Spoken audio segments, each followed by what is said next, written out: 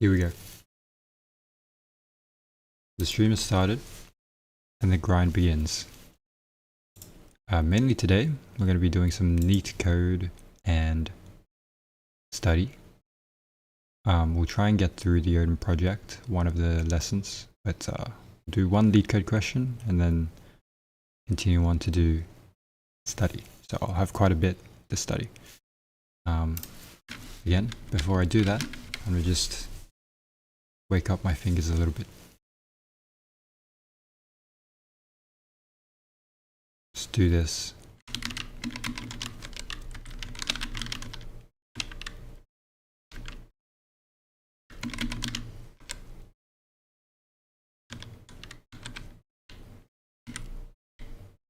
Nah, man. A space B space C space D. A B C D. A B C D.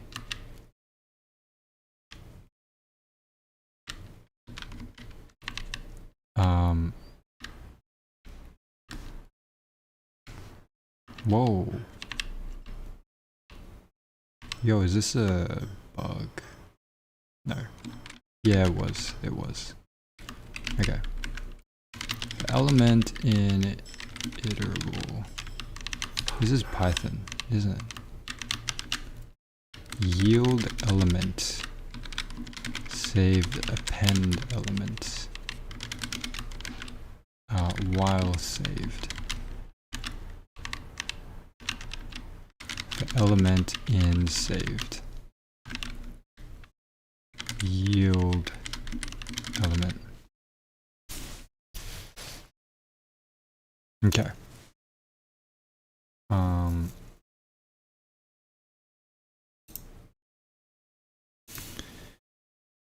gonna do Leetcode now. Just close some tabs. Mr. B, yo, hello, thanks for joining chat. Let's leet the code, exactly. We will leet the code. He's gonna do one again. Let's see. Given a binary search tree where all node values are unique, and two nodes from the tree P and Q, return the lowest common ancestor of the two nodes. Lowest common ancestor of the two nodes are P and Q. Say 1 and 7, the lowest common ancestor would be 5.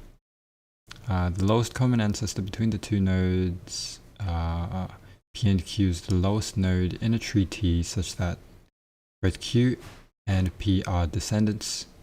The ancestor is allowed to be a descendant of itself.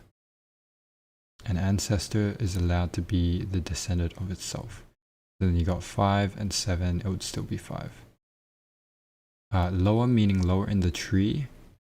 I would believe, yeah, well, you can think of it as lower in the tree, but you kind of got to consider what you're looking at here, right? The lowest common ancestor. You know, you could have a higher common ancestor above this tree. For example, if you had 1 and 4, your lowest common ancestor is 3.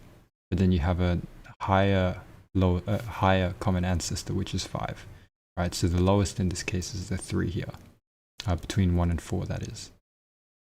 If you have your P is 1, Q is 4, your common ancestors are 3 and 5, but you want the lowest in that tree, so that's 3. So that makes sense.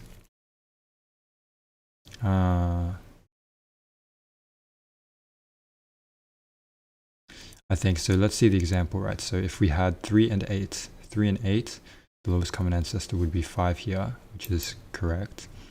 And if you had 3 and 4, the lowest common ancestor includes the ancestor 3 here. So you can just say their lowest common ancestor is 3. So the lowest common ancestor of 3 and 4 is 3, which makes sense. And since a node can be a descendant of itself, yeah. Okay. How do we go about this?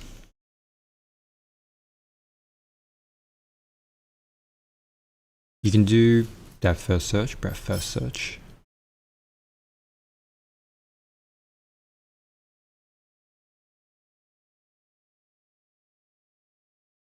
It probably just suffices to use depth first search, right? In the number of nodes in the tree being 2 to 100, and the node values being negative 100 to 100, and p is never equal to q, and p and q will not exist in the p and q will both exist in the BST. So those guarantees are fine, but how do we go about this? I want to use a stack to do the DFS, but I also know you should also do recursive if you can as well.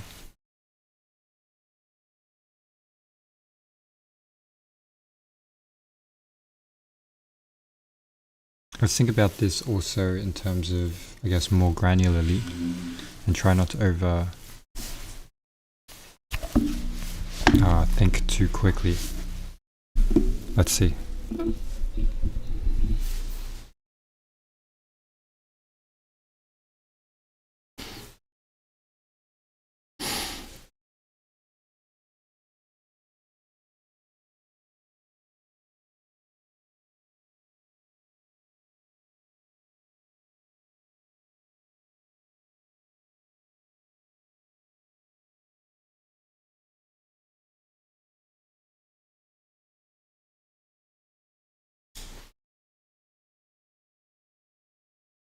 So if you started with 3 and 5, 3 and 8, well, that would be fine there. But let's do something multi-leveled.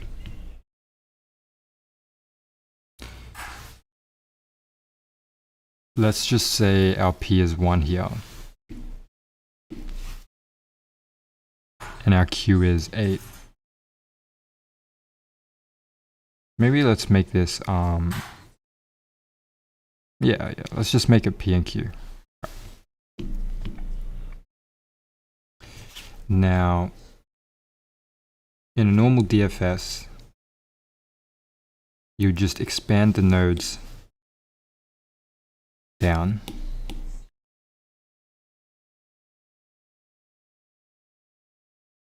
So you'd go down this route. When you look at the 5, firstly, alright, let's say we look at the 3. It'll be the same thing that we do when we look at the 5 originally. But, I don't know, let's say, you know, the node that we're at, if the value of that node is equal to the node, the P is equal to P or Q, right? Or, okay, P val or Q val. P val, Q val.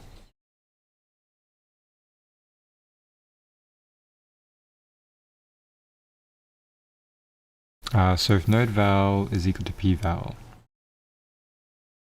then you have one of the nodes. In this case, it's not yet, so you have to go down a little further. Shouldn't have put this so close to each other. So you need to go down a little further into the next iteration. So go down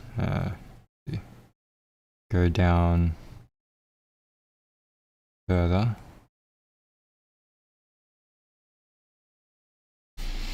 And you would check that again. Node val is equal to P val. In this case, yes it is. So then what, you know? So if that, else.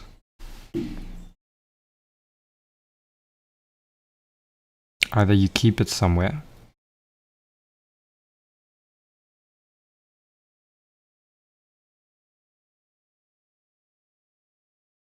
or you should be able to tell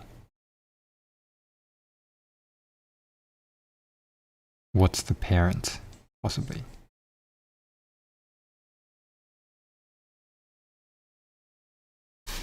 else something, whatever. And then if node val, you go down further, it's going to be the same code for both, but yeah.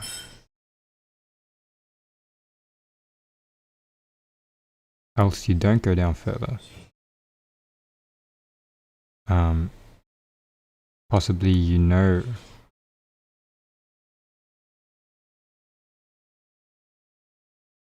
what the parent is. The node val.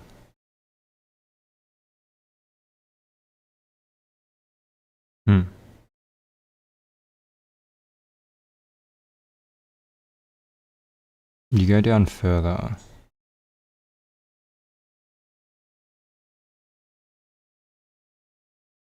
But when you go down further, you have to provide the current node value, maybe.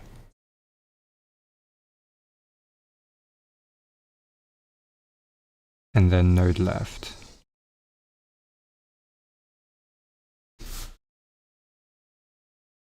And then you do the same thing, go down further for node right.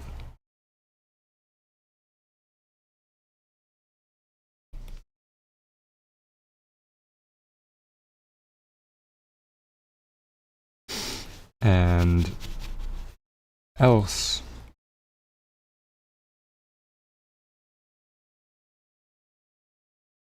what do we do?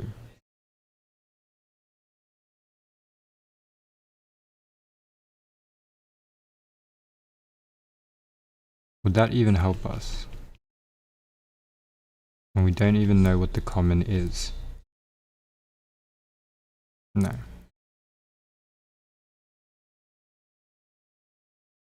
I'm probably thinking about this question too generically, so at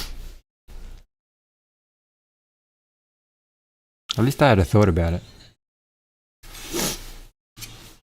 Alright, let's just look at the solution, see what we have.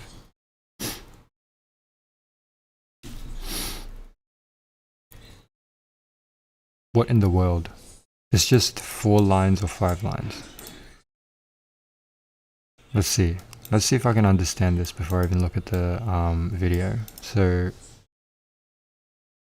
what Leetcode number is that? Good question.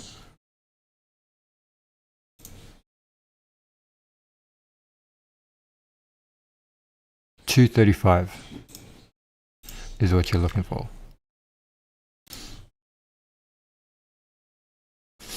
The problem with me...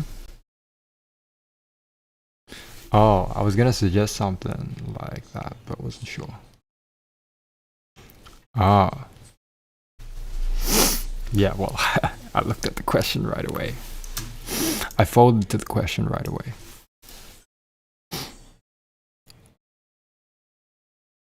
Let's see. So while true,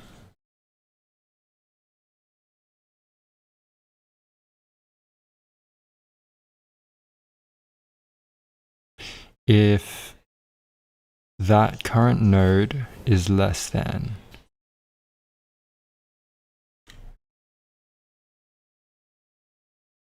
hold on, this is a BST. I just realized that. Not gonna lie, when I do Leetcode, I can't figure out in like 5-10 minutes. I have no idea I left. I thought so fast, can't be spending more than an hour trying to think. That's it, right? You don't want to spend too much time on this stuff anyway. You want to see how people make the solutions anyway, and you make some attempt on it, and then you can have your own, I guess,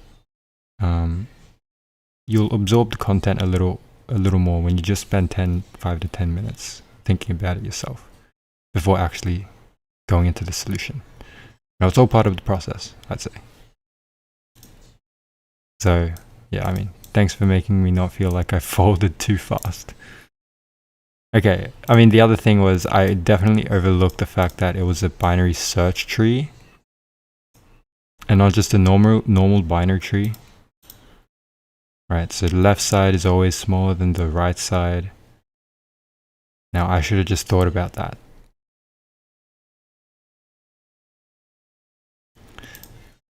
I mean, with that newfound knowledge, then, I didn't look at the rest of the solution, but with that newfound knowledge, what can I say about that?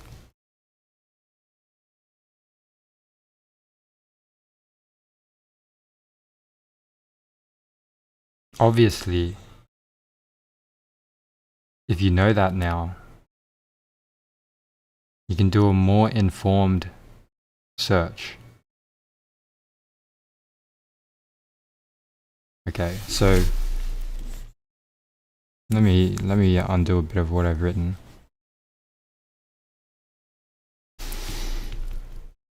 If node value is less than p-value,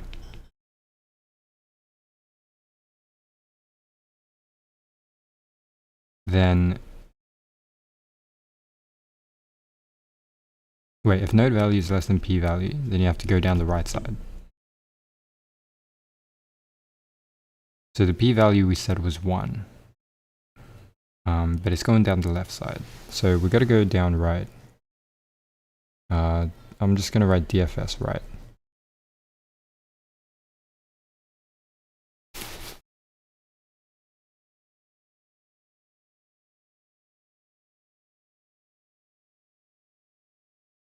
And if the node val is less than,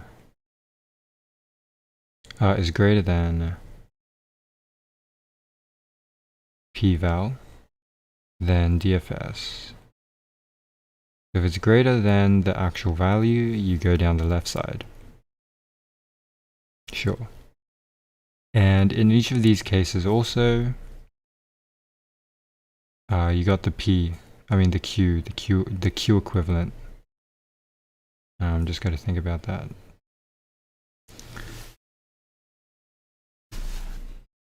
That Q would be node val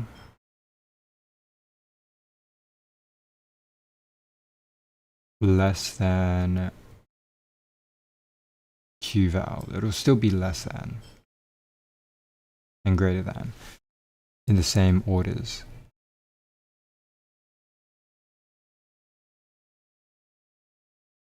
And then else, you find that value. Else you found that value. So you return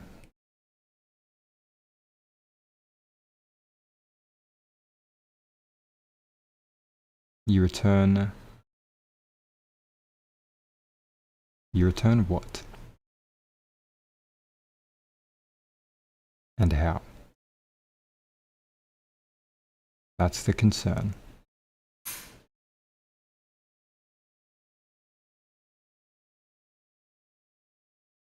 What would you return?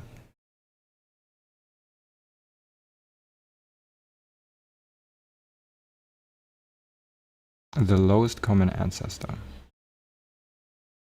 But how do you get the lowest common ancestor?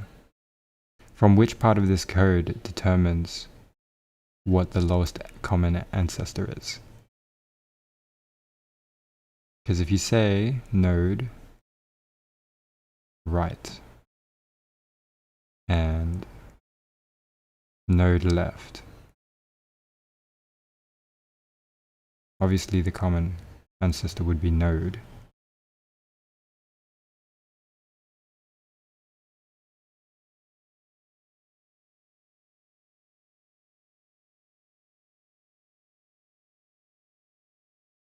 Something missing. There's just something missing.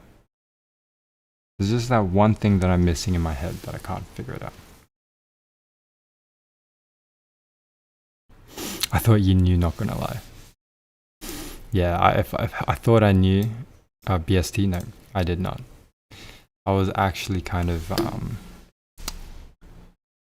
stuffed to not think of it. Okay, but how the hell? Right, so I got most of that, but how can you just say return root? You return the root?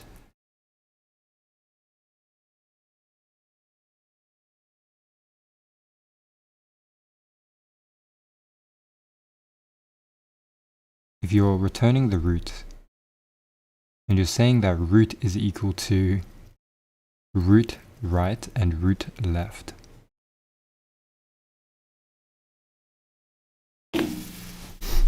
Let me think.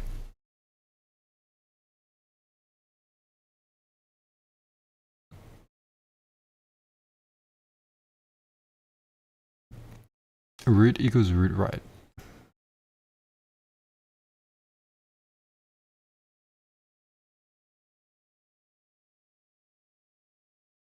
You're saying that the node that we want to return is equal to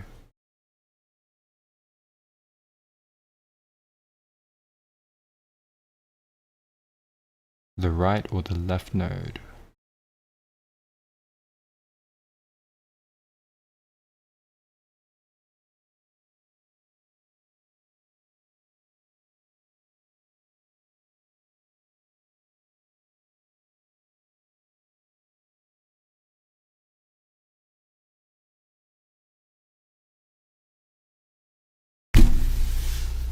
God flippin' damn it.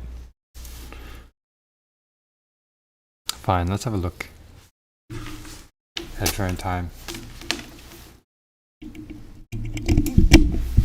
Let's see the intuition.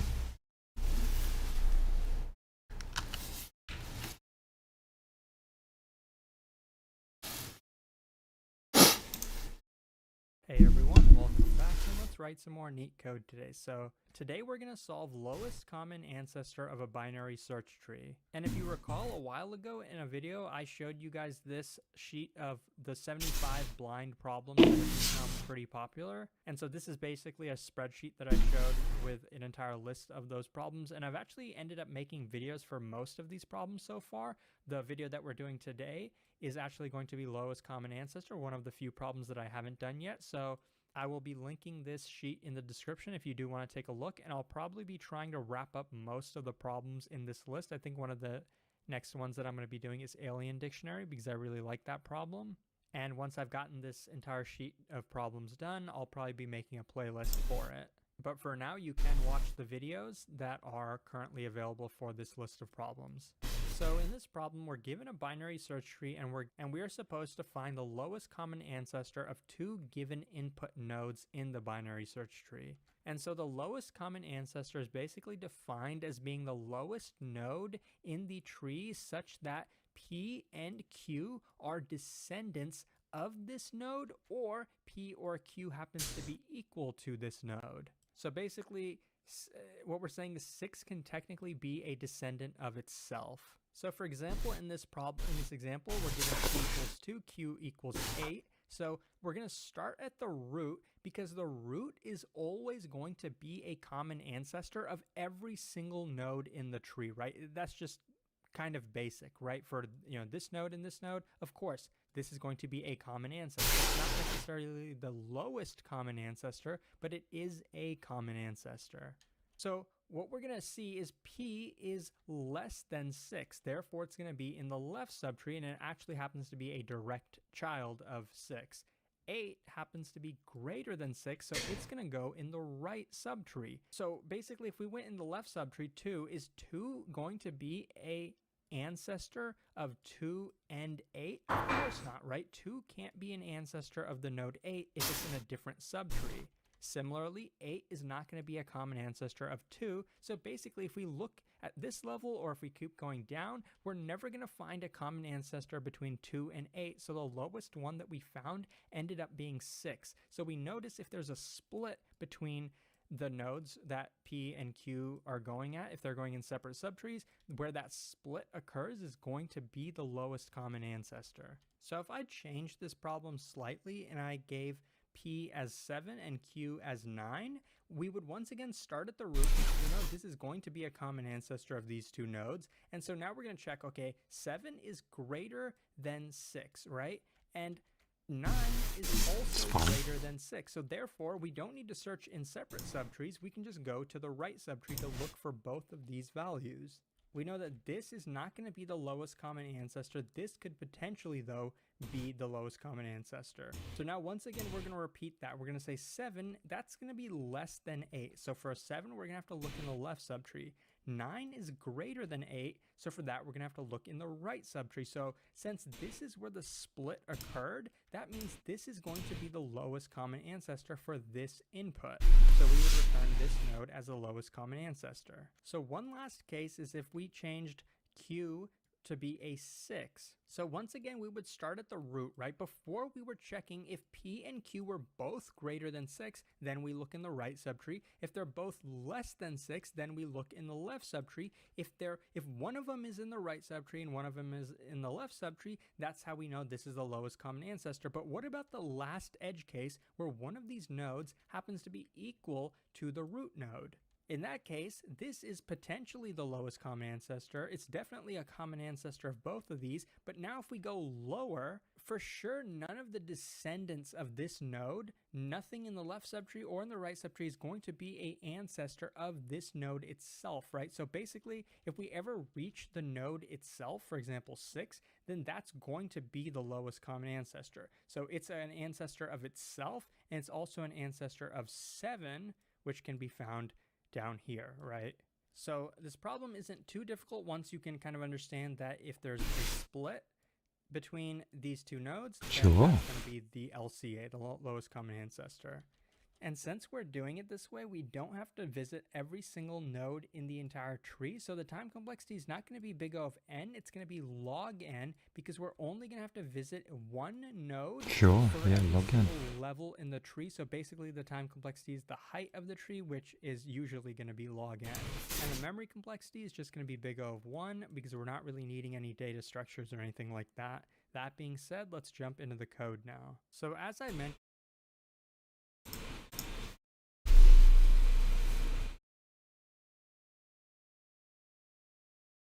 Alright.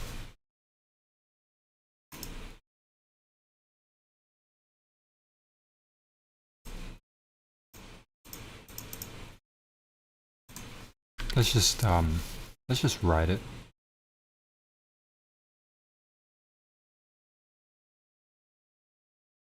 So we know root. We're saying while true.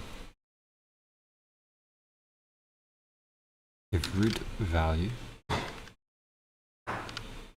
Oh my god.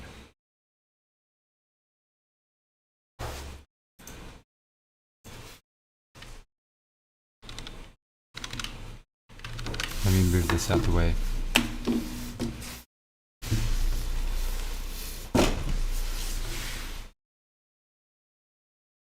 Go back to center.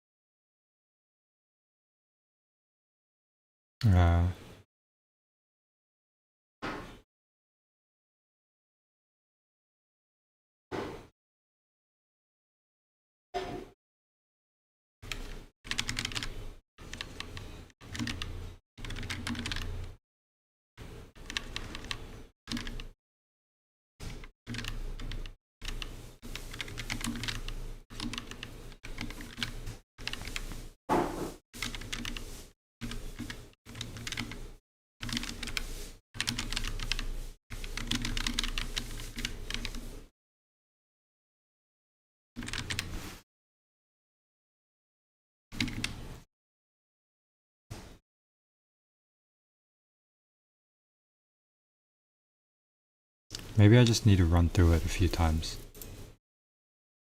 So you start at 5. That's your root.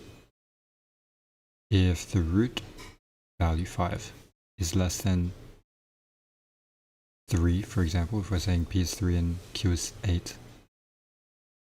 If 5 is less than 3, that's incorrect, or Q is less than, oh sorry, the 5 is less than Q, being 8.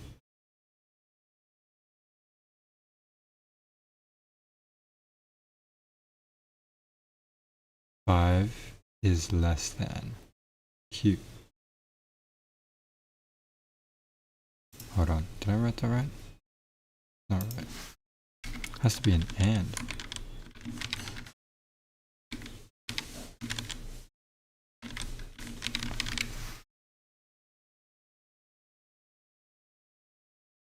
Let me just double check here. Is that all that I made a mistake for? Sure. Alright, let me run this through.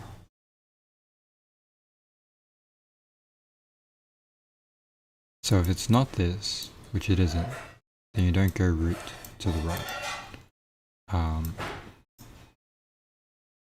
Okay, but root val is less than p val.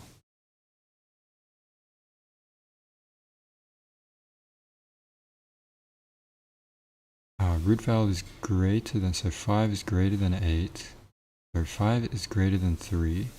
That's true. And 5 is greater than 8? No, not true.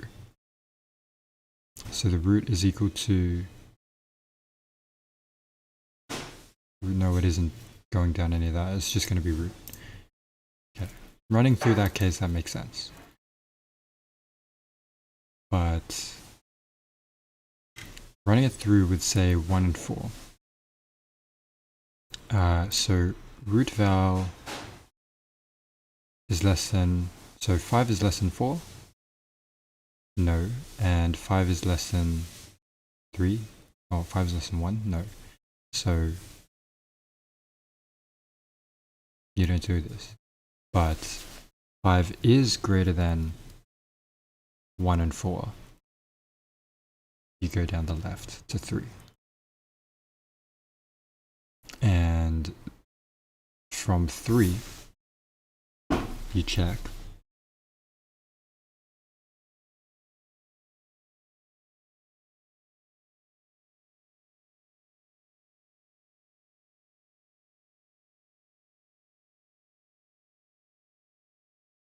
Is 3 less than 1? No. Is 3 greater than 1? Yes. And is 3 greater than 4? No. So you know it's in between. So you return 3. So succinct. So succinct.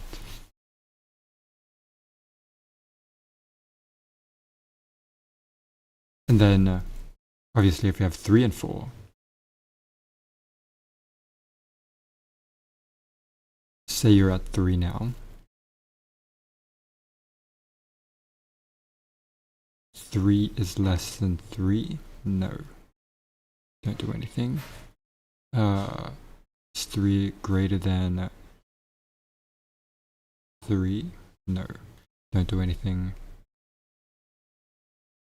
You return root. You return 3.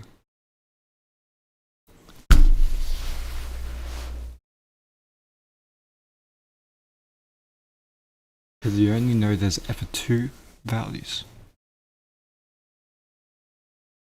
Okay, well, this is quite almost beyond me for a medium question.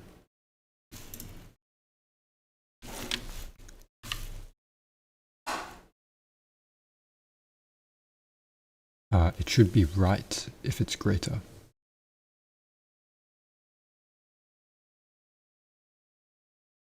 Not less. What do you mean? What do you mean?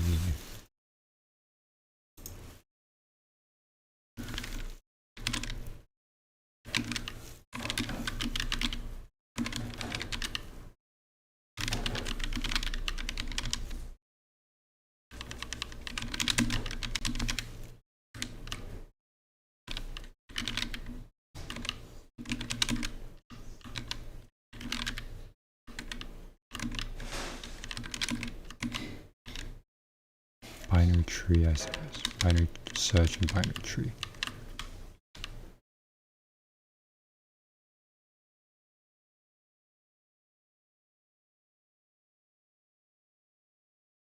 Is this depth first search?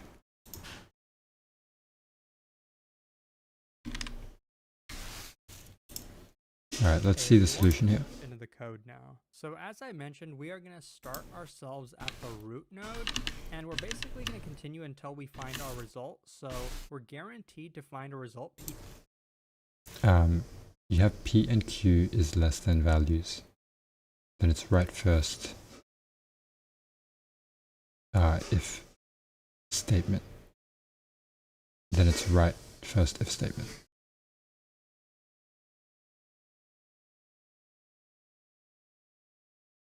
Unless I'm mistaken. Should be right if it's greater. I see. I think it's well, the thing is, the fact is it's accepted anyway. But let me try and run through this again, right, with how I'm thinking about it. Say the root node 3. Say P and Q is 3 and 8 again. Actually, no, actually. Say the root node is 1 and 4 again. The root right now is 5. At 5, less than 1. So if 5 is less than 1, and 5 is less than 4,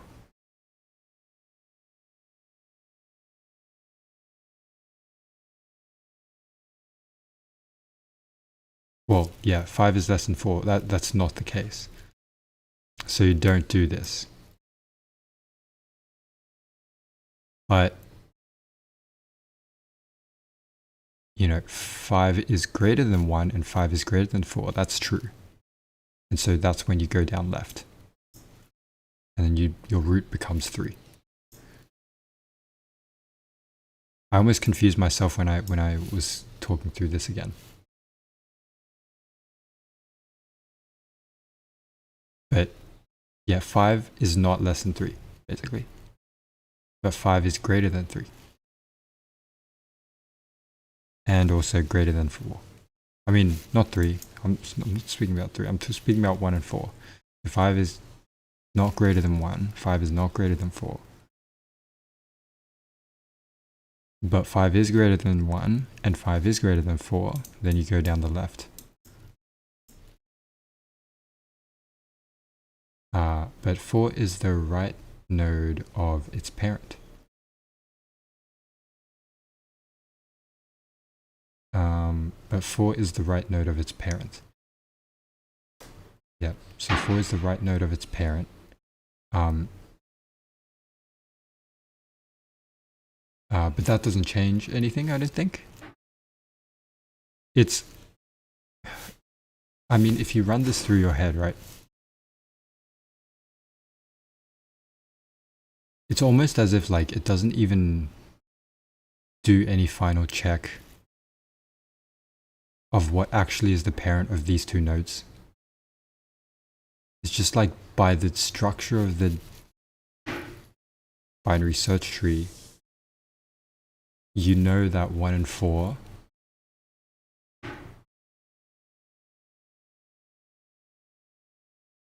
anything between 1 and 4, which is at 3, will be your lowest common ancestor. But look, I'm not even explaining it right, I don't think. You know, there's things that I'm missing in my head right now as well, while I'm trying to speak as well, trying to explain it. Let's see what he says here. And we're basically going to continue into the code. So as I mentioned, we are going to start ourselves at the root node, and we're basically going to continue until we find our result. So we're guaranteed to find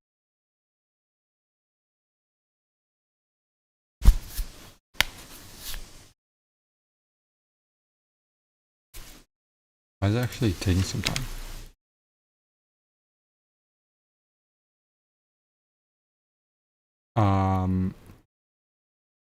Check the solution explanation, the link I sent. I don't know if it showed up for you. I don't think I can see it actually.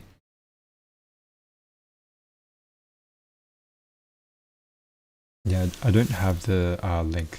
Maybe just tell me what the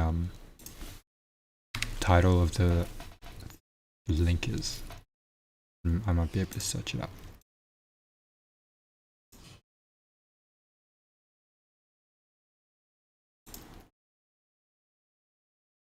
Gosh darn it, it's not even loading.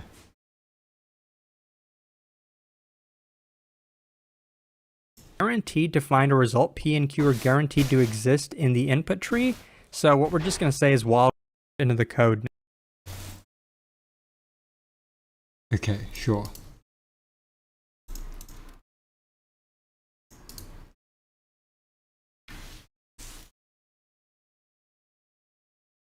Oh, wait, did I copy that correct?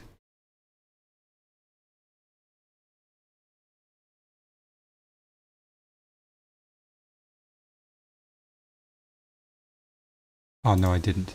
Something messed up there.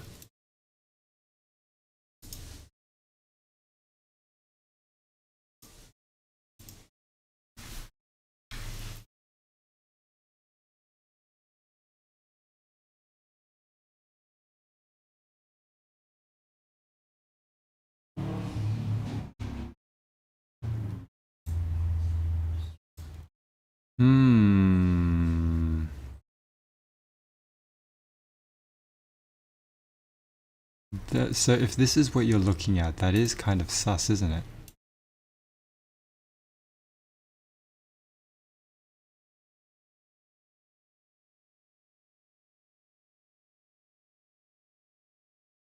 Are we both correct? I'm just gonna try.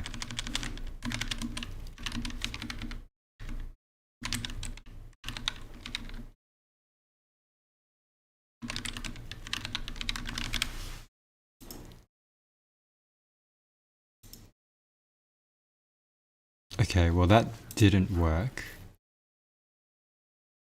I was gonna be convinced that it does.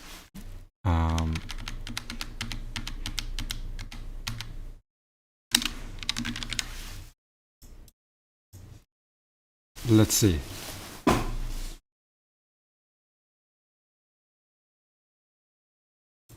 Look, let's copy and paste this entirely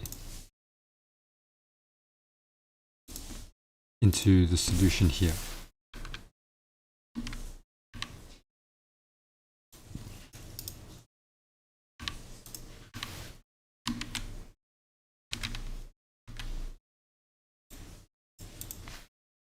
Only after I actually just remove the part that I'm going to paste.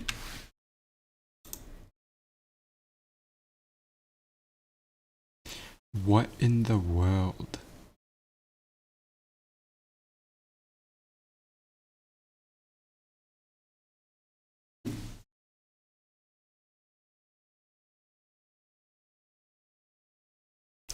Oh, is it not just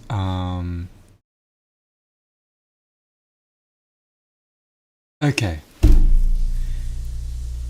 We're basically it's literally just the other way around. So root.val is greater than p.val, but we're talking about p.val is less than temp root.val.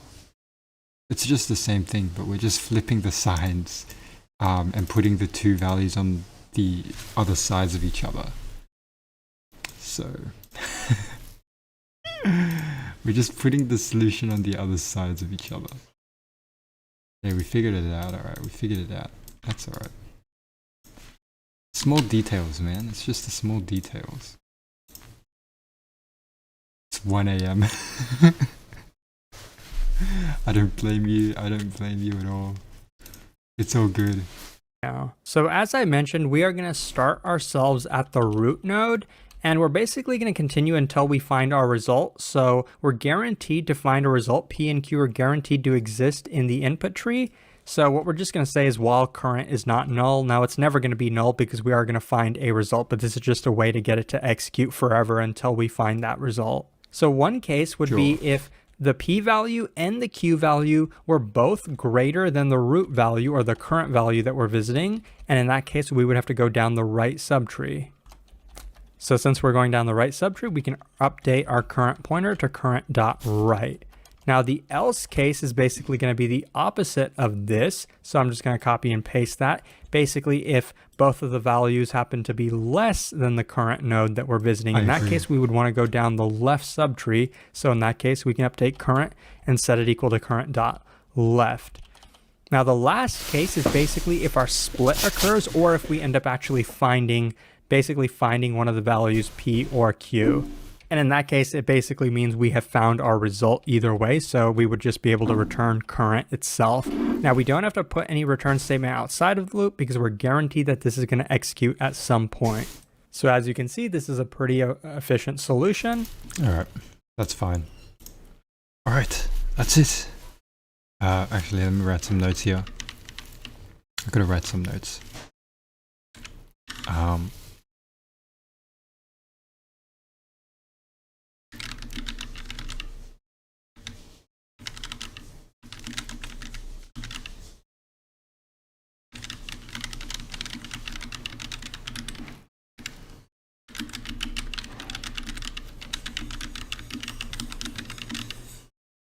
I got to think of the problem in terms of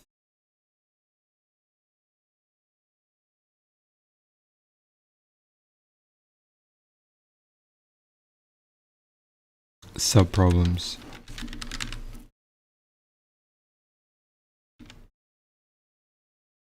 And with subproblems, you know, each iteration of a while loop / for loop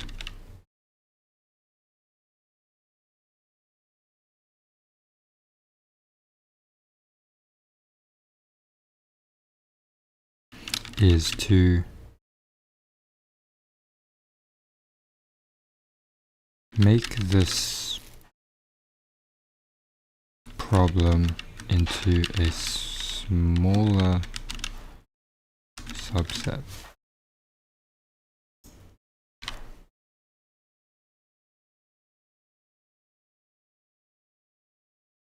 I actually wrote that all right with my eyes closed.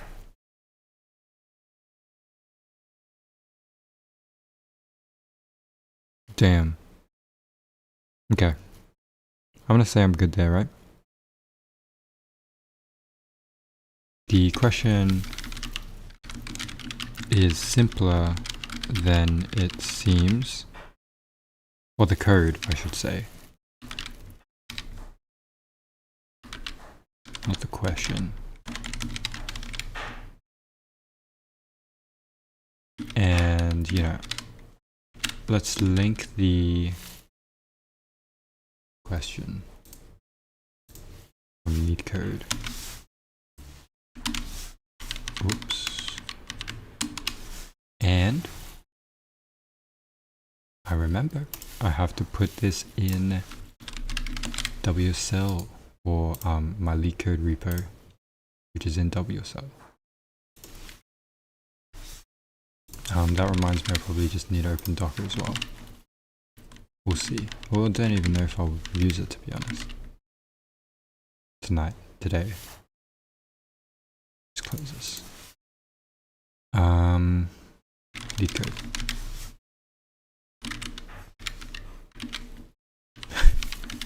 I'm gonna have this problem over and over again, which is, I don't know. Okay, wait, 235. I'm gonna write this down first.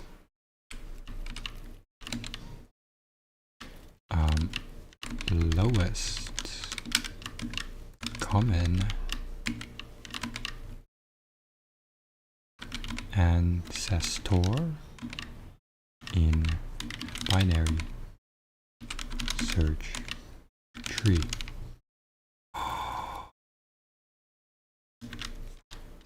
You know how I've now thought about the question a little better? I think just like thinking about, I don't know, something just clicked to me. And I also accidentally just, this is O of n, right? No, it's O of log n, according to Leetcode. And space complexity is O of 1. But it also makes sense why it's log n to me, just because, you know, you're only searching through the tree. It's a binary search tree. You're searching through the tree in a binary search manner. And a binary search is log n when you search through binary search. But anyway, the other way that I was thinking about the problem now, just before, is your main goal is to find the root node, or the node, the lowest common ancestor of two other nodes. You know it's the lowest common ancestor if the two nodes that you're looking for is one on the left and one on the right. It's just that simple.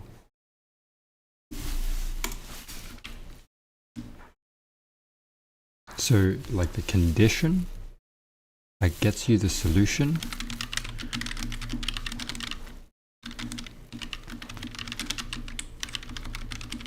is the node that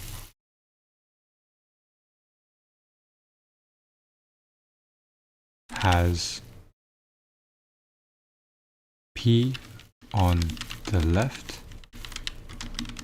and Q on the right, or Q on the left and P on the right. And it's about just finding that solution the way we did. Okay. So what was that? 235 is what I said.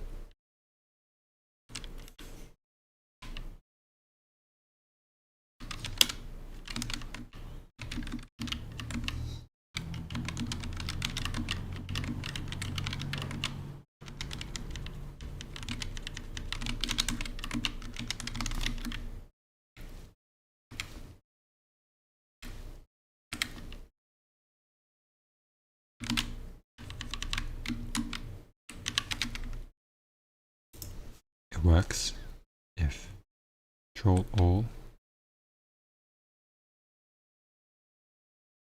Control C,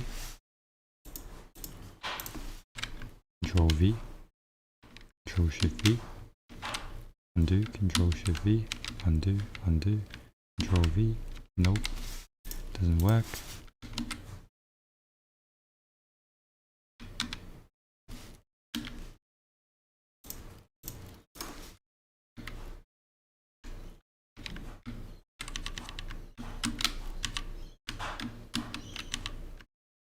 What am I? Oh man. This is just always gonna tick me off. I can never copy and paste properly. And one day it's just gonna kill me. I know this looks bad, but I'm not even gonna bother with formatting now.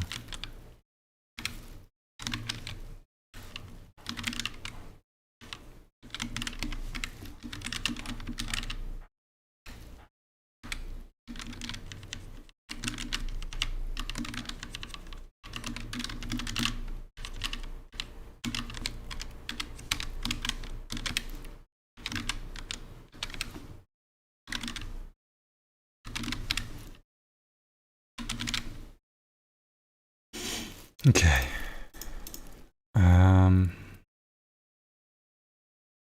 We're good. Alright, Leetcode done for now. We're gonna do some study after I just head to the toilet, be right back. Change it to study mode. And then we'll do some study before, I guess, 12 o'clock, and then I'll go to like the gym and stuff. So that's in another an hour and a half, and yeah, we'll be back at it. There's also an assignment out now, so fuck that, we gotta do that. We're gonna do that as well. Alright, be right back.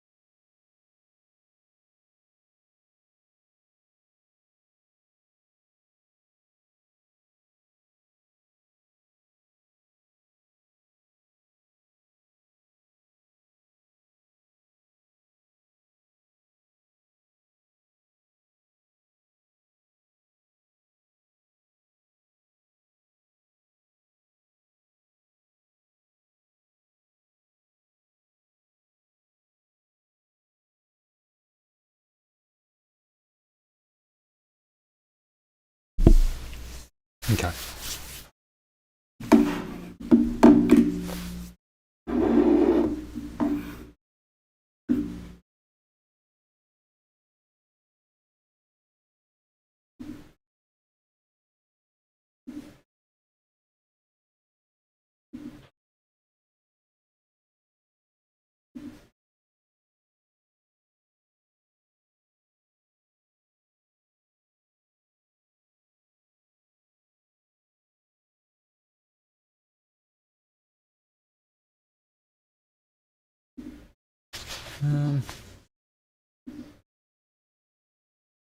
Let me think.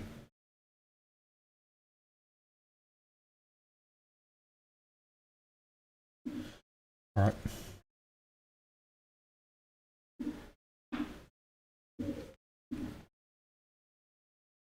Alright.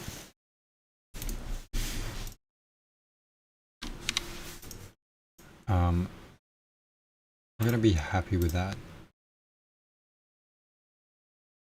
However, what the heck is all?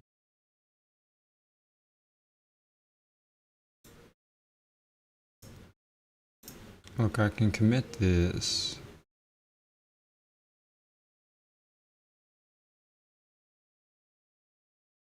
Table of algorithm properties.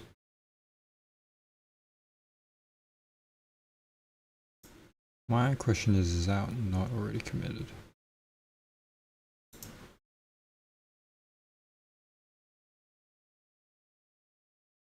I would imagine those to be committed already. Let's have a look. Just gonna quickly check between two devices here.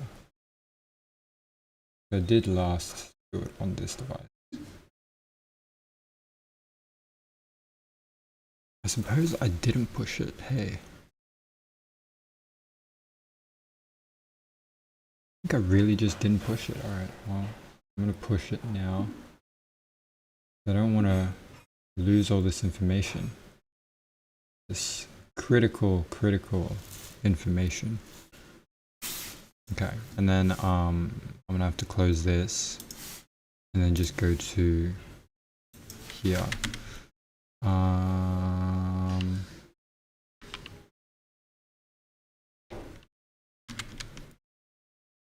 Documents, development, Zettel, Carson.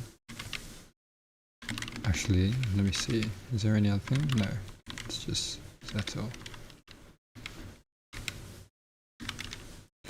Git status.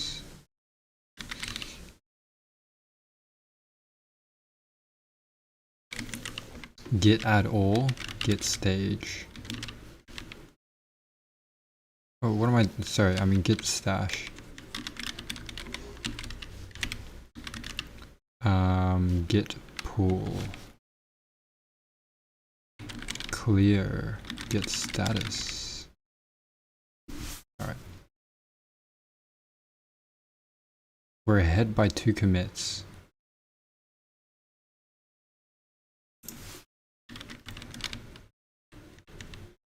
Git push. Do I want to push that?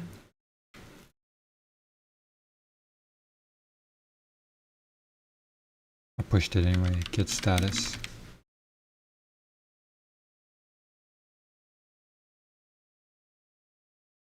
Probably gonna push here.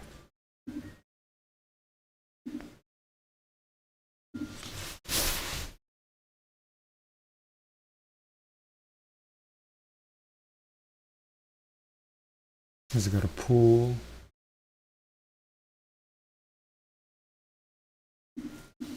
To be honest, I don't even know what I pulled. Alright, doesn't matter. We should be fine regardless. The main thing that I do care about is, after all, just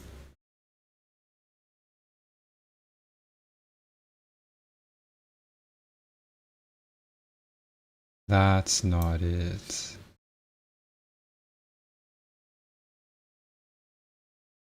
That is not it. Hold on. Thinking between devices is kind of tricky, hey?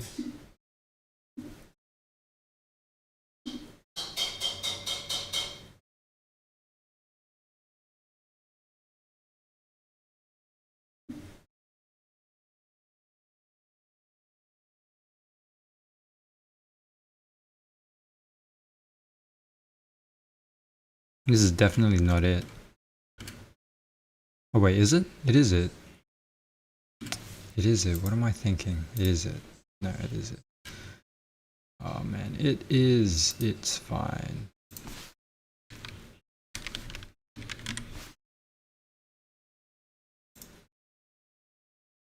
Right, that's what I saw on the other screen, but then I forgot I can unfold stuff and fold stuff. Okay, we're fine. Alright, so let me have a quick look at the tasks to be done.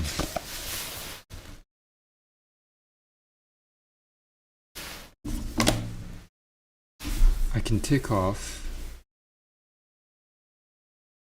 let's see, a few things.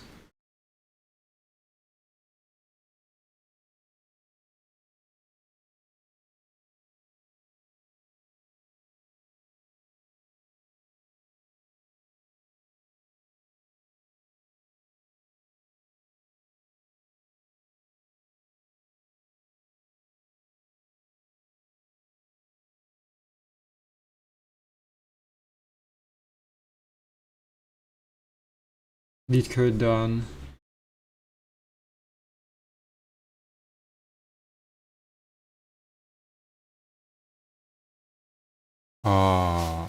Okay, one thing I wanted to do was a miscellaneous task. Let's do a sign up. I gotta sign up for something.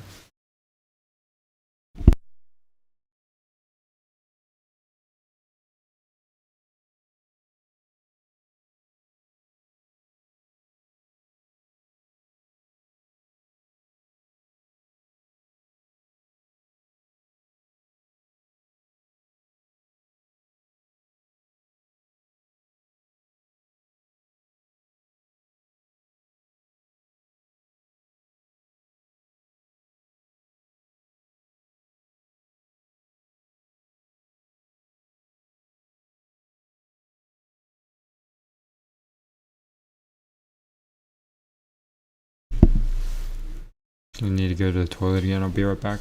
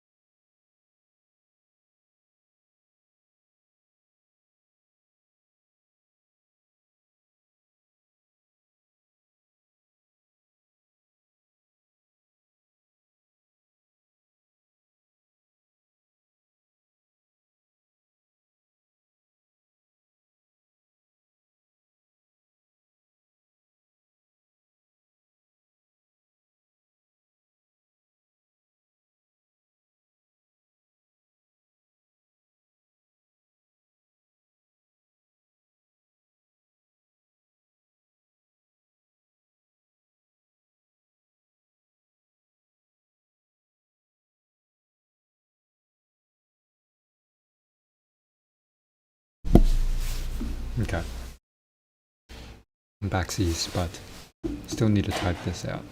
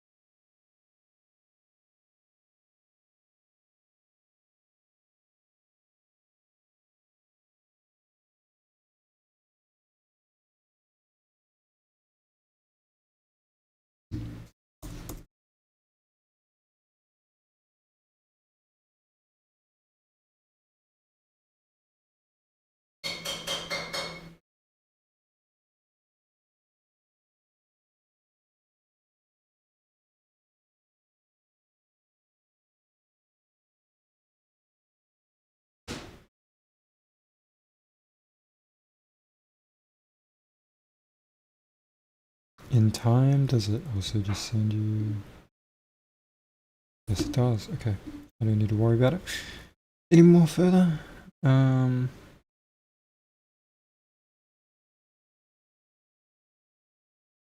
Okay, close some tabs.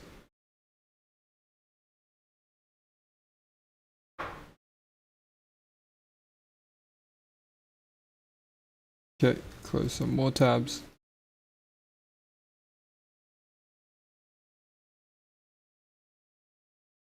Need to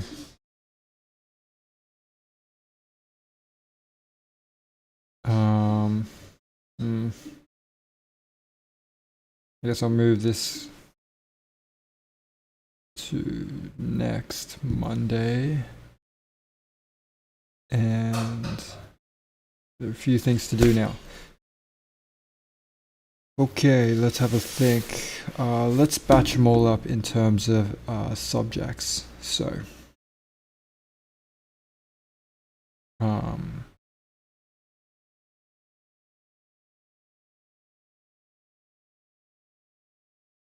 I'm trying to organize things. So batch them to subjects. CS, is there only 3 things? There's only 3 things. Which are all together, and then CV, is there how many? 2 things. The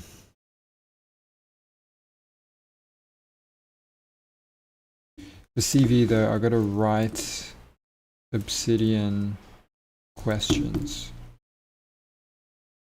for week 2. Alright, so that's also gotta happen today. Oh, wait, I already wrote that down. Never mind.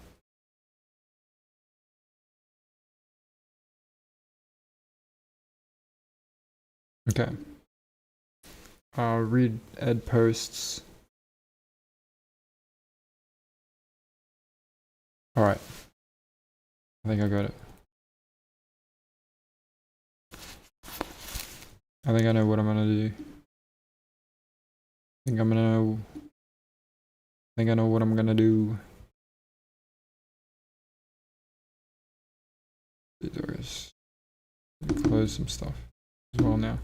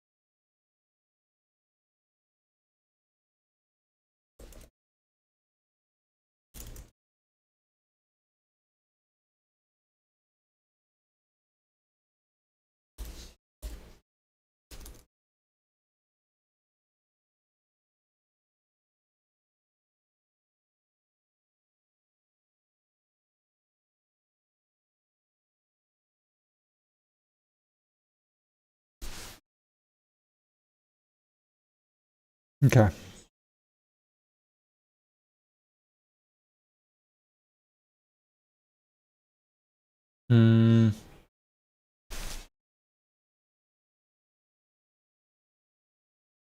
Okay. We're probably consistently going to have trouble with the syncing utility.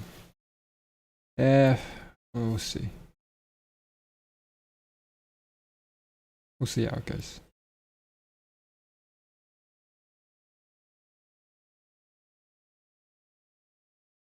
I'm talking about Obsidian, by the way.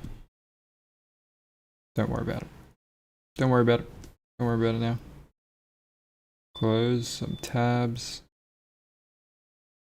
And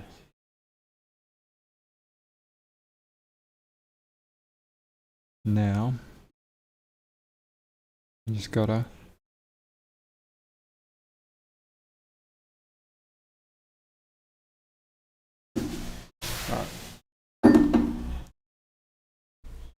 I just gotta study.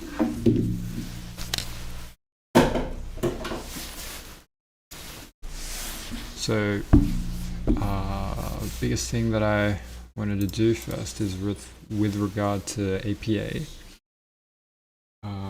Keep myself updated on my email because I know there's important stuff. You know, I'm just gonna filter my emails to looking only at my education email, so I won't get too distracted, hopefully. So I'm gonna go to education. Here we go. Okay. Gosh darn it. What's this?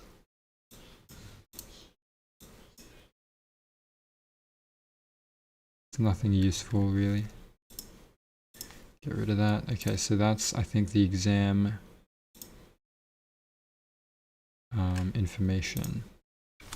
So this week I'm releasing local search planning models and languages.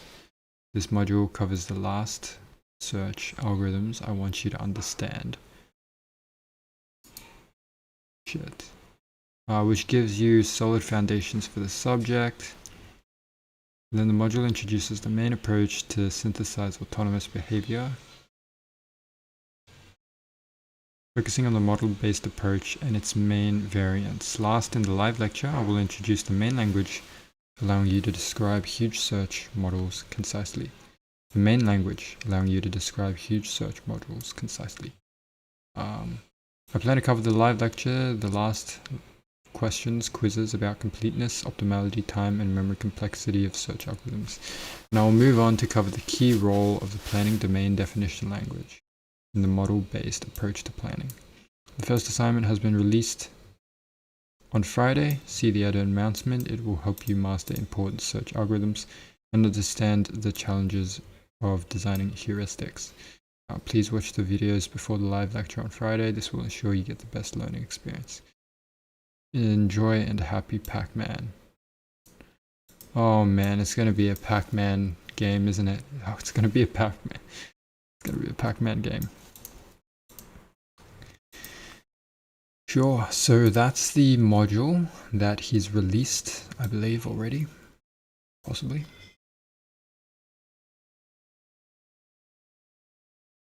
If my page can load. Let me just have a look at my task manager. What's the memory looking like? Firefox is taking up 40. No.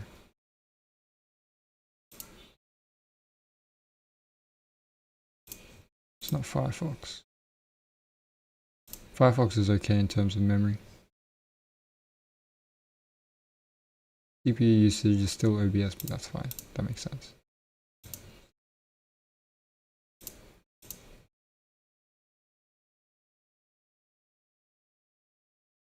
VMM, although that is a little bit.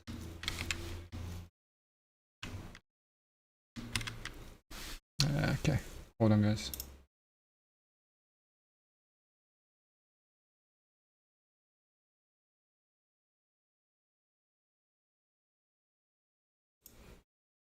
Okay.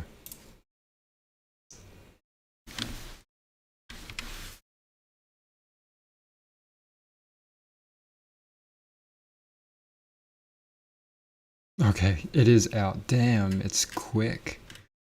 We're already out to week 3. Ugh.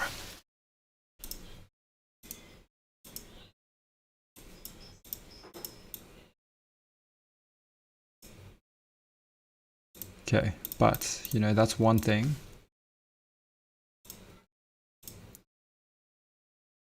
I just gotta see how slow it is actually to load these pages. It's okay. Could be better, so I'm gonna just copy this, close, and reopen. Close.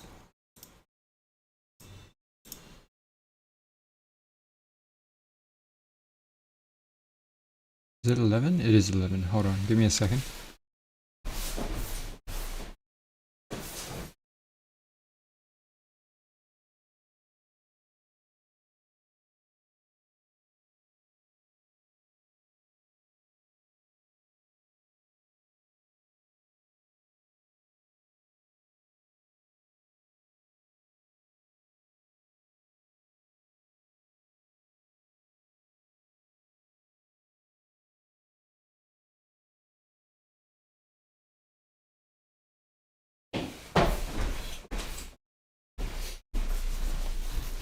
The robot was running.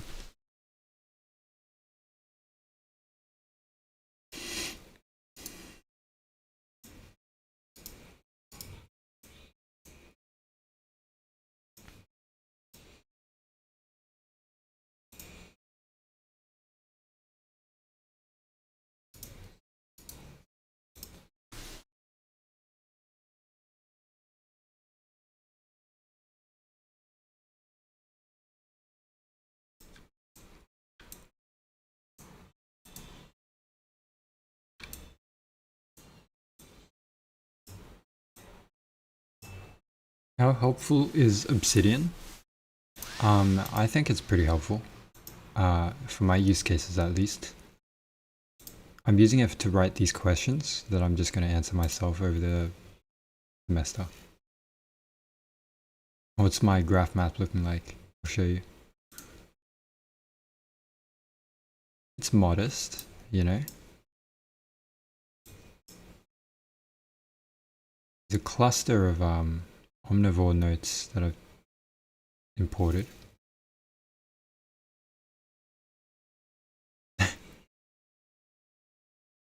Sheesh. Well, yeah. I won't go into the details of them because some of them are actually pretty personal, I would say. But yeah, that's the graphy. Okay.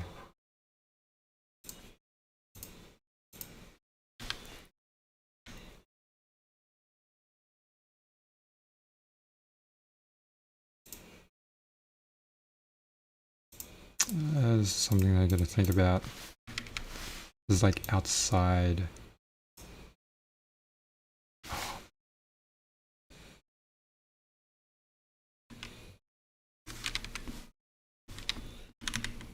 I gotta put this problem question like up here.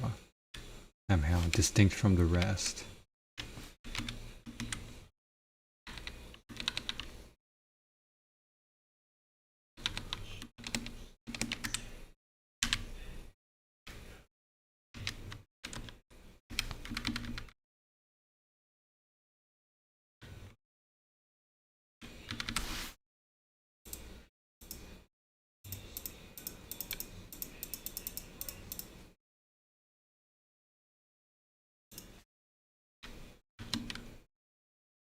Maybe I bold this.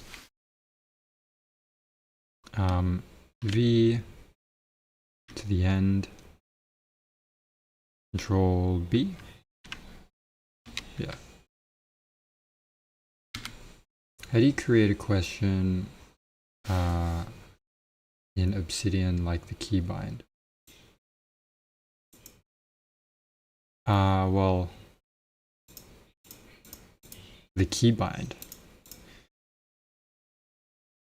I don't know what you mean by that exactly, but these are all just native Obsidian functionality. I just have a dot point and then a sub dot point inside with the solution, and I just close them all. Kind of simple, you know.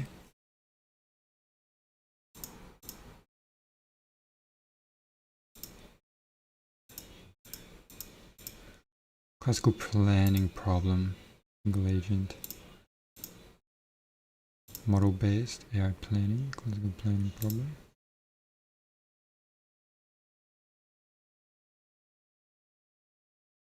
Table of algorithm properties.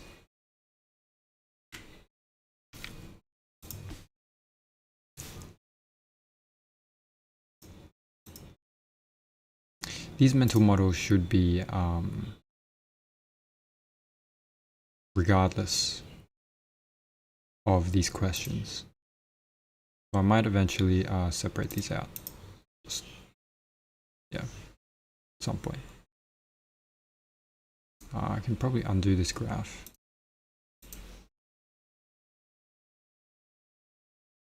So yeah, that's fine. Go back.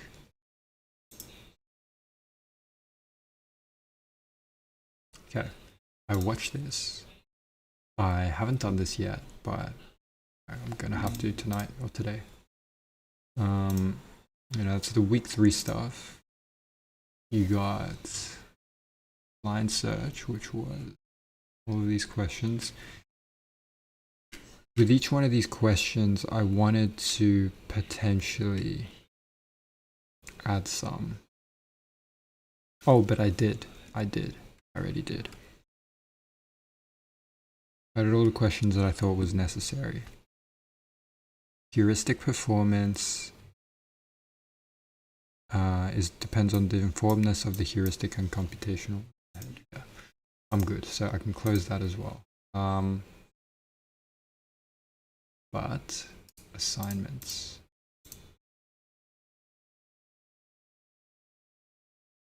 Quizzes? We got some practice exams already, no? It's pretty thankful. Can you actually do these? You can. Oh my god.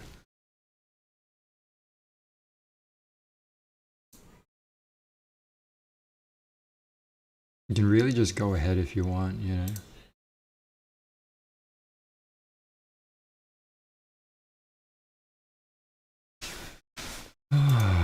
Okay, so where is the actual assignments that he was talking about? I'm gonna go back to this. The first assignment has been released on Friday. See the announcement in Ed. Oh, damn. It's an Ed thing. Of course it is, right?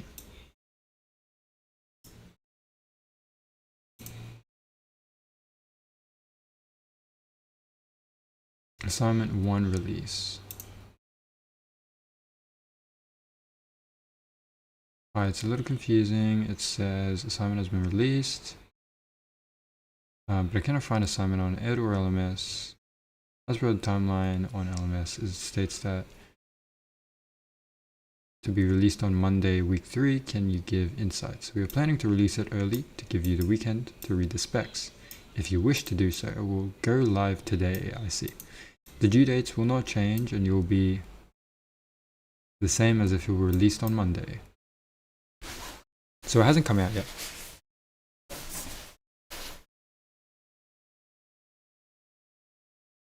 In the meantime, let me have a quick look at some of these questions.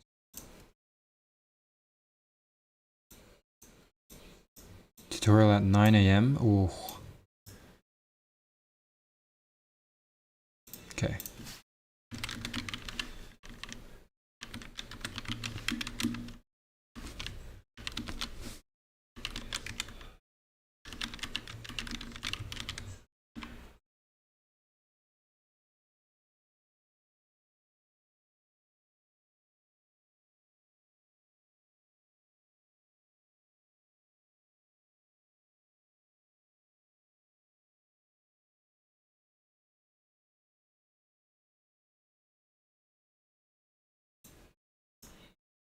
Yeah, I'll just say thank you.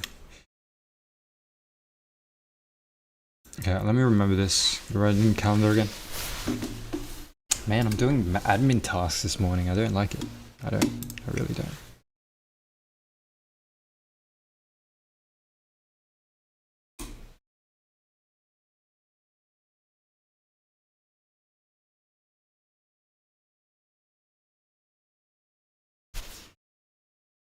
I mean, you know, if it's at 9 AM.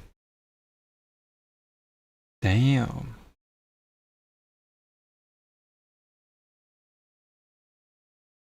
Beats. Ooh, I'll be at uni all day that day. It would literally be from 9 AM to 8 PM. 9 PM. 12-hour day.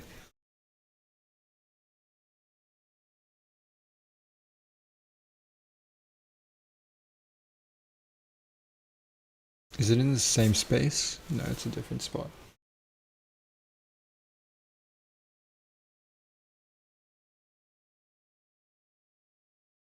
$102.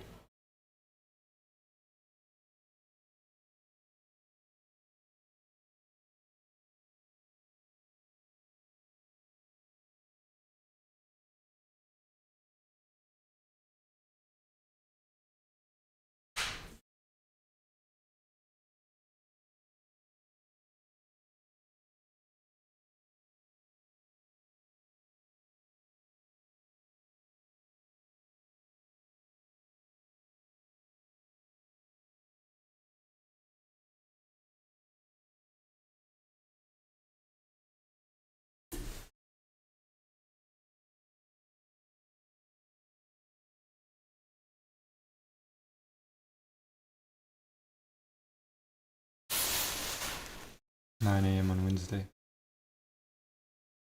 Damn. I get to uni early is the plan also. Early and late.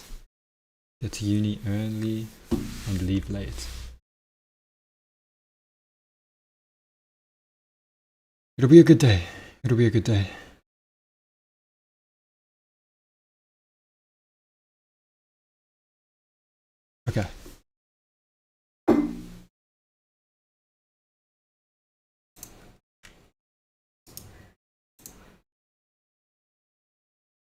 Um, oh, also BioDecay also said, and do you use latex when inputting equations? Yes, I do. I do indeed. It's a little bit time consuming, but yeah, I do it. I'm gonna sit down.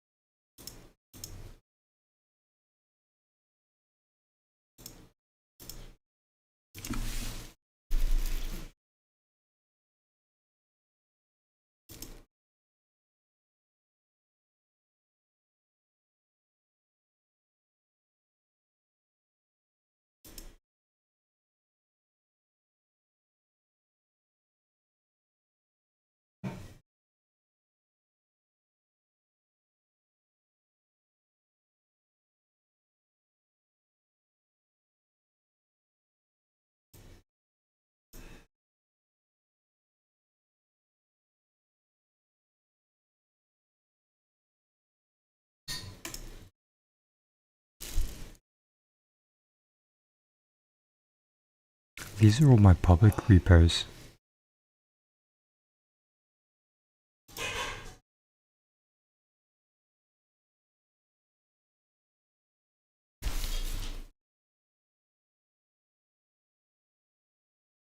Maybe just make it public.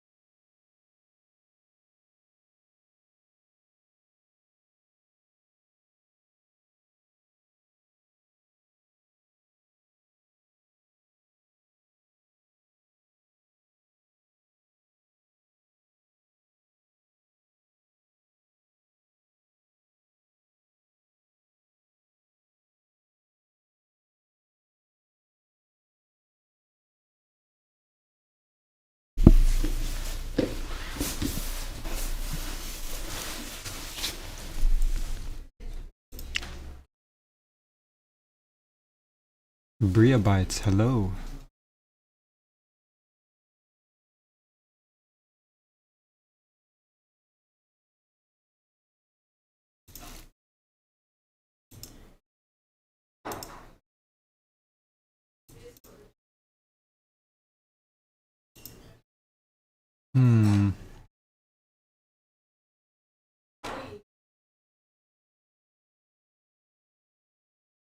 By the K, I'm just doing latex on monkey type. I suck at using symbols.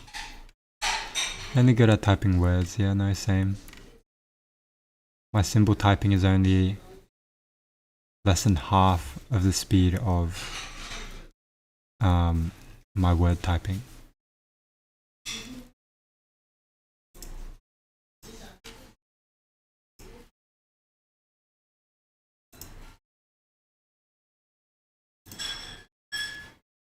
Are you a student? Yeah, I am. Currently trying to learn AI planning for autonomy.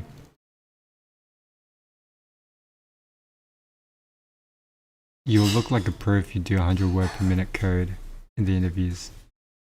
100 word per minute code is literally writing your full code solution in 1 minute.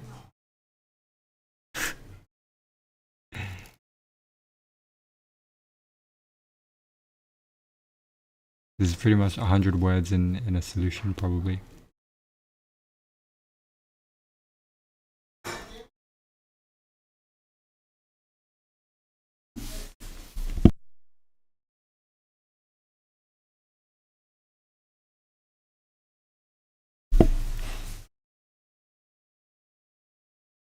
Very nice. I'm working on my comp sci degree and working on backend dev projects currently. Nice. Nice, nice. What particular projects? Any particular ones you want to share?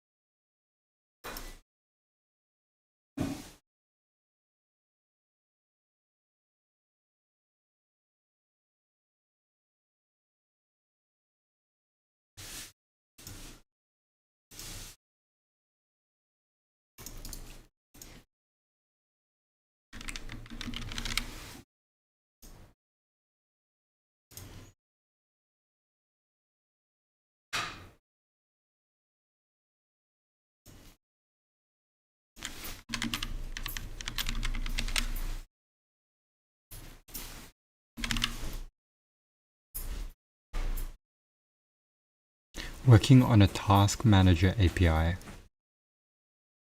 You know why I say to that? Because that's oddly familiar to what I'm trying to build as well. I'm trying to build a task manager as well. And I gotta build an API out for that as well.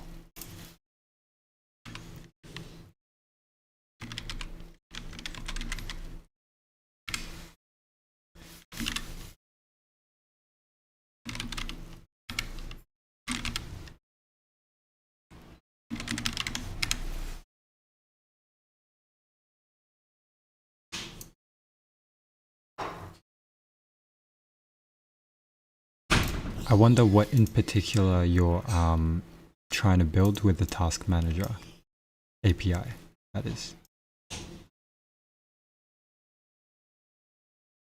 Because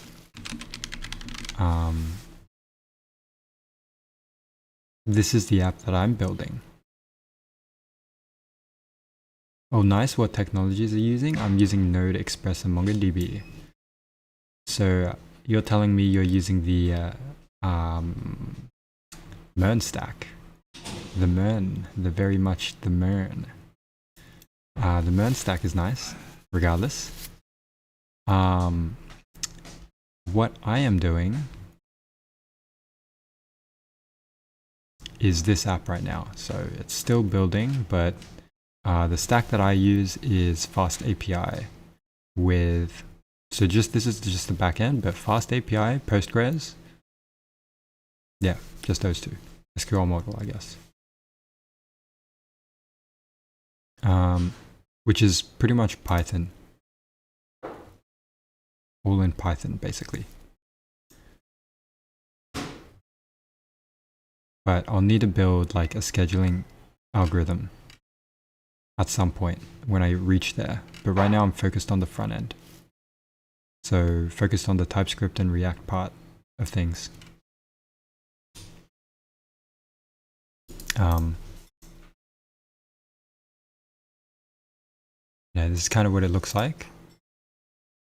This is not movable yet, but you can toggle between dates for sure. Tasks is still just gonna build this out properly. I actually built it out better in my local branch. But yeah, you know, I'm still working on this as well. There's gonna be some time as well that it takes up.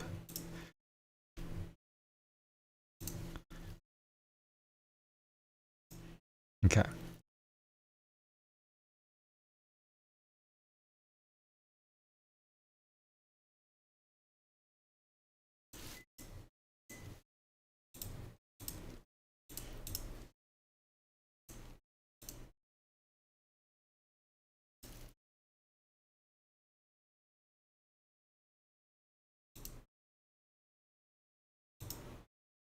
I'm not convinced that I'm actually doing a good job here. Control or Control or Control.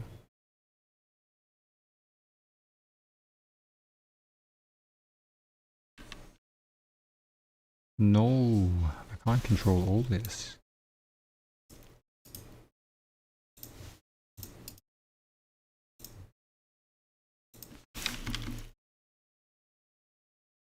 Done.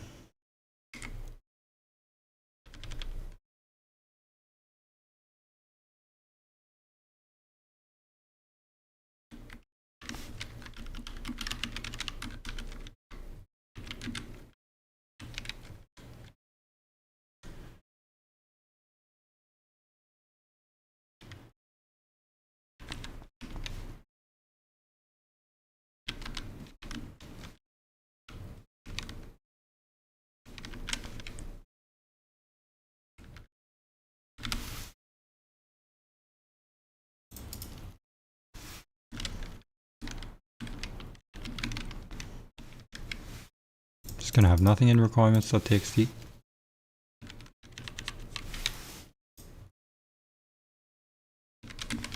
src.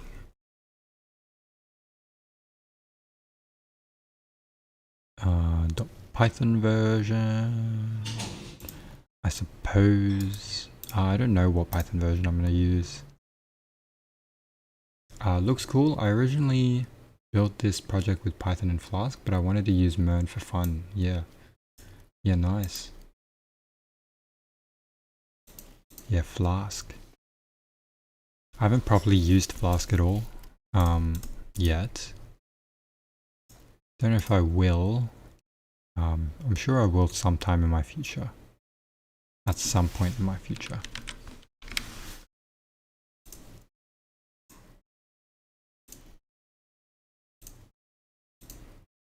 Download.ipynb. How can you download a Pi equivalent? Oopsies, I just ran the program. Could have been malicious. Could have been.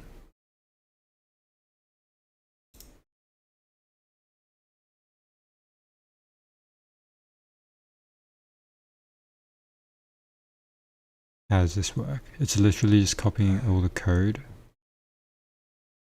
This is the image that gets produced. I'm guessing. Well, that's ugly. It's really ugly.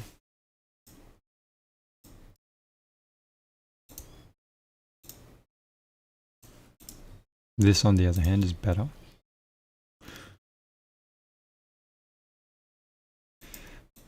Pi.plus.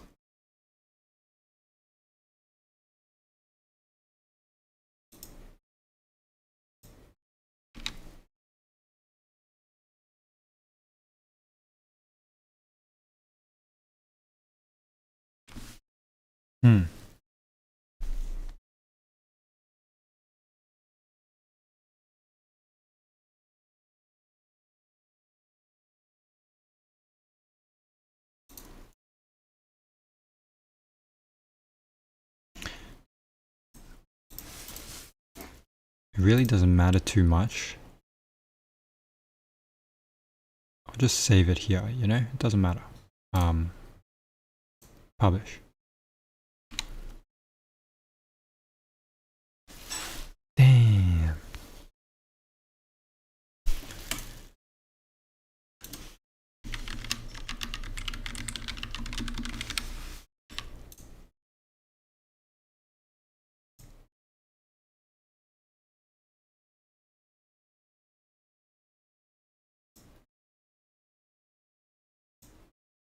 I gotta delete the repository. I just can't be bothered. When you go in a gym, I'm gonna go around 12. Ooh. Time flies, man. That's basically in 15 minutes.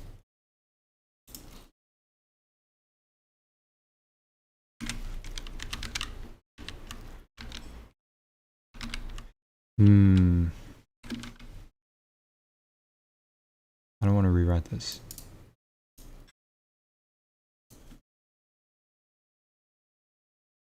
If that's the case,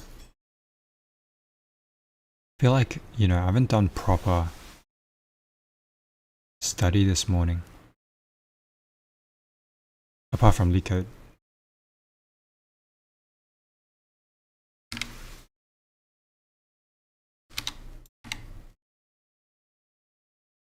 Private repo. It's published.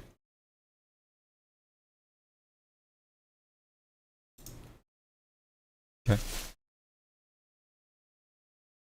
Let me just have a quick. I'll look through this whole file, and then I'll go to the gym. So, will that make sense for me? Yeah, that'll make sense. Because then there's another workshop.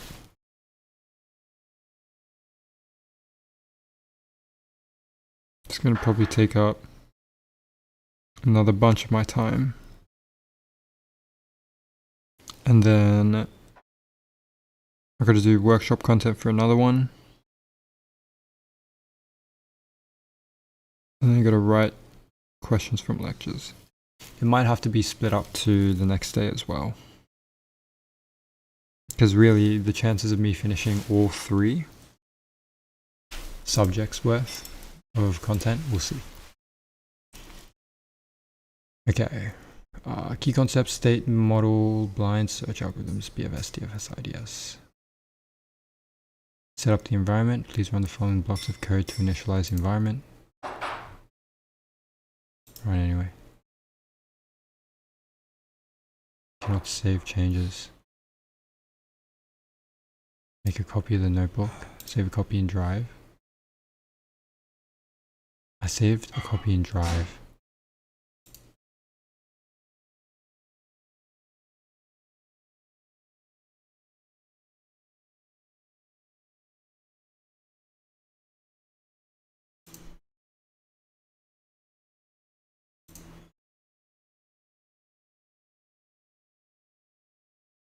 Yeah, I don't like that. I don't particularly like that. You're relying on Google. I do things the hard way for the sake of not relying on Google. Or at least save it to GitHub.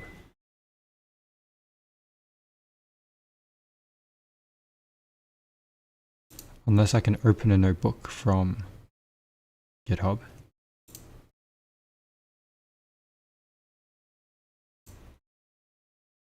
Yo. Include private repos.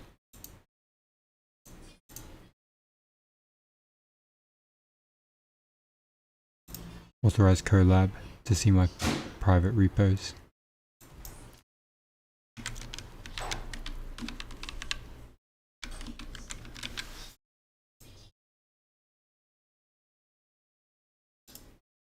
We're looking at comp workshops.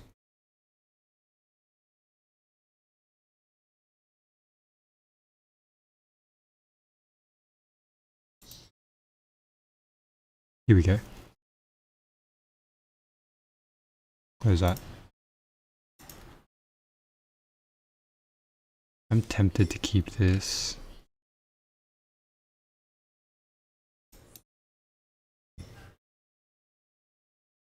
Doesn't matter. Alright. Still the normal, still the same. How long are you going to be at the gym for? It's usually an hour and a half, but today I'm not going to be with a friend. So it's probably going to be less, maybe around an hour. And then it's most likely I've got to come home, take a shower and stuff. So it turns out to be an hour and a half. Usually it'd be 2 hours. Just about. Plus food if I've eaten as well.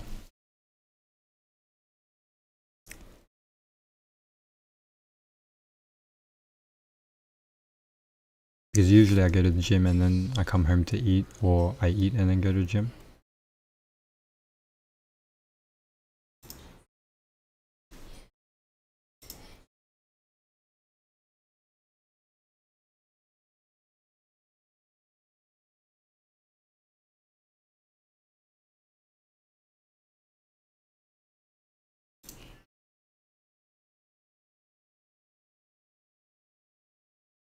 That's the problem. Also the problem.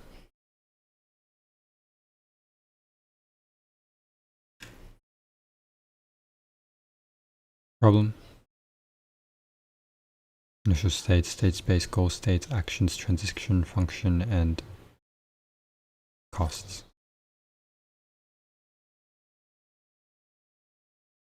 Current state is equal to the initial state, and you return. You initialize with all of these. Generate state graph. Start. When was this? This was created last week, so this is new content, I assume.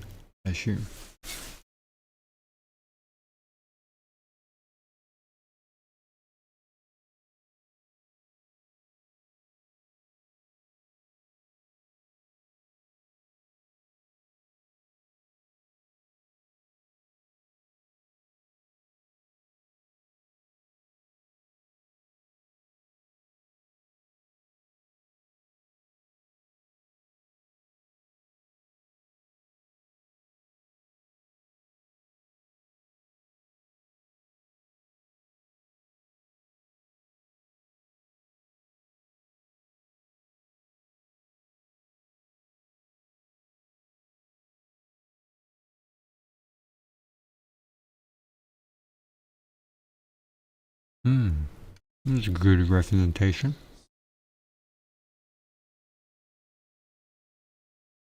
It's pretty cool representation.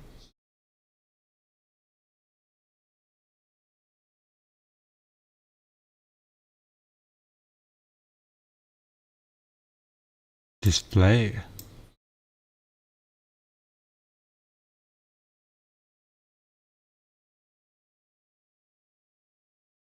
I run some of this. I already ran that. Run this. Run this.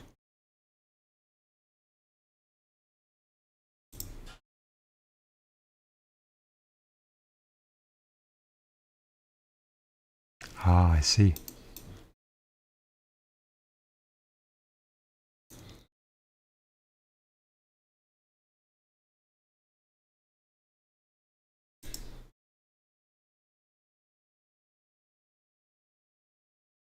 Okay, problem 1. Follow the above example. Define the state space model of the graph.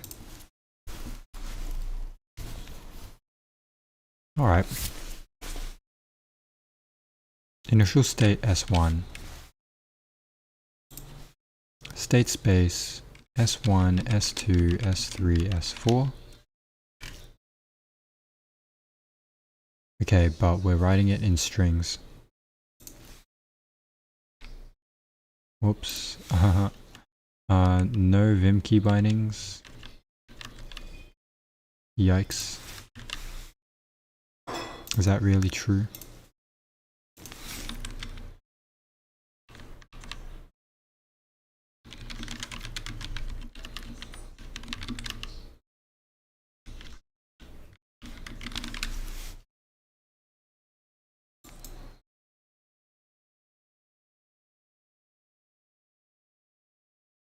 Tools, settings, editor.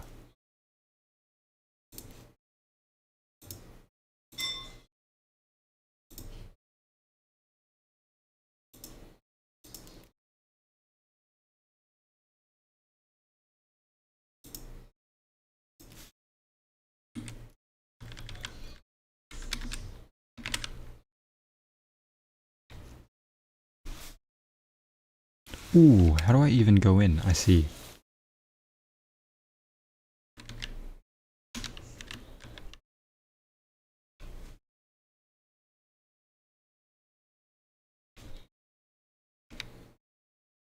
Oh, is that not breaking?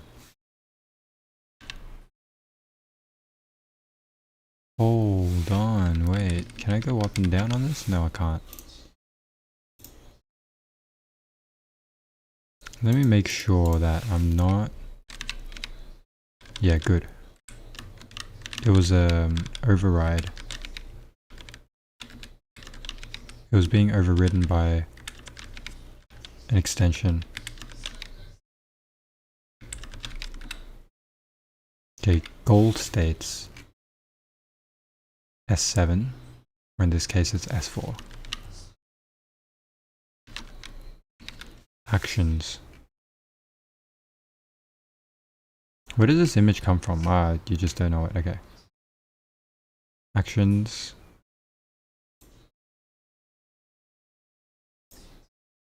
Oh, it's empty set. Am I okay with that? You provide a set. Right, you don't want to say it's a dictionary. But you can give it that it's a set. I see.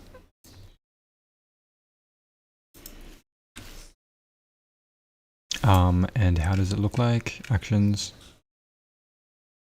It's a key value pair. It's a key value pair.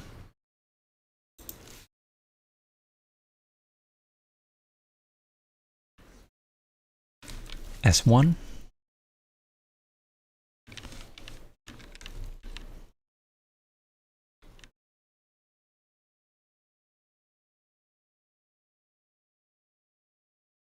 Goes to S.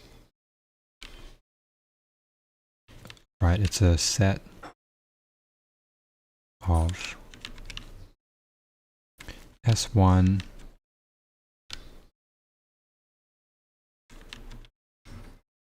to S2.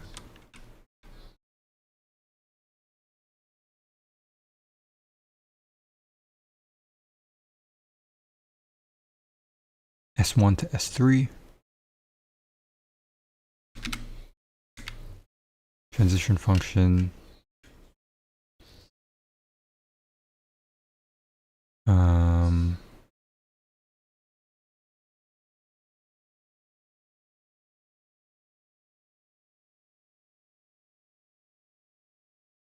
This is pretty repetitive, no?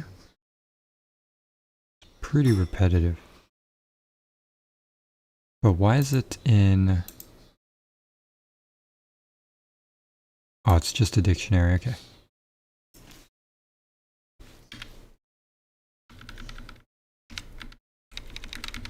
How do I get out of it? I just have to scroll.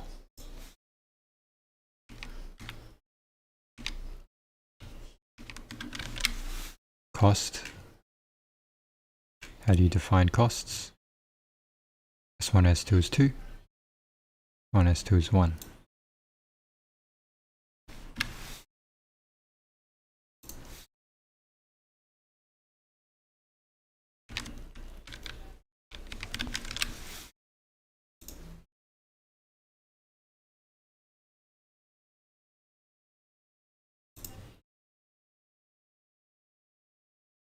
Yup. I just can't be bothered with the other states, but that is all I wanted to do.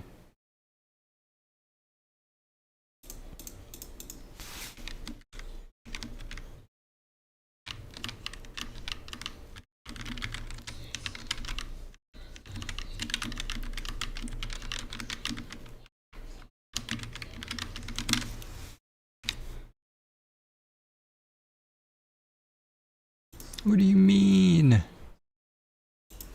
Cannot save changes.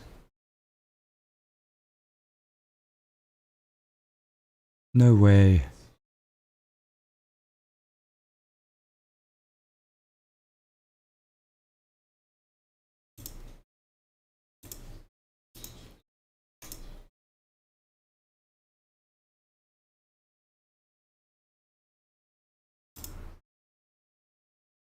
Does that work?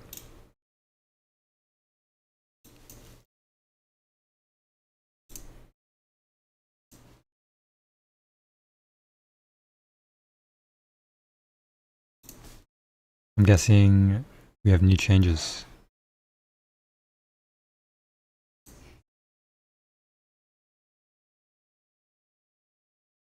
And I'm hoping I can see them. Yes, I can. Good. Good, good, good. If you click save, then it actually just saves it here. Good. Colab's not bad, I guess. Okay.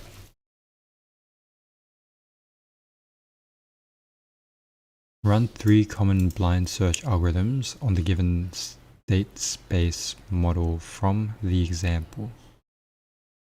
What's the difference between the state transition graph and the search tree generated during the search process?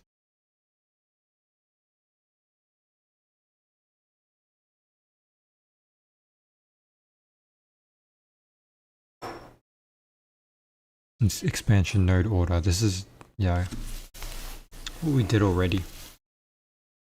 There's no need to really show it here.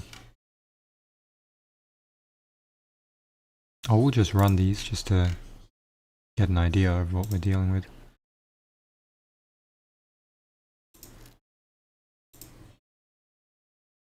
I mean, it's kind of cool that they have this.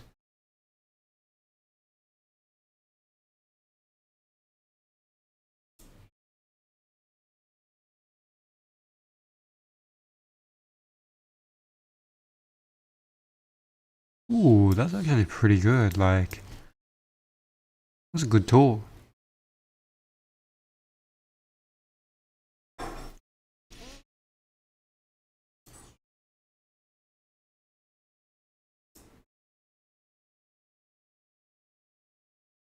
And the traveling salesman problem that we talked about.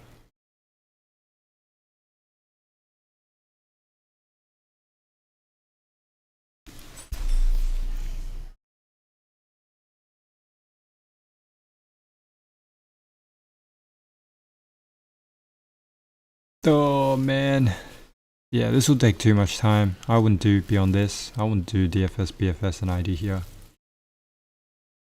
But it's cool to know, you know, it's cool to know that you have this option. To learn it well. There's no need when you got the assignment coming up. And when I know the concept already well enough. It's good. I like it. I like it. So I'm going to close this now. And probably close this. Maybe we'll keep it open. It's not harmful to keep it open. We'll just move it out there.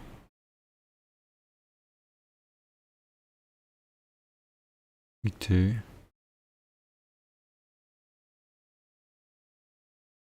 Can't have anything there. My repositories.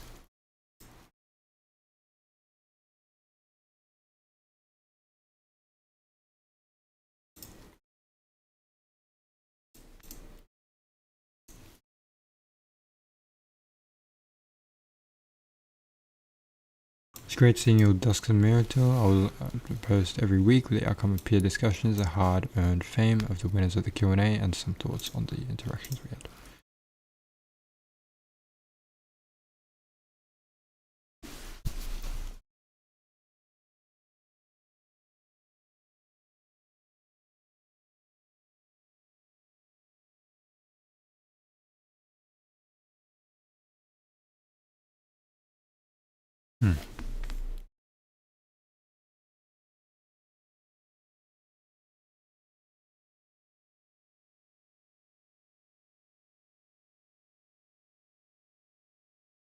Man, he does a good job.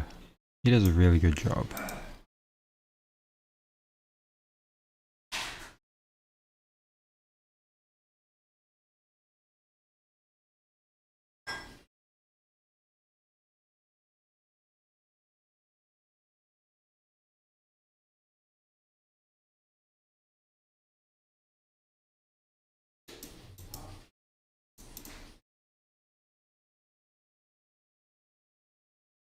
He provides lots of information, lots of helpful information, I won't lie. We post live lecture updates. That's something that I'll probably always keep alive, keep pinned. Ooh. I did not know that's how it looked when it got pinned. That's actually pretty awesome.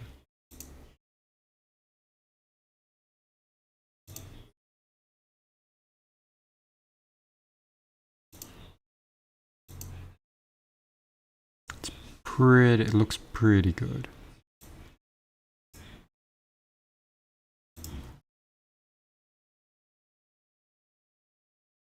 Yeah, okay, well maybe I should keep that.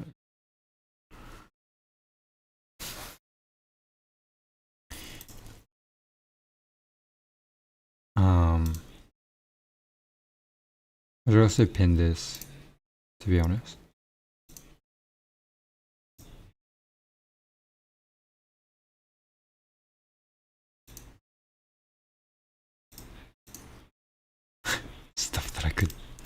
So many things that I could pin.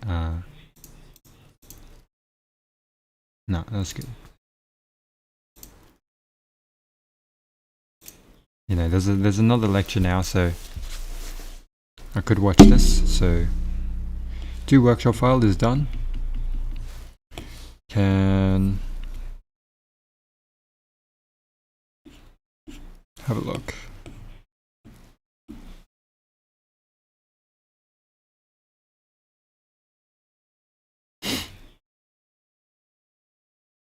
And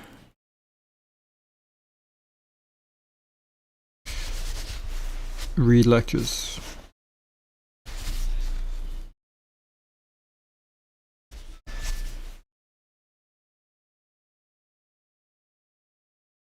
Read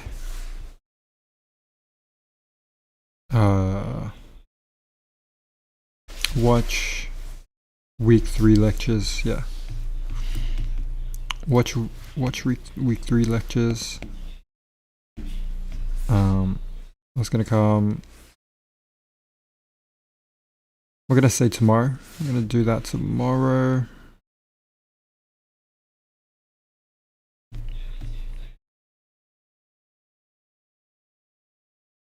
Let's have a quick look at the discussion posts, just to stay updated on those.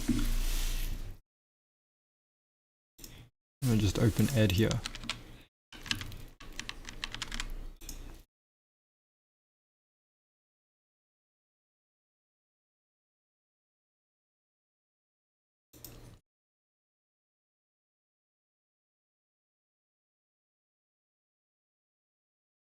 Tutorial slides. Yeah, this is also something I want to save. I'm gonna have to save this also.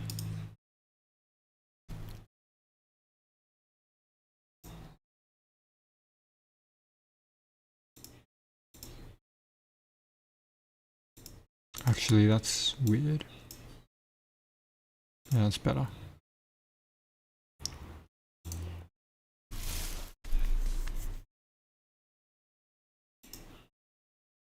I suppose I'm gonna save this as well.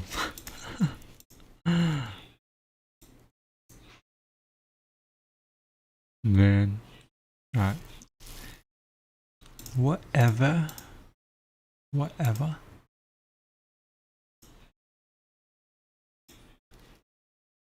Okay.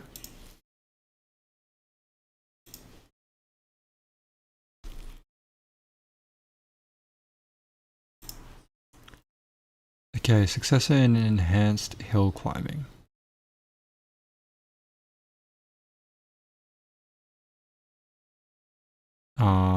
H3, H2, H2, H1.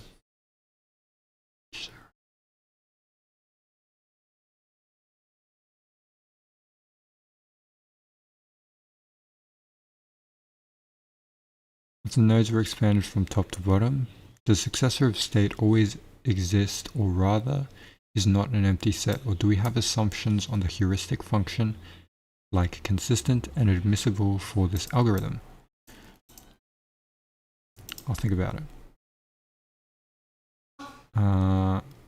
The live lecture capture seems to be unavailable.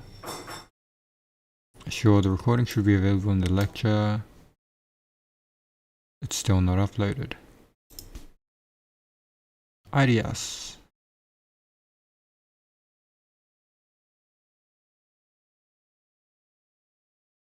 Okay.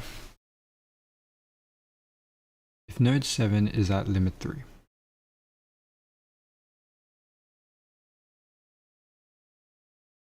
How could we have visited it from node 3 at limit 2?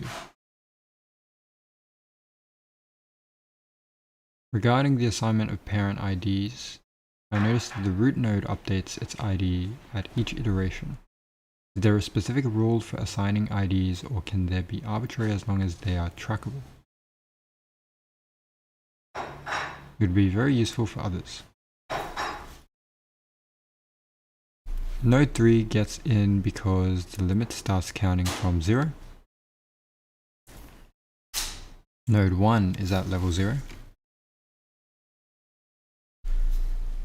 Where is it that the root node updates its parent ID? Intuitively, The root node does not have a parent. Regardless, you got the right idea. The only purpose of the parent ID is to track to the parent to recreate the solution. S7 is at limit 2, S3 is at limit 1, and S1 is at limit 0. I understand you mean the root node as a search node that includes S1, which is the initial state, and yes, the search node updates its ID since it belongs to a new limit. I don't think there is any specific rule for assigning IDs, just make sure it's trackable so you can return the final solution. In my slides, I just increase the ID every time I add a new search node into a stack queue. Implementation details.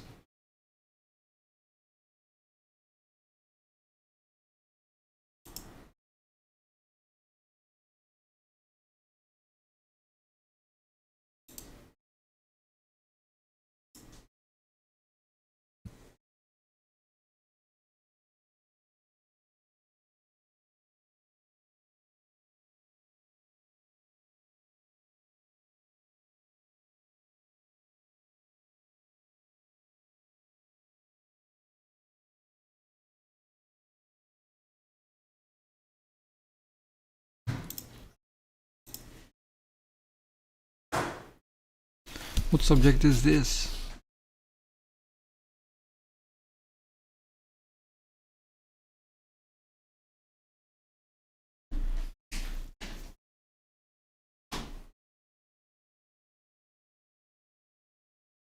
Yeah, this is CS.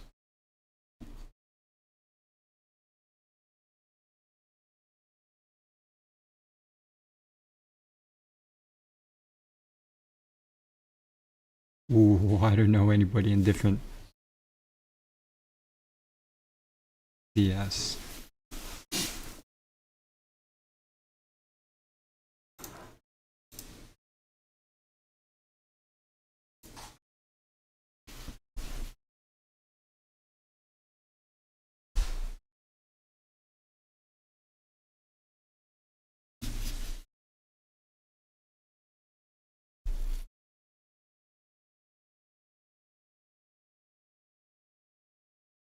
End of week 5.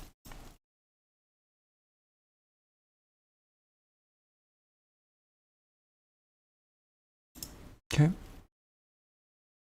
And this is CV. Filter.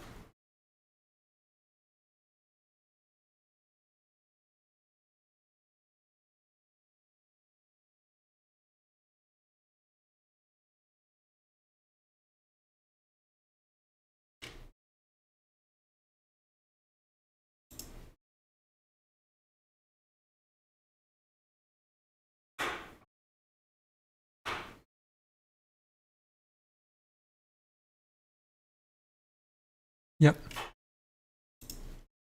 Confusion about filter size in week 2's lecture.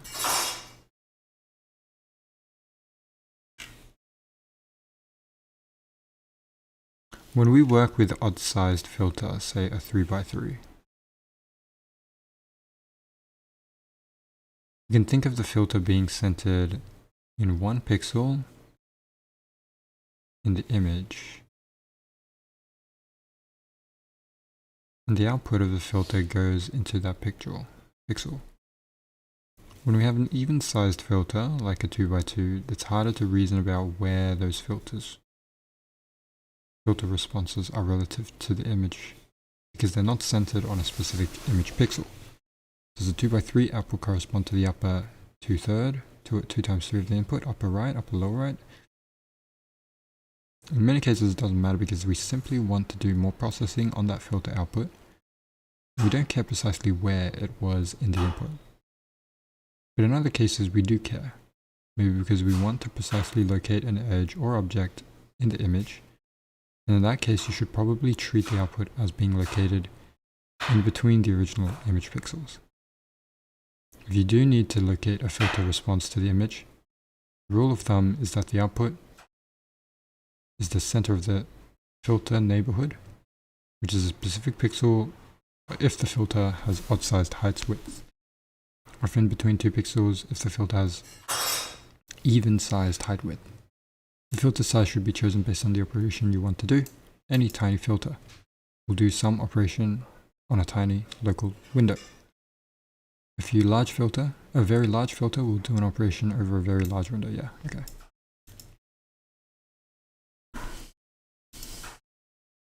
So in today's sum raised the question, what if the 4x4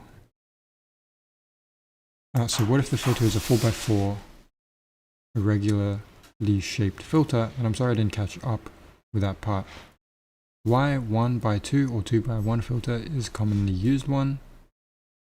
For a 2x2 filter, it describes how the pixels are related to the center of the neighborhood. If we use 2x1 filter, then what will happen?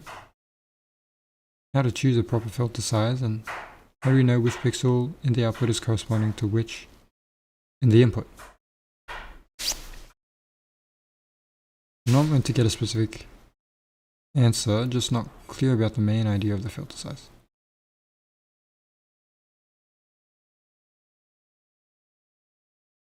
So when we work with an odd-sized filter, you can think of the filter being centered on one pixel, the image. The output of the filter goes into that pixel. When we have an even-sized filter, it's harder to reason about where those filter responses are relative to the image, to the input image, because they're not centered on a specific image pixel. Does that 2x3 output correspond to the upper 2x3 of the input? In many cases it doesn't matter because we simply want to do more processing on the filter output, and we don't care specifically where it is in the input. But in other cases we do care, maybe because we want to very precisely locate an edge or object in the image. And in that case you should probably treat the output as being located in between the original image pixels.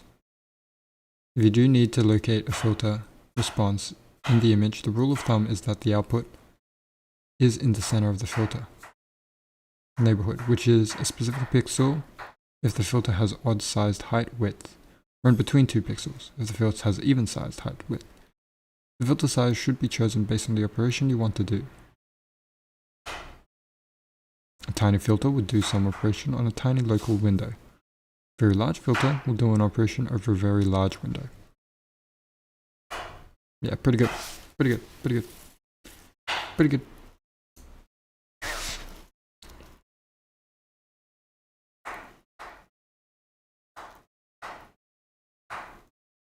Okay, cross-convolution and correlation.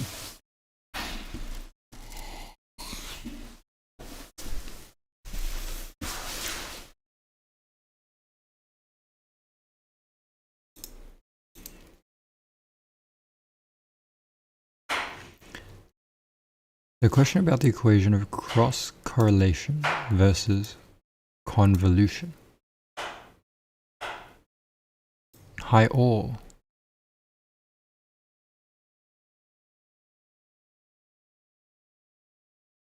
So this is cross-correlation. It's the convolution. How to understand the equation through the example below. That is very true.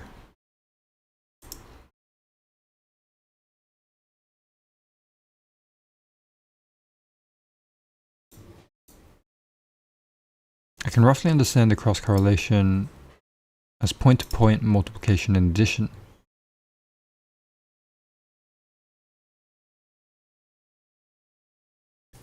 It is the pixel value of the output image obtained through the equation. Why does convolution flip the direction of the kernel? And the operator becomes a subtraction.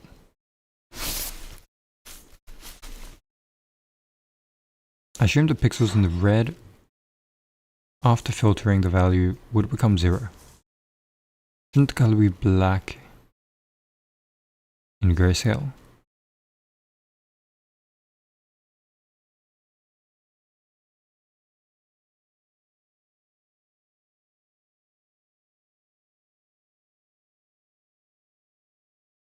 Holy.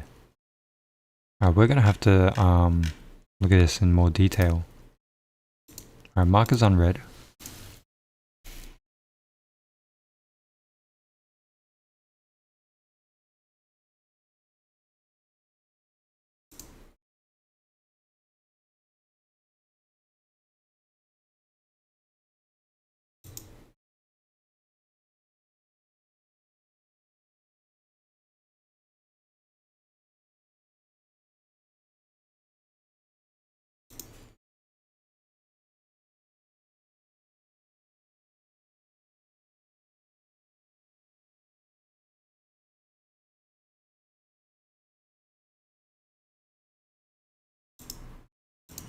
Okay, this is gonna be hard. This is gonna be hard.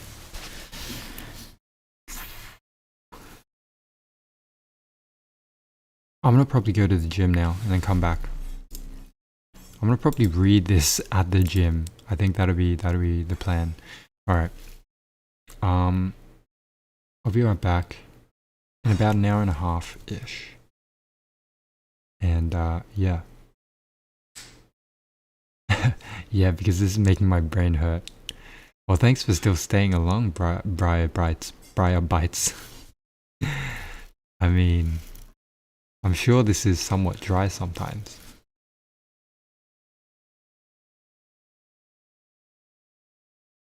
Okay. Well, let me change the status to gym. I think that's gym, right?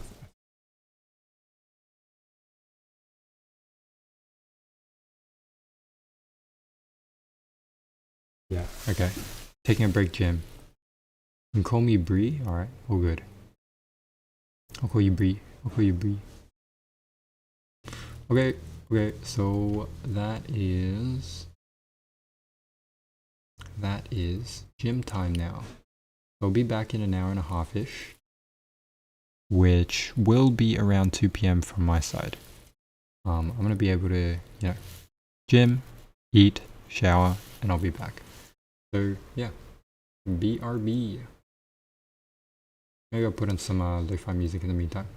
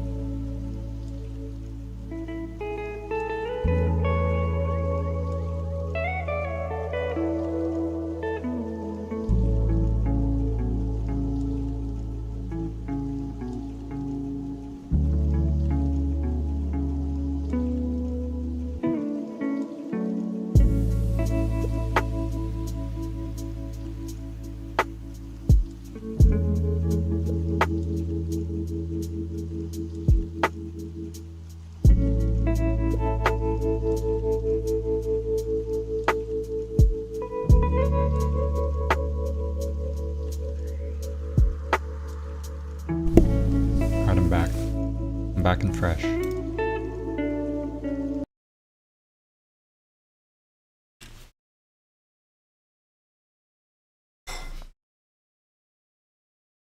Just gotta read this still. I'll do it now.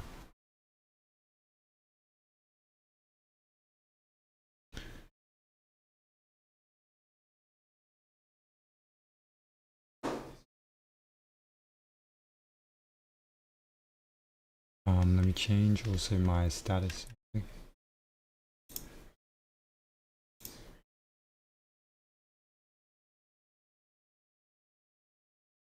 Also already had lunch.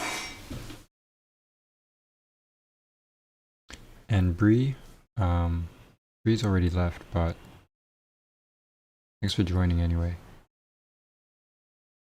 If you're watching back over this later.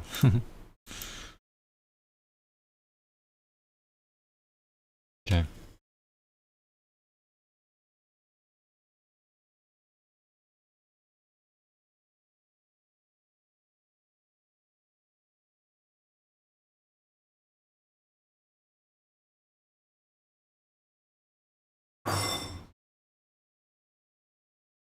Assume the pixels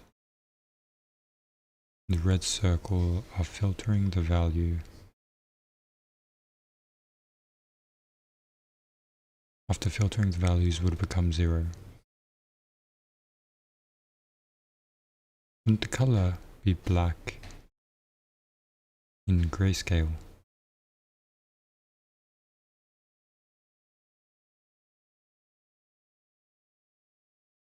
So for the questions, this may help. Question 1. Alright, so let's look at question 1.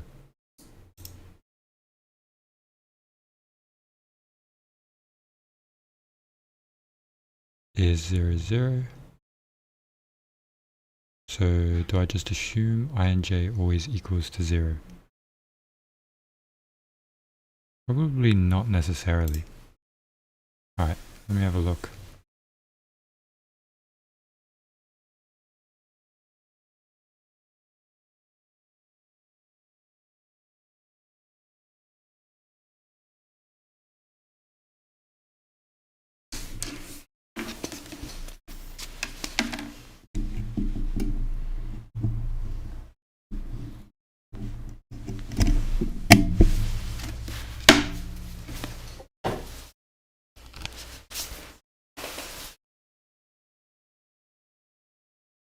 Let's compare the two methods side by side.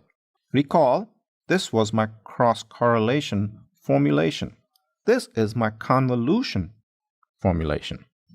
You will notice the big difference here. This one, the index I minus u, j minus v. While here we are adding it, plus u and j plus v. Again, the same looping criteria that we've looked at prior, which has basically been being able to loop over the whole image in both the two dimensions. So notice between the two formulations of cross-correlation and convolution, there is one difference here. There is a plus index here and a minus index here. What does that mean? This is what's our kernel. We've been playing around with this kernel all the time. Let's actually play around with it a little bit more to understand how and what are the differences between cross-correlation and convolution. To help me, I'm going to just give you an example of just a small 3x3. Again, notice if it's a 3x3, the neighborhood is basically k is equal to 1. So now let's look at this formulation here. K is equal to 1. Remember, this one is an element that has indices 0 and 0 in 2 dimensions. K is equal to 1. The first element we will be basically doing is I minus 1. So this is the index minus 1 by minus 1. And similarly, as I'm looping through it, you would notice that this would be 0, minus 1. Then, of course, this would be 1 and minus 1. Traversing through this way, this you pretty much know the answer for this one is 1 and 1, and this would be minus 1 and 1. So notice this is how we loop around. So in essence, when I did cross correlation, I got an A first, B first, C first, D first, E first, F first, and then G, H, and I. And that's how I actually did the looping and how I got the result. But now let's look at this example. Now my K is minus 1, but minus minus becomes 1. So basically the first element I pick up in convolution would be this one. Okay, and the second one I would pick up would be this one. 3, 4, 5, 6, 7, 8, 9. Here in this case, for this instance, I started with first, then traversing it this way, and traversing it this way. In case of convolution, I'm traversing it. In essence, by just changing the sign here, I've actually now given myself the ability to do the flip before I do anything. And that's an important part, what we want to actually do. And that was the difference by just changing this sign here allows us to do. So in essence, that's how we are able to get this completely flipped kernel.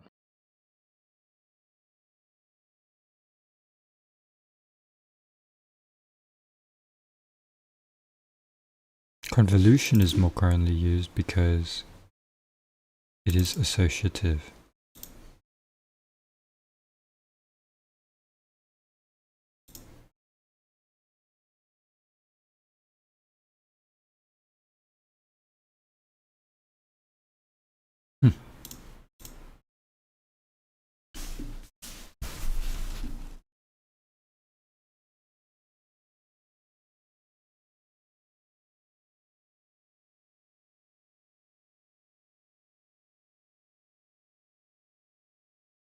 Let's see.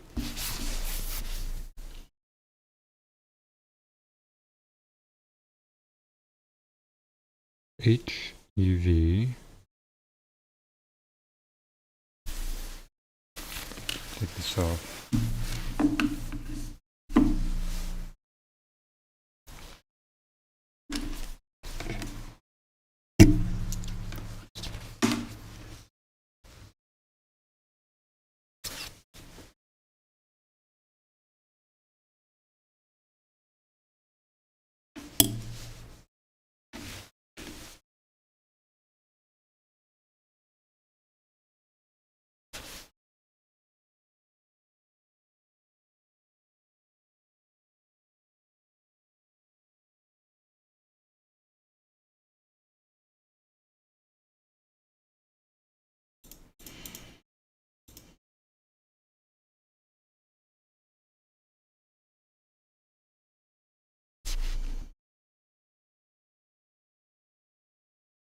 Let me have a look at the actual notes here. Frequency filtering. It's not frequency filtering. I believe it's spatial filtering.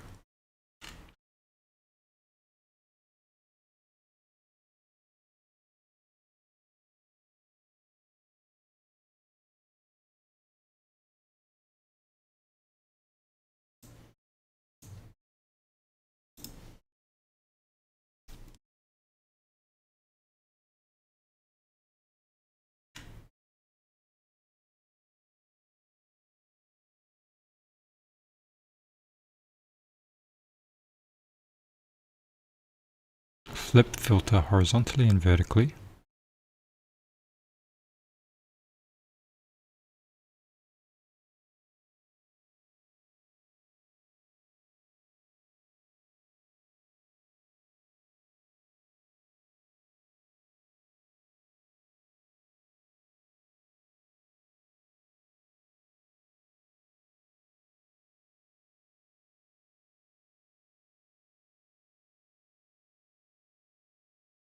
Cross correlation and convolution.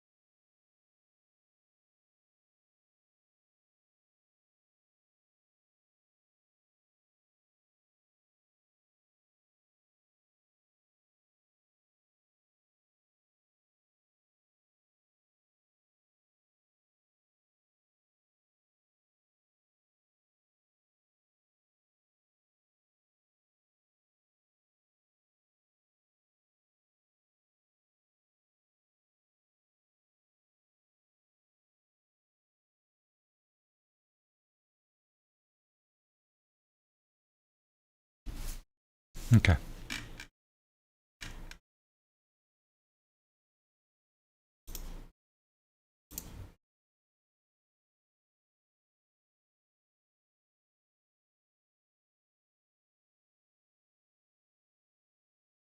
Mm, keep an eye.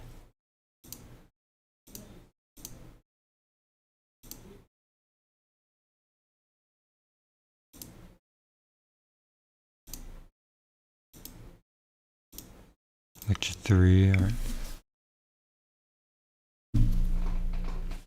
So I want to double check that I have already written lecture 3. Yeah. Okay, CS. Gotta do CS properly.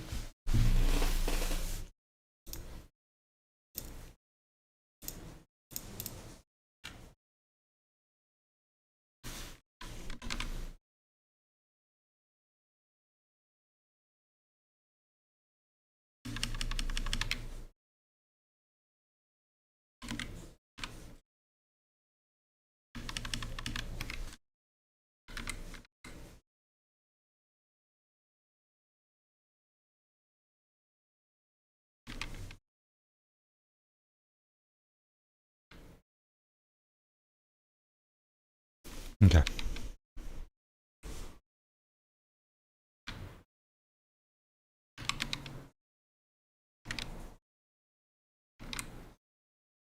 Let me think.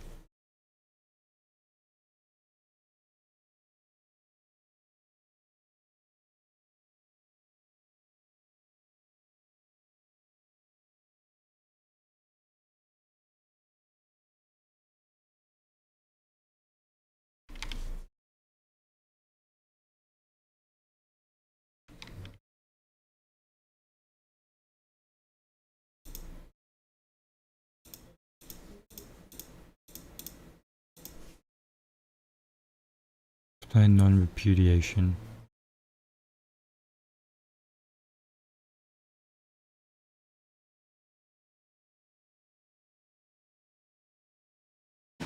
Use a cipher. Monoalphabetic cipher.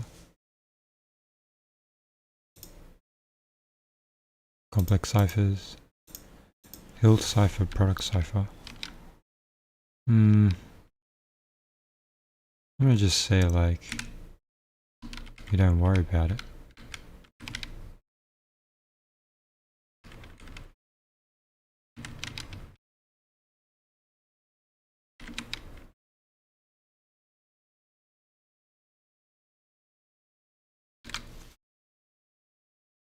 Well, there's phi function. I've still got to go through that.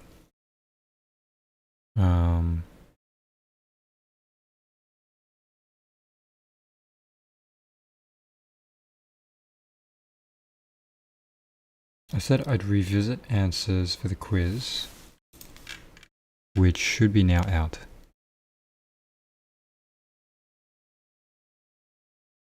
And so,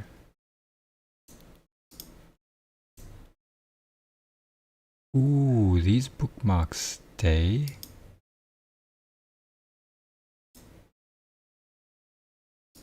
Okay. Maybe that's not entirely what I want.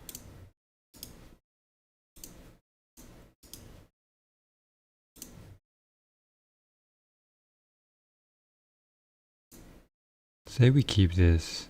No. Say we unpin everything. Okay. These two go in here. And save the bookmarks. Keep tabs. Go to... We can get rid of this roof panel. Yes. Restore.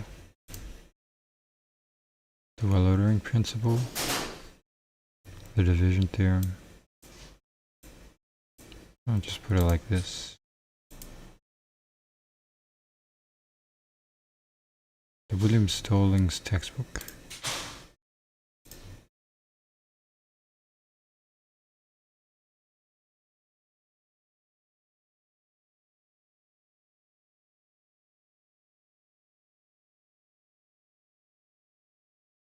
Hmm.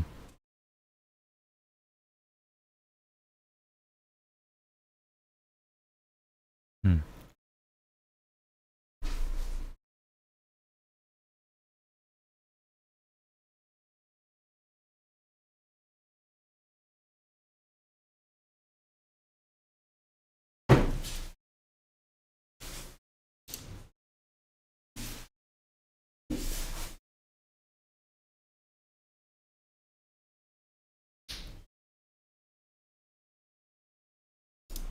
Maybe I do pin this. Ooh. No. Pin. It's different. Okay.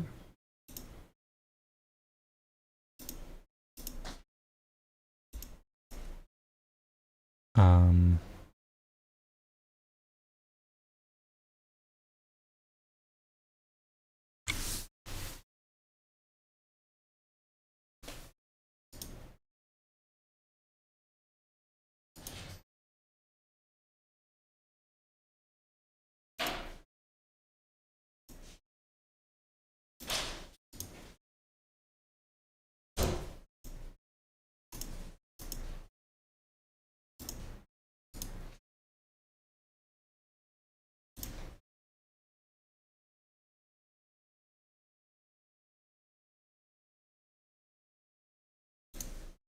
Just close it.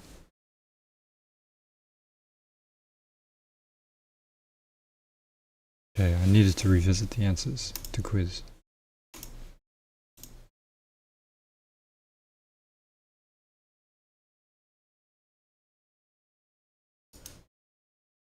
Yeah, well, this is the second week. I'm gonna revisit it. Okay, that's done. Process workshop 2 into Obsidian. I gotta finish watching lecture 2. Okay.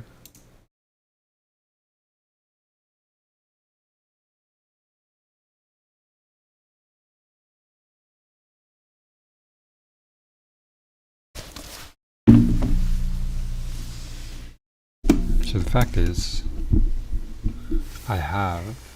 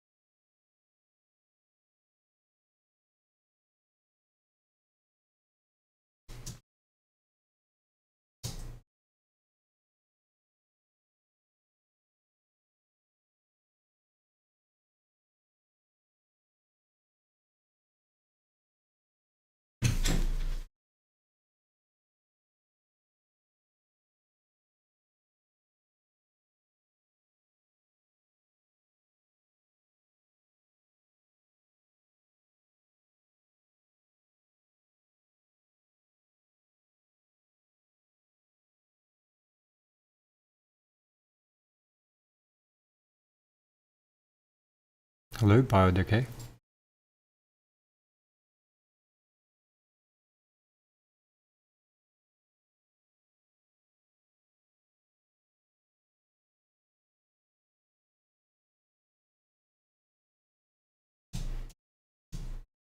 I know you're doing a master's, but did you do a bachelor's of CS before this? I did, yeah. Similar to bachelor's of CS, but it's called bachelor's of science, major in computing and software systems, which is essentially CS.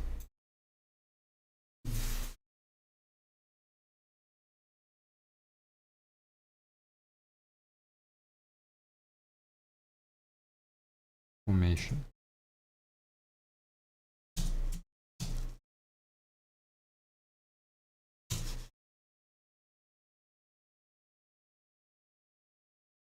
Okay.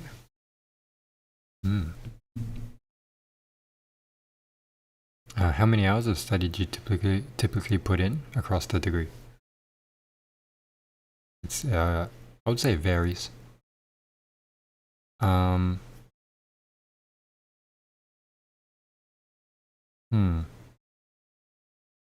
Let's say around like the average working day, right? 40 hours a week.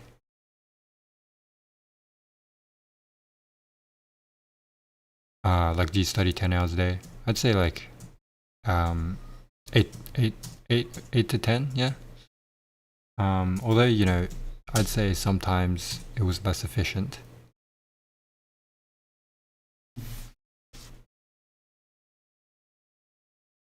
So I would argue that spending less time studying is better. Does that include lectures? Yes, it does.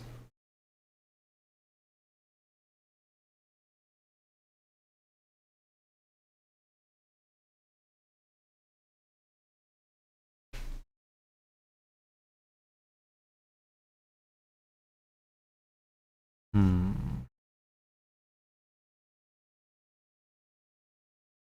gonna do something about exporting this. Export. Copy. Raising copy. It's a bit of a pain.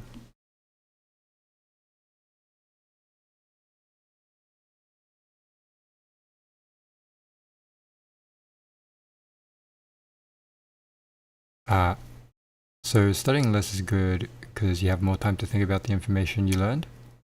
Is that why you use Notion to keep track of what you've learned and will learn?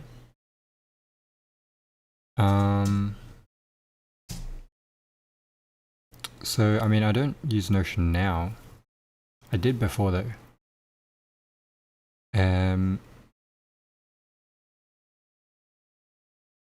Oh right, Obsidian. So is that why you use Obsidian to keep track of what you've learned and will learn?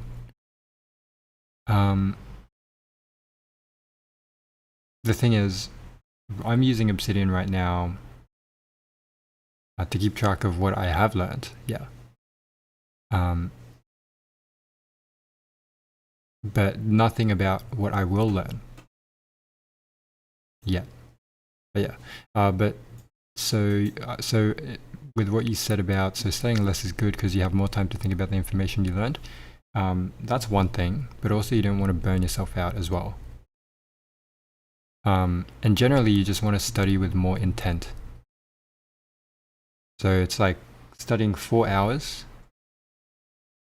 in one long run, or like say you're studying 8 hours in one long run, is probably not going to be as efficient, or might be as equally efficient as if you did just say 2 hours, but with 4 times the more effort. Right? Because that's equal to almost 8 hours and only 1 times the effort. So, I mean, that comes from the principle of a book that I've read in the past called Deep Work. You just want to work deeply, right?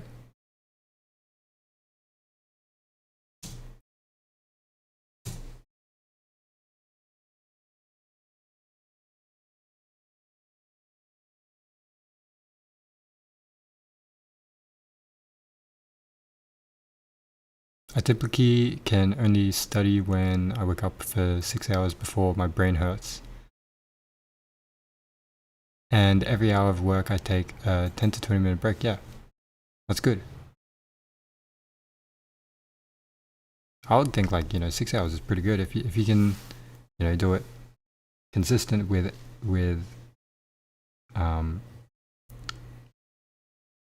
what do you call it? You know, if it's deep work that whole time, if you're doing it with the utmost efficiency and concentration. You know what I mean? If you're doing 6 hours with utmost consistency and utmost concentration, then that is way better than me. Let's see. We cut the pages.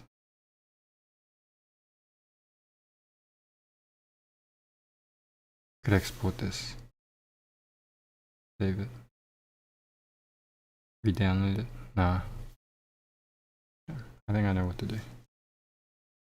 Yeah, there's a little bit of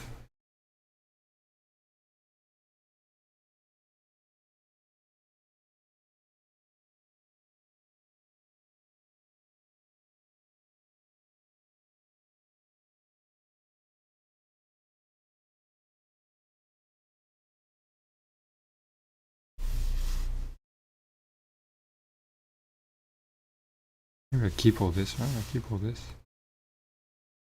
But I get rid of which slides.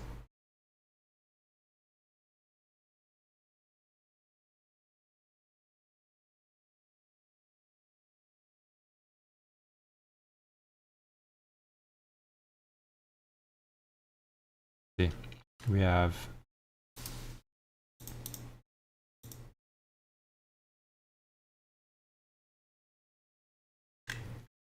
CV, Introduction, Imaging Basics, Spatial Filtering, Image Formation. Where's Imaging Basics? Here we go, okay.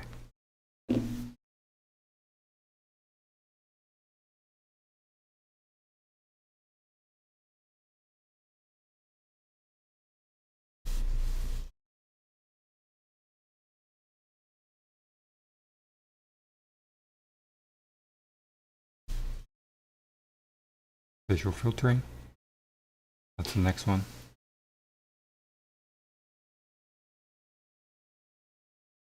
Cut.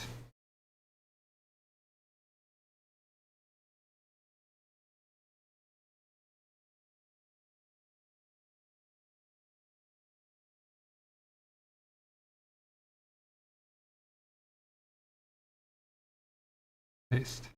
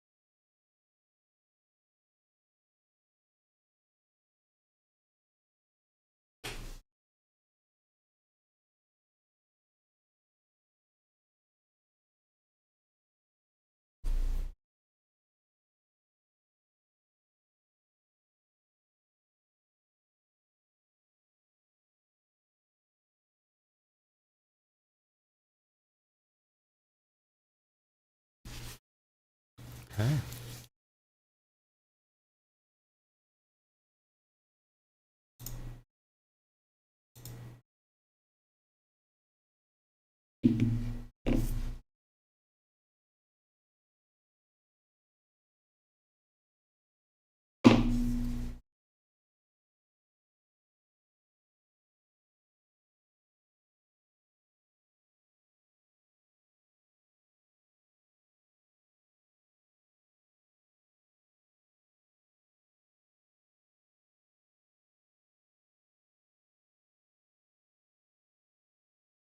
Hmm.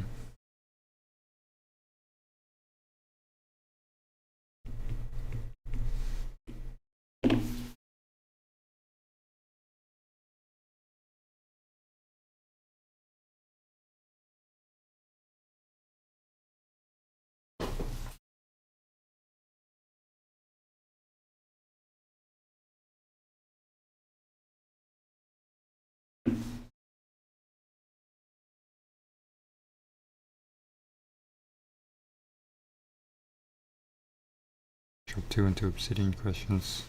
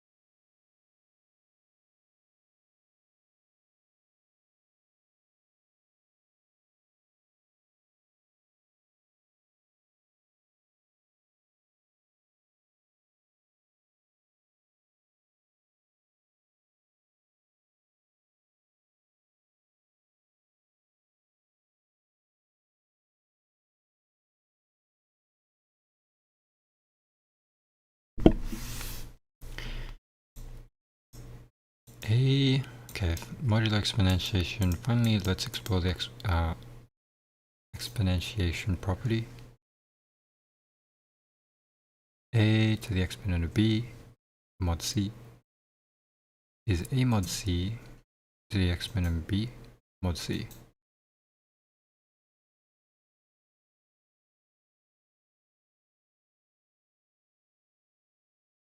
Yep. Often we want to calculate A exponent mod B mod C for large values of B.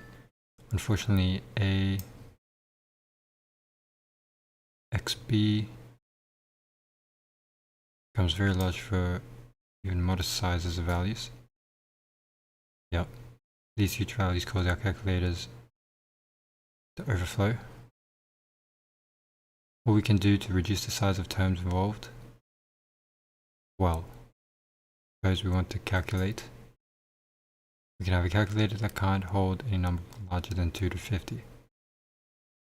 Divide and conquer. Small parts, exponent rules. Mod C each part.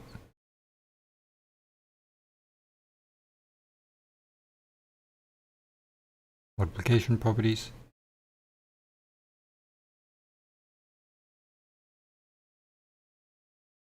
See multiplication properties. Multiplication properties was, yep.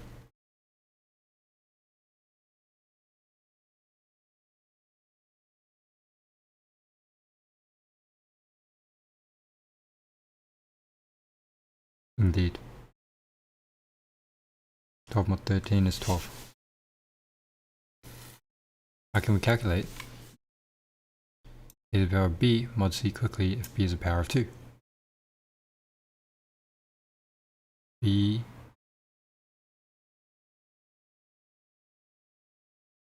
is a power of 2. How could we calculate 7 to the power of 256 mod 13 using a calculator that can't hold numbers larger than 10? We could split this into 25 parts and 1 part, but this wouldn't be very efficient. There's a better way. What's the better way? Is it? Also, here's a puzzle.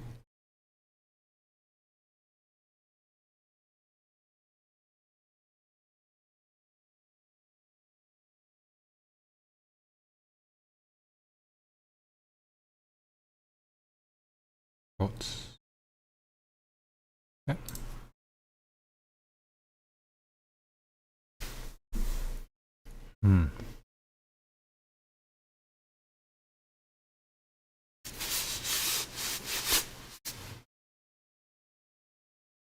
How can we calculate a to the power of b mod c quickly if b is a power of 2?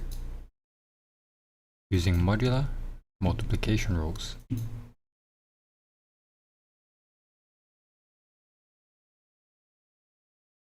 So a to the power of b, a to the power of 2 mod c is a times a mod c. Multiply. We can use this to calculate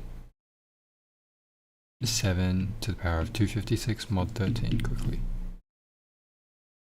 By going 7 to the power of 1 is 7. 7 to the power of 2 is going to be 7 times 7, 49 mod 13. 49 mod 13, 13, 26, 39. 49 mod 13 is 10 mod 13.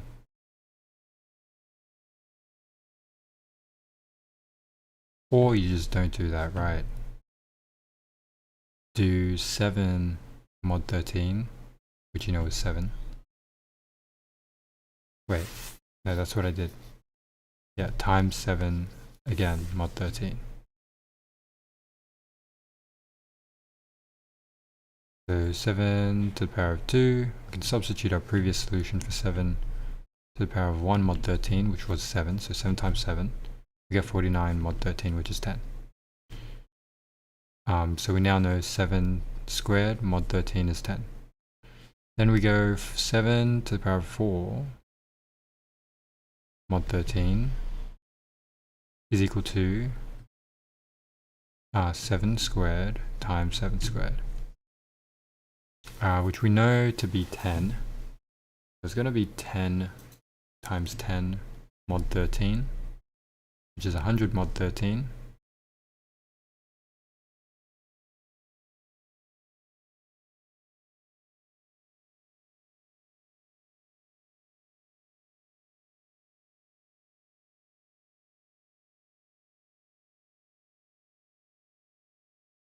And then 100 mod 13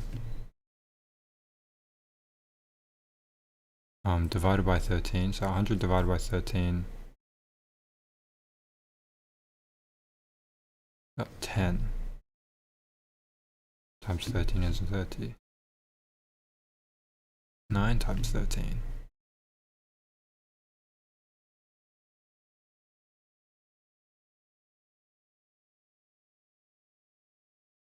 Let's just do it with 117. If you take 1 back, it'll be 104, 24, 8, yeah, 104. Take a 1 back again, so to 7, you get 21, 91, 9 remaining. So 9's the remainder. Yeah.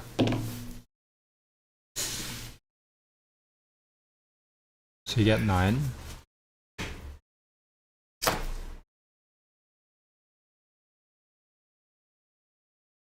And then 7 to the power of 8 is just 9 times 9, which is 81 mod 13. And then you go 81 mod 13 is, let's have a think.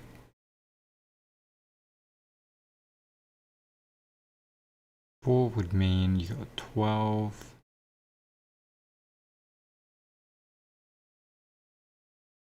$5.52. Do one more, 65. Do one more, which is 78. 78 is going to be 6. 18, yeah. And then we get 3. And so 3 is the remainder. We can continue in this manner, substituting the previous results in our equations. After 5 iterations, we hit 7 to the power 256 mod 13, which is 7 to the power of 128 by 128 mod 13. 128 is just 3 times 3 mod 13 was 9 mod 13 was 9. And so now we found that to be 9. It's given us a method to calculate 2 to the power of b mod c quickly, provided that b is a power of 2. However, we also need a method for fast modular exponentiation when b is not a power of 2. How can we calculate? A to the power of b mod c quickly for any b.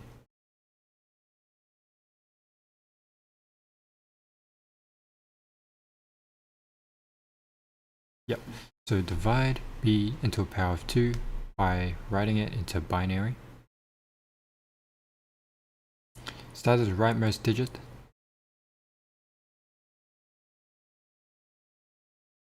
So we can write it, divide b into powers of 2 by writing into binary. So 117 is equal to all of that in binary. Start at rightmost digit, let k equal 0, and for each digit, whatnot. So here's the thing, I'm going to remember right. So say if you have 117.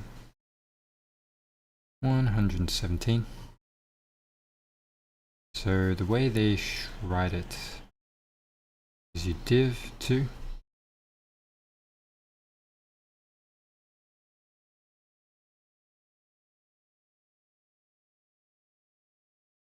Alright, so what would I normally do? I would normally go like this.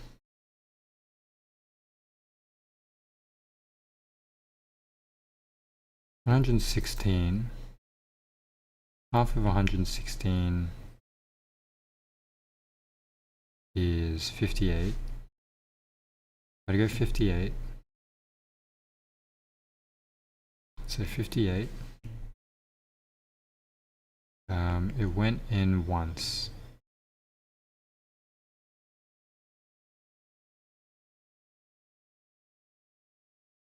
Right? Is that how you write it? Let me look at this example again. So 23, you're writing 23 as binary numbers.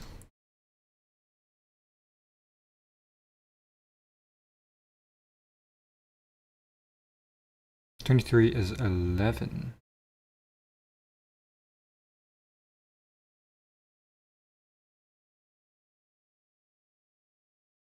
One. Where I'm guessing 1 is the remainder. Or maybe it's not the remainder, it's just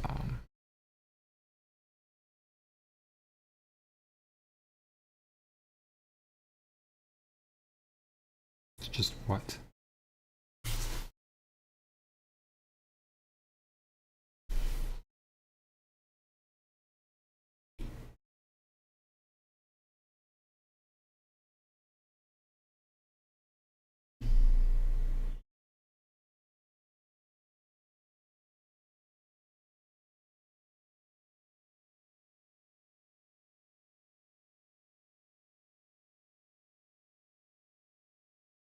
The remainder is 1.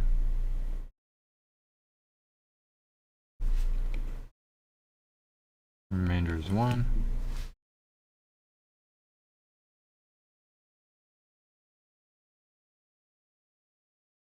The remainder is 1.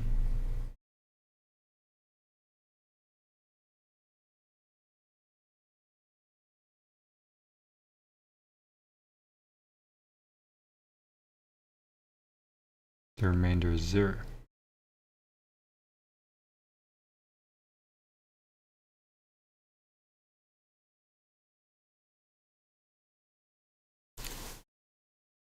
Mm-hmm.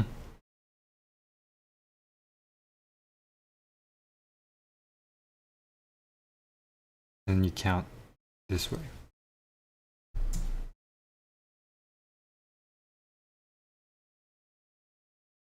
Or, I should say, this way.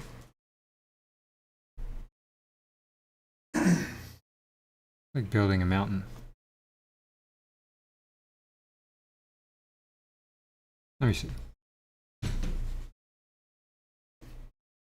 if I just go the opposite way, the remainder is 1. 2. The remainder is 0. Or 29. The remainder is going to be 1.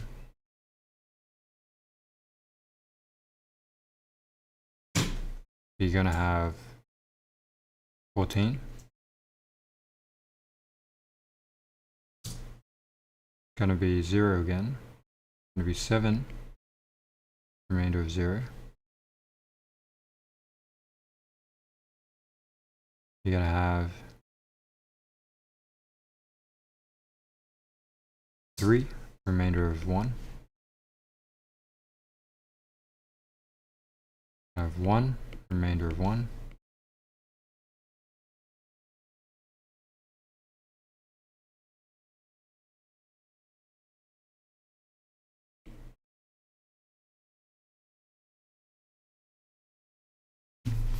And then you go 2 goes into 1 how many times?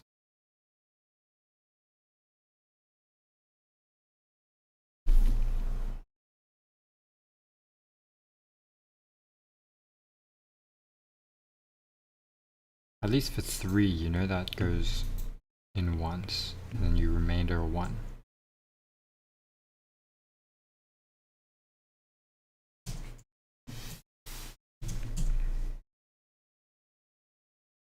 So then for 1, 2.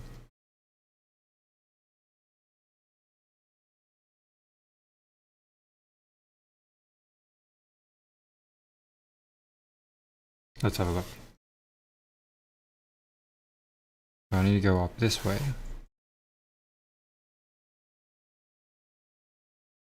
110101.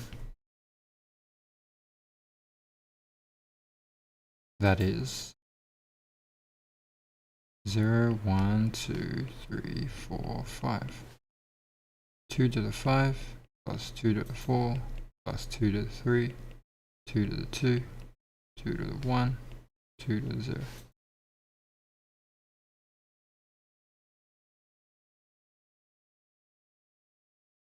So 2 to the 5, see 2 to the 0, 1, 2, 4, 8, 16, 32.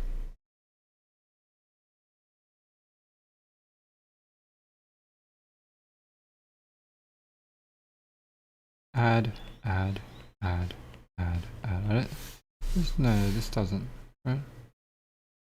I think this doesn't add up.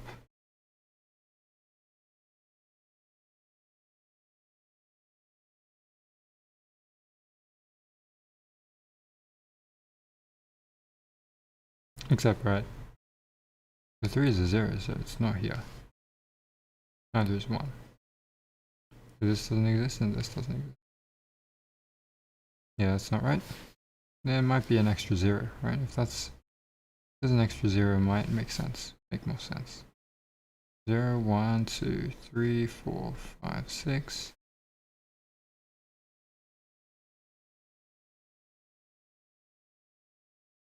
So 2 to the 6 plus 2 to the 5, 2 to the 3, 2 to the 1, 64, 32, 8, 2.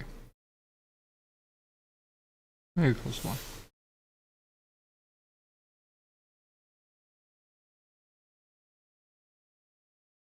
Wait, why would I add an extra 0 there?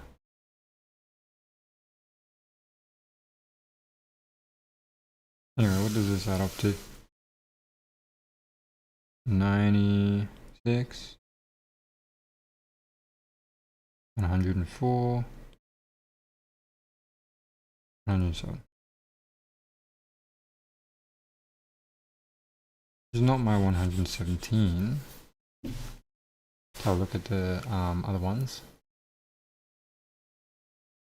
2, 4, 5, 6.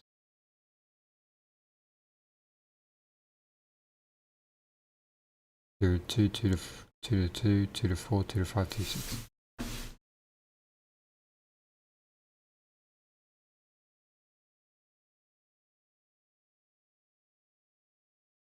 One, 1, 0, 1, 0, 1, 0. Maybe. No. At the moment it's like this. Because if you just have a 1, then you don't do anything. 1 is just 1. 1, 1, 0, 1, 0, 1.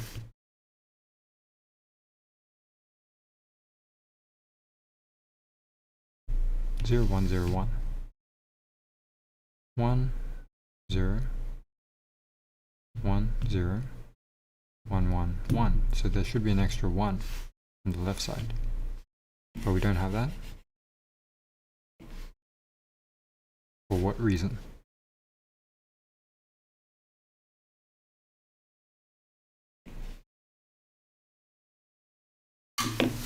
Let's have a look. What was the part of the calculation that I missed?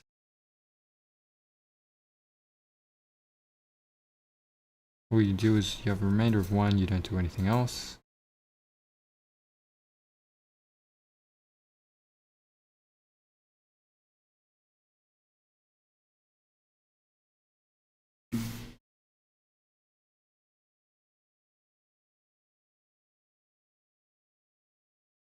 Let me do 23 again, yeah? So 23.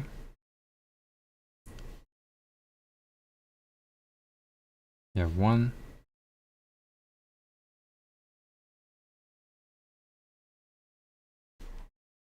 You have 1.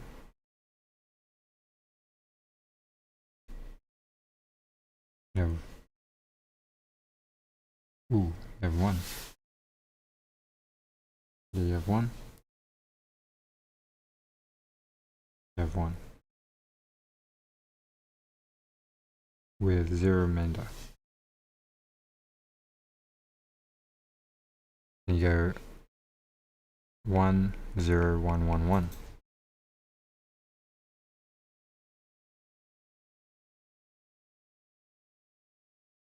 Okay. 1 with 1 remainder. I see.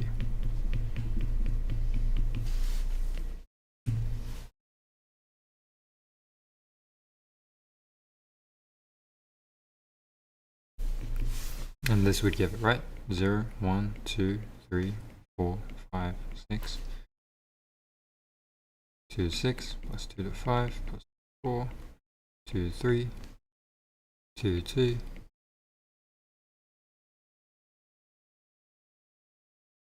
2 to 0, so not 2 to 3, 2 to 6, 64 plus 32 plus 16 plus 4 plus 0, 1. 20, 96 plus 20 plus 116 plus 1, 117. Nice. So yeah, I'm going to follow this structure.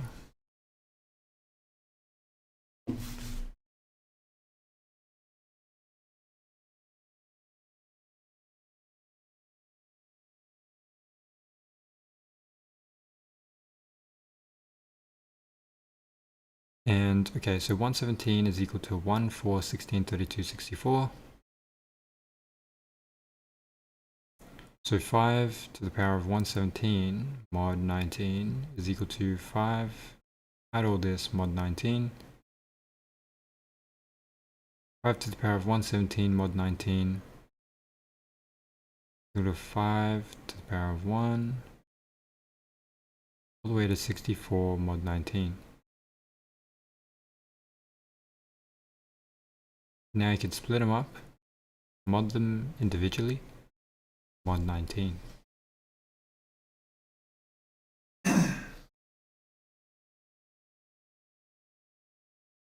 So now, step 2 is to calculate the mod c of the power of 2 less than equal to b. Oh wait, calculate the mod c of the powers of 2 less than equal to b.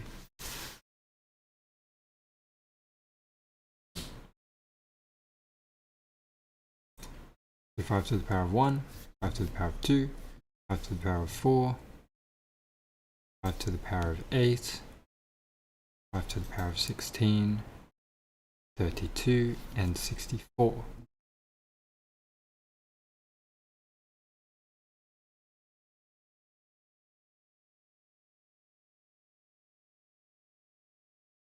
So let's have a think, right? 5 to the power of 1, mod 19, is 5. 5 to the power of 2, mod 19, is 6. 5 to the power of 4, mod 19, is 5 to the power of 2 times 5 to the power of 2, is 6 times 6 is 36, mod 19. 36 minus 19, 36 minus 20 is 16, minus, oh wait, plus 1, 17. So now you go 5 to the 8, 17 times 17, mod 19.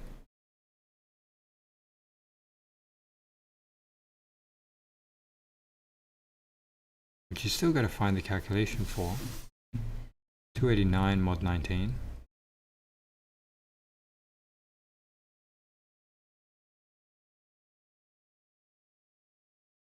Alright, well, still, gotta do 17, 17.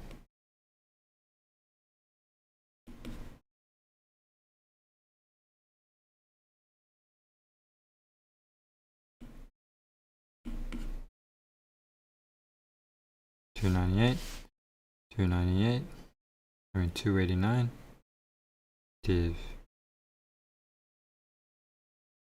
19.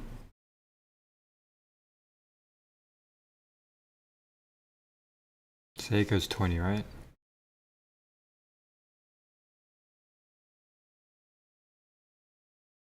$14.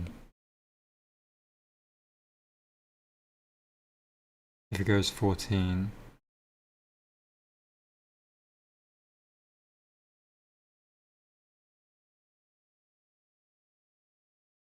so wait, go 1, 19,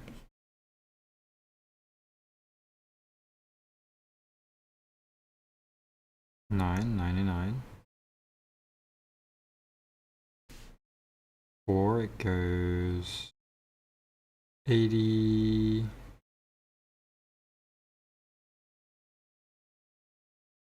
minus 4, 76. Could be 5 actually.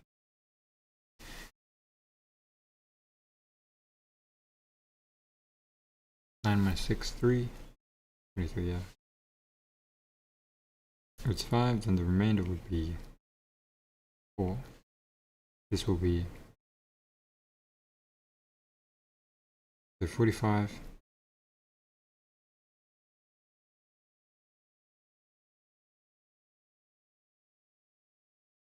$95. The remainder is 4.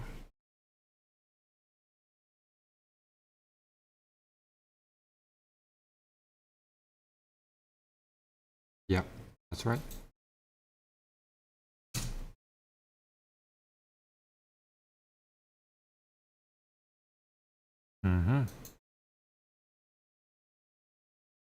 And it'll continue going on, and then yeah, we'll figure it out. Mohit Kumar, yo, what's up? Hello. I'm just studying, trying to get the method right on how to calculate binary numbers from a given number, and then using that to do mod calculations.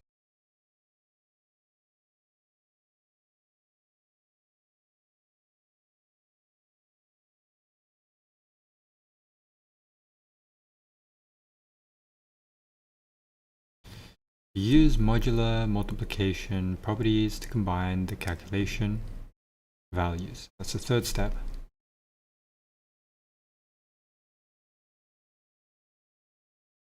One, 4, 16, 32, 64. You figured out what each one of these are. 7, 5, 17, 16, 9, and 5. So let's see exactly which ones they are. 1, 14. 1, 4, 16, 32, 64.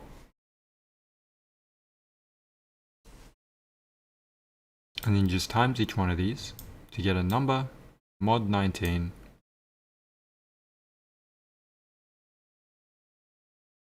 And that equals to 1.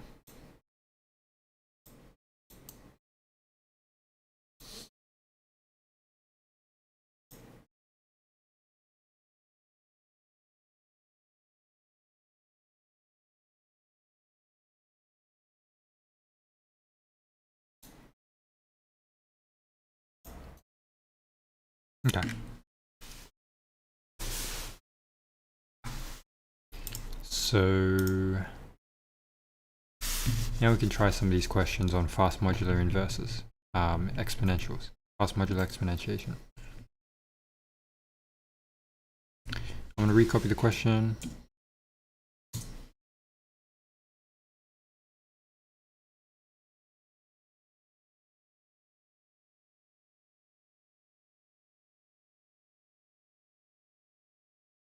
Paste.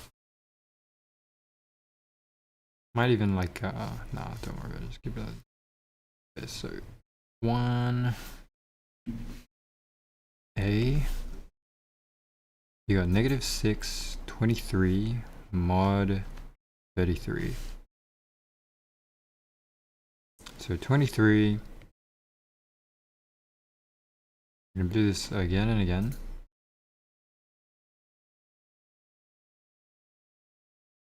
Is going to be 11 and 1. We get 5 with 1 left over. We get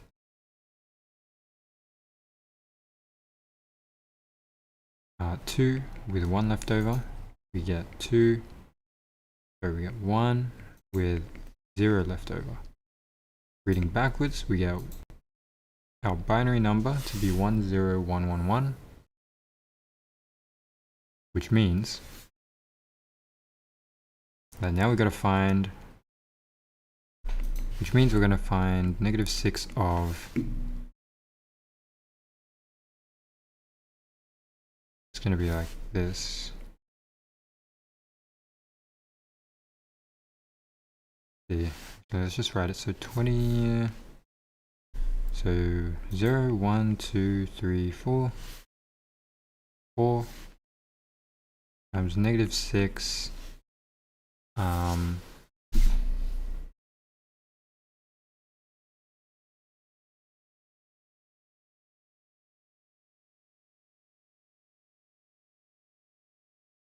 hold on, what's 23?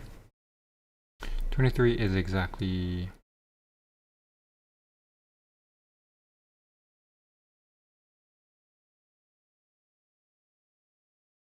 right, 2 to the power.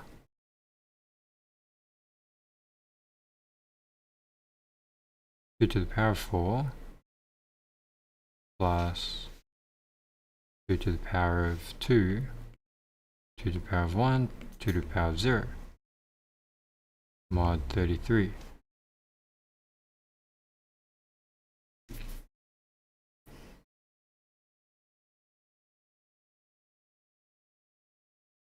Which is equal to -6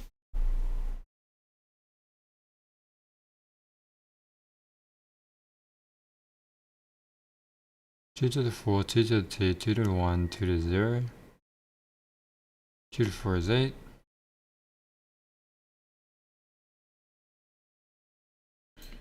plus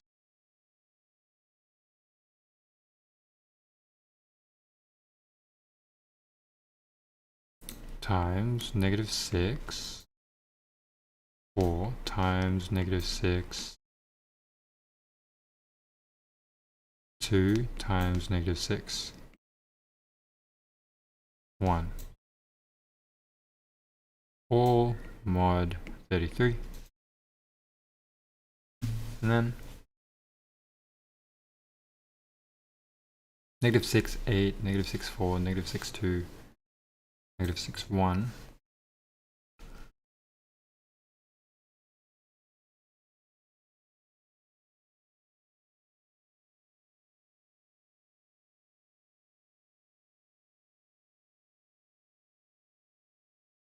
We can't find that without finding -6, 1, -6, -6, 2 is,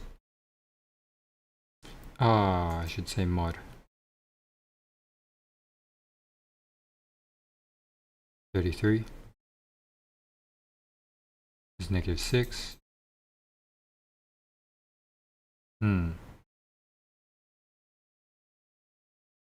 Keep it -6.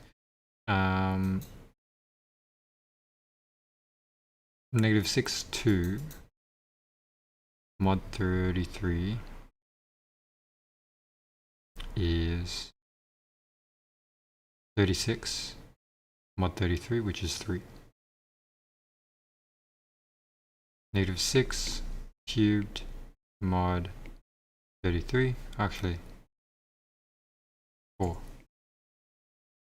is negative 6 squared, 3 by 3, 9 mod 33, which is 9. Negative 6, 5 mod 33. What am I doing? Not 5, 8.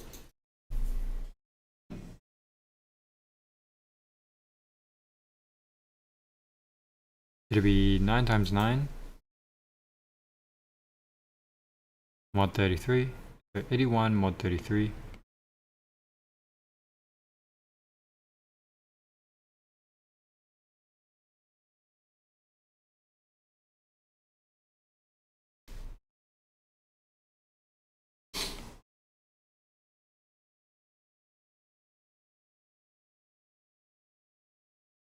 $15.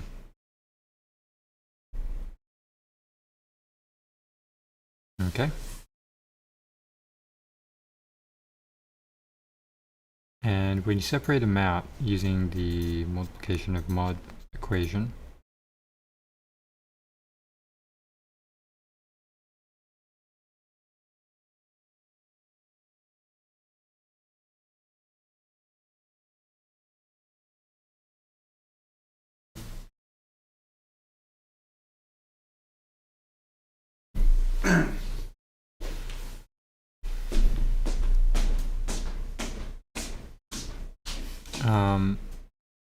that iPad is so good, bro, and you can even import those iPad notes to Obsidian.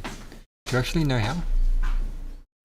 I'm actually not sure how, other than just like sending them directly. If there's a more streamlined way, I would love to know.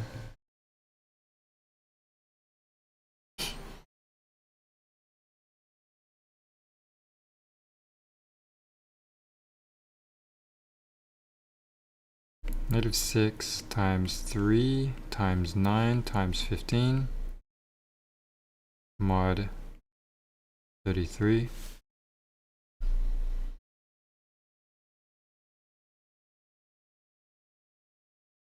And you just multiply them all together, but is there an even easier number to work with? No. So 15, 21 times 15. I guess these are just the numbers, right? These are numbers that I got to work with. Let's see. Yeah, I mean the final bit there wouldn't be too hard to figure out. So let's just have a look at the solution area.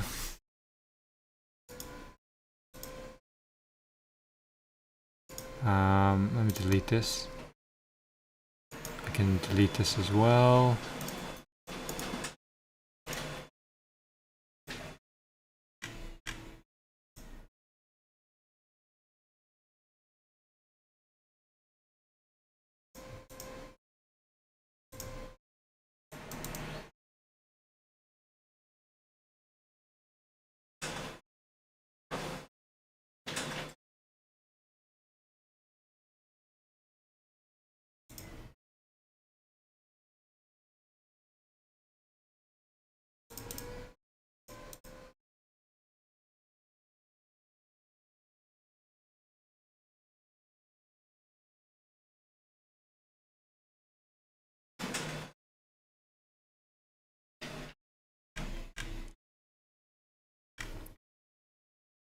Oh, they don't give you the answer beyond just the solution. Alright. Calculator. Negative 6 times 3 times 9 times 15.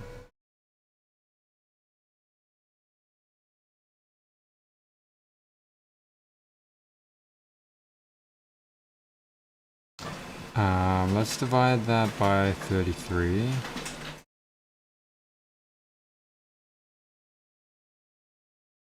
Let me go up. So negative 2, 4, 3, 0.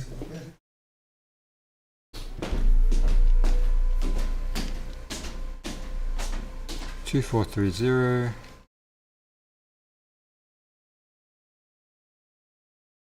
21. 21.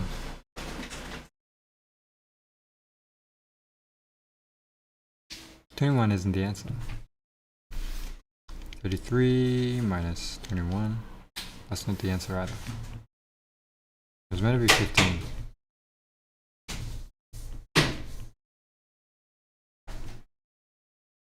I made some sort of mistake.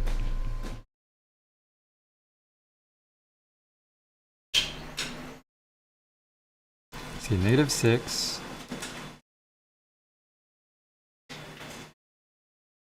Mod 33 is just negative 6. 36. Just gonna be 3. 3 by 3 is 9. 9 by 9 is 81. About 15 by 30. Oh.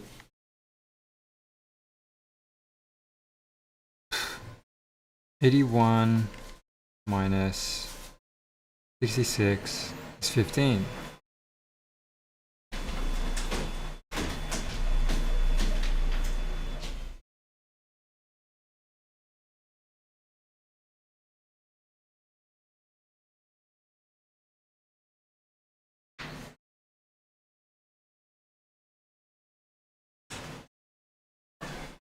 Nah, that's bad. Have you heard of the Excalibur plugin? Yeah, I use that actually. I do have it here. I can make a new drawing if I want to. Easy. Although I gotta update the plugin. Haven't used it in a bit.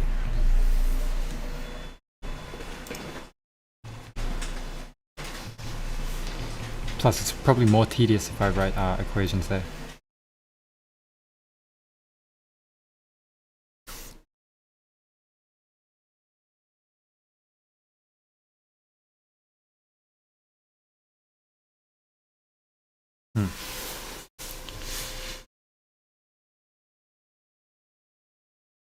Let me double check the math isn't wrong.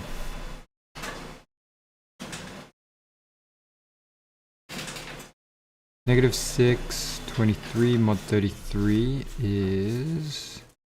You know, we said it was that. Wait, I have some solution here.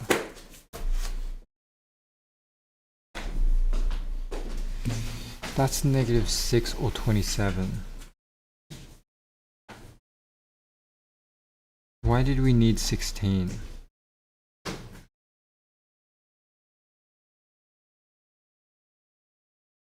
Did I make a mistake? I did. 2 to the 3, 2 to the 8, I see.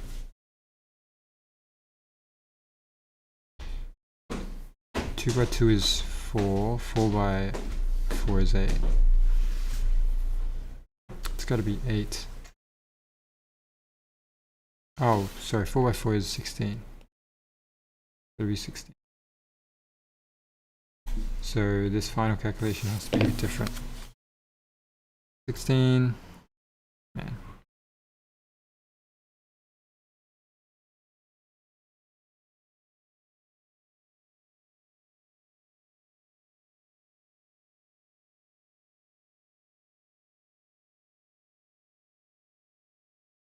Wait, 16.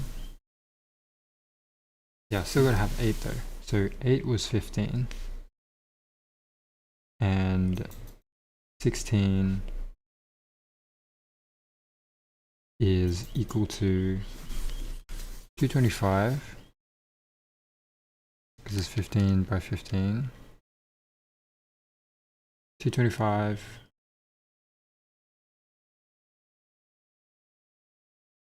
mod 33. 6 and a bit, so 6 times 33 225 minus, yeah, 27. 27. And 27 is equal to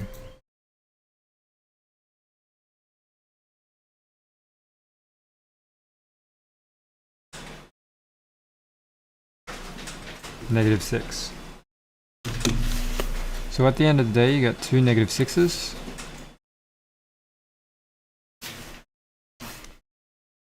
You got 36 times 3 times 9. Div 33. 29 times 33.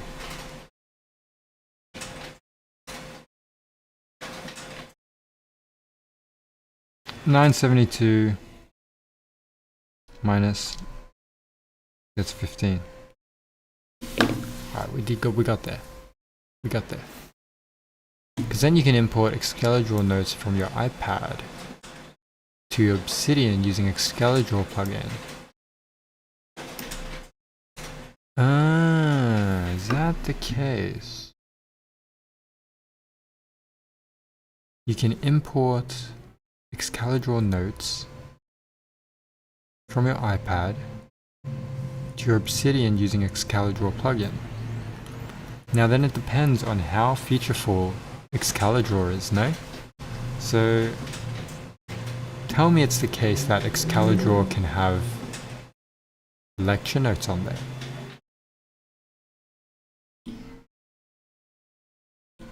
And then I can annotate them.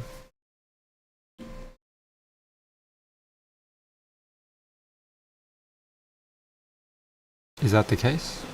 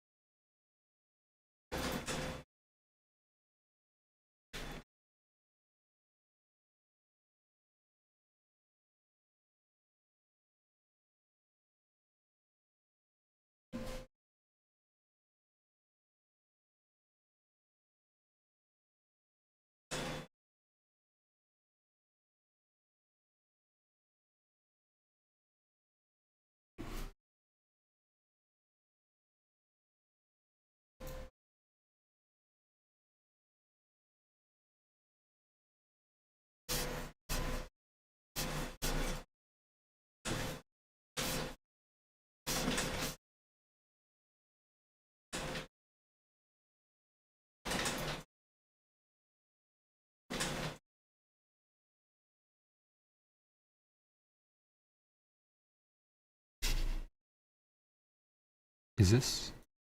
This is actually pretty useful. Oh, frame 2, I don't know what that is actually. Laser pointer. Ooh. This Excalibur is actually pretty nice on the iPad. It's actually kind of nice.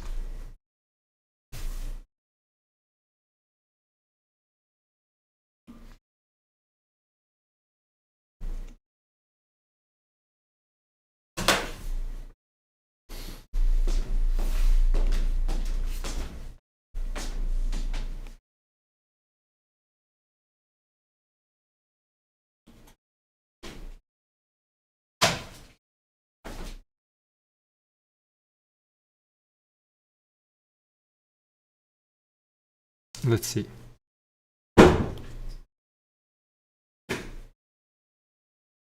Ooh, select section heading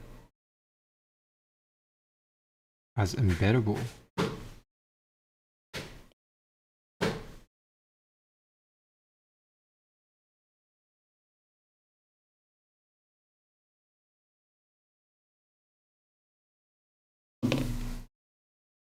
I gotta hold on, I gotta play around with this a little more. This is actually enticing.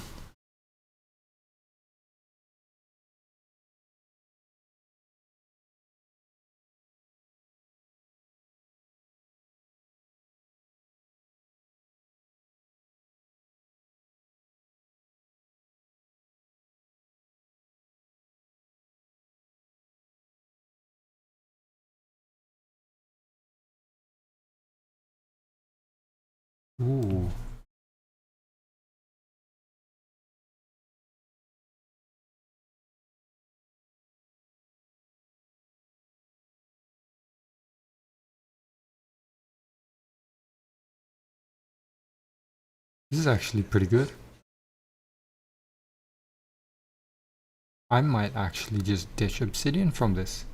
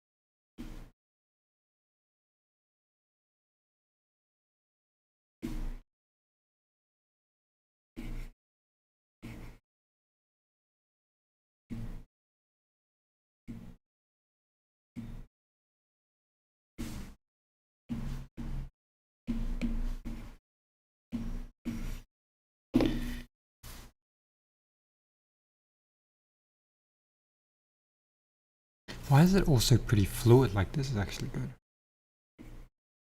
I'm gonna write my name here.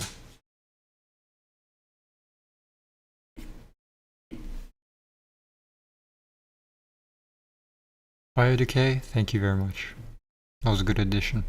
I think I'm gonna use this.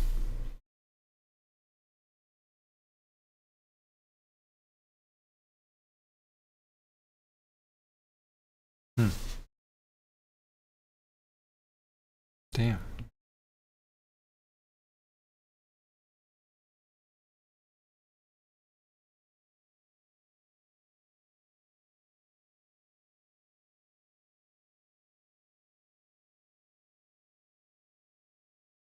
However, can you link it back?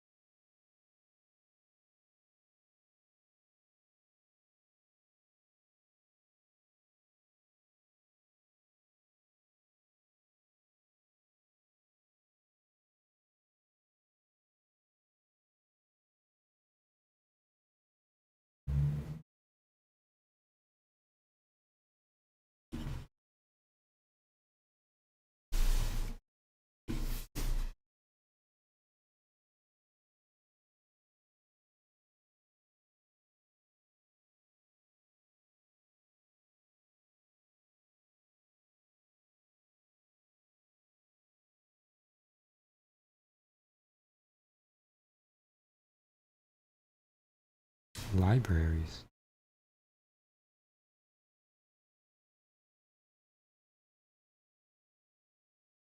Whoa, what was that? Holy V.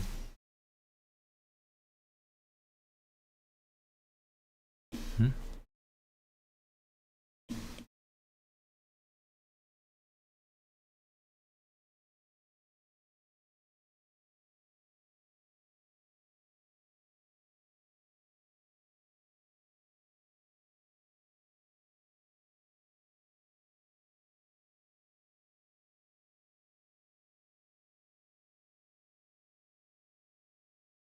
Let me add that file again.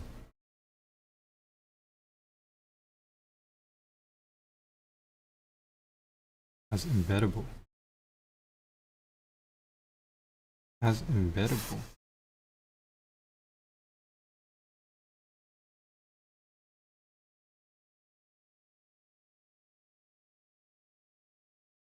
And as embeddable. You're telling me I can scroll?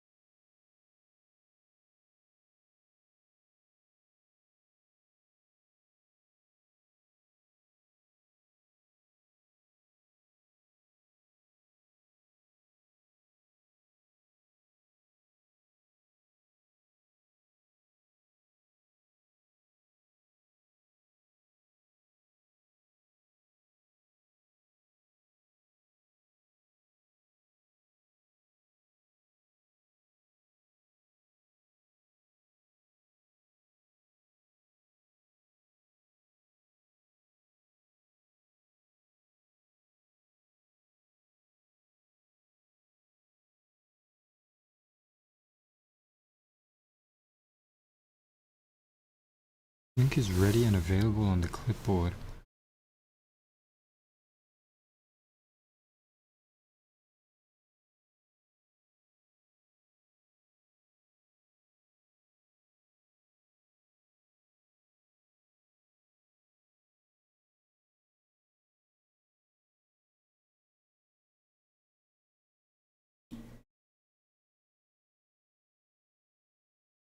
Okay, I need a new color draw just to test this out. Actually, no, I'll keep it here.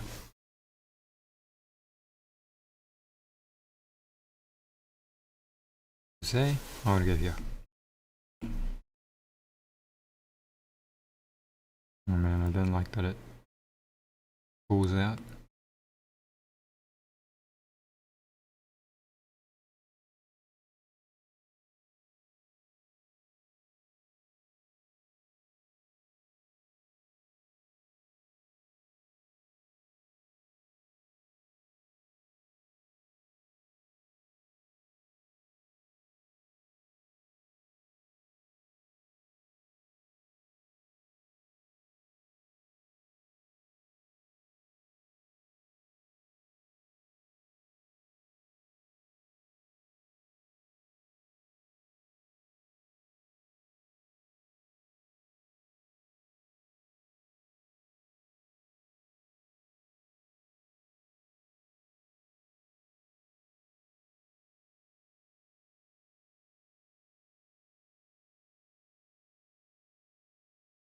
Hmm.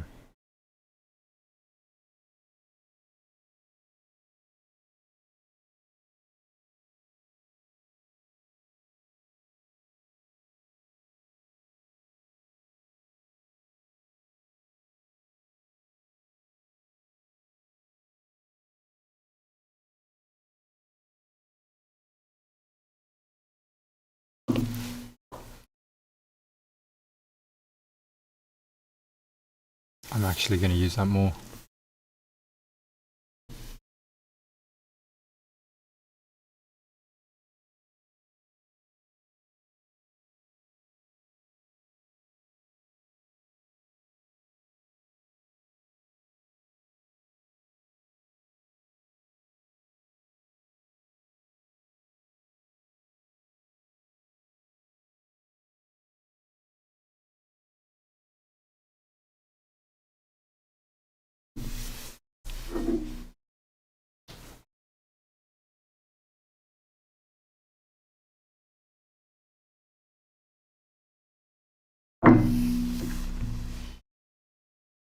Probably time to dish notability.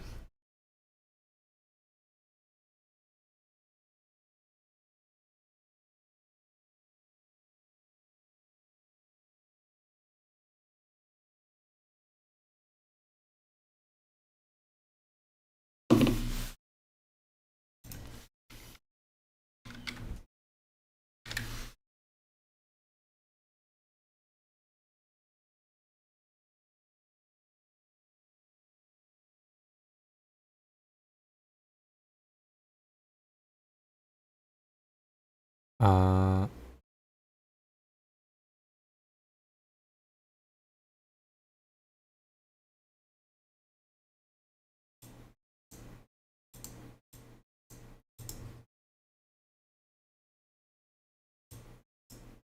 if I want an obsidian Excalibur features, there's a playlist. If you scroll down there, there's a numbered walkthrough of it.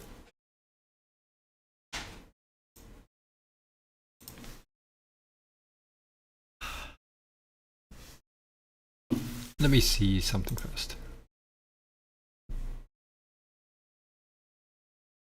I think I might have seen your thing a little late.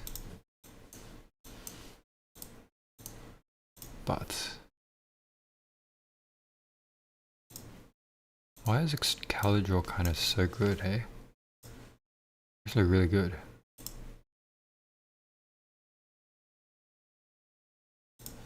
By far. Probably the best I've seen.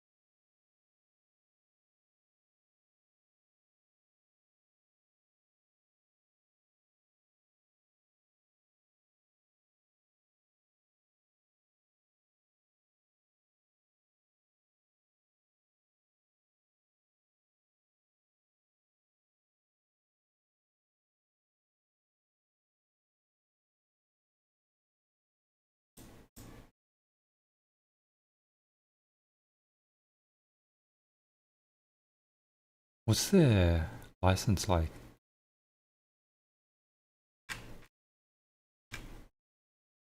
MIT licensed. Crazy.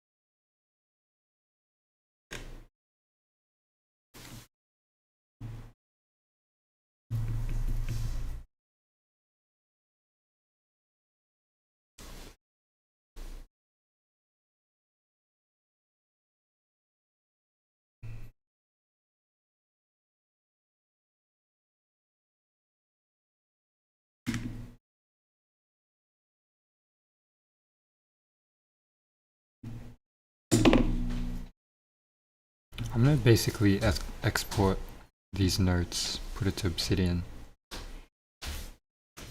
I think.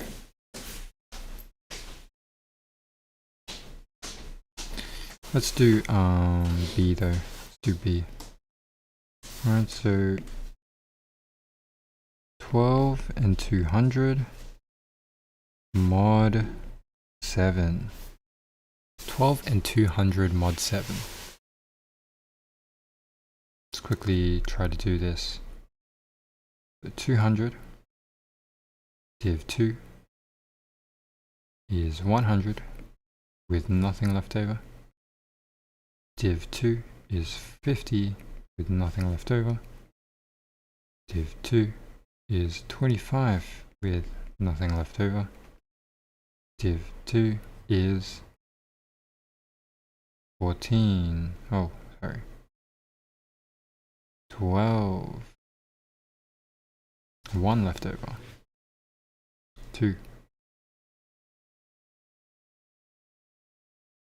6. 0 left over. 2. 3. With 0 left over. 2. 1. With 1 left over. And then that's where we end it, and we read up to know that the binary representation is 11001000. Wow.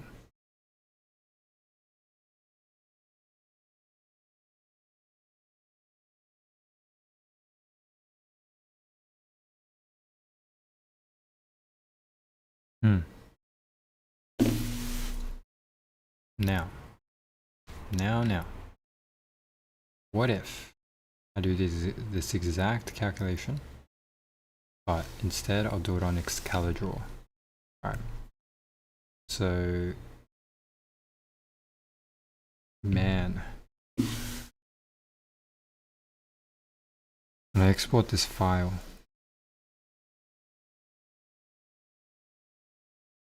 hold on, what's this one? How deep down the rabbit hole is this one? Not too deep. One's okay.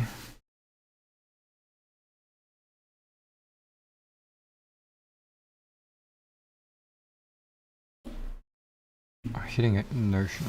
I'm hitting notability. Share.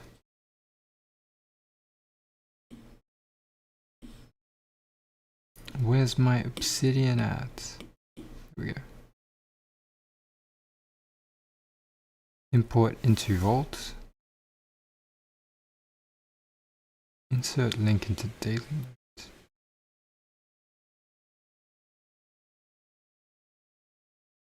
This is a PDF version.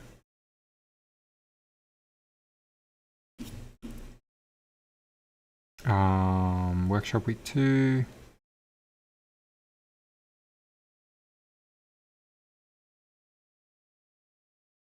Has to go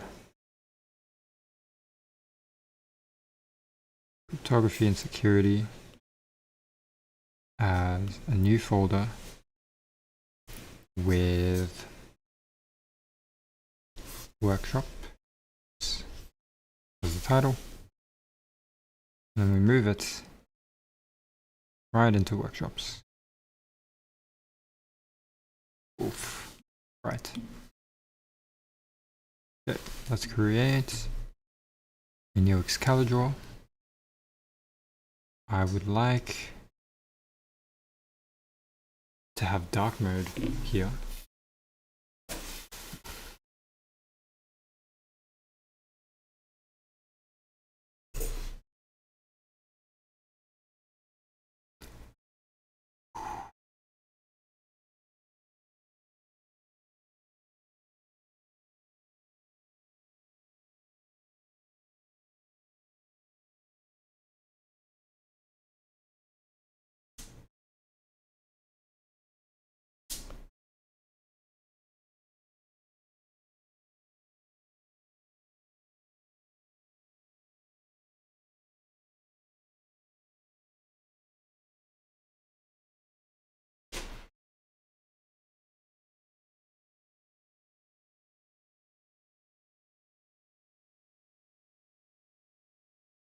There are quite a few applications.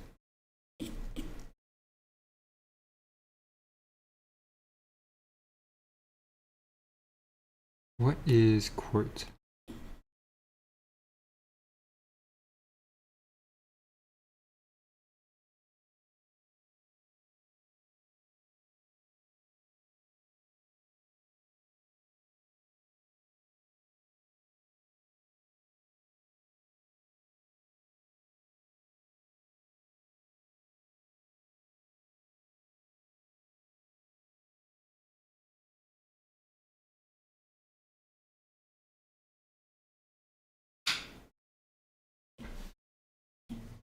So if I close this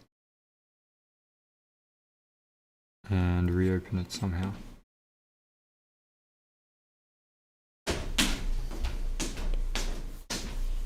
Where do I put him?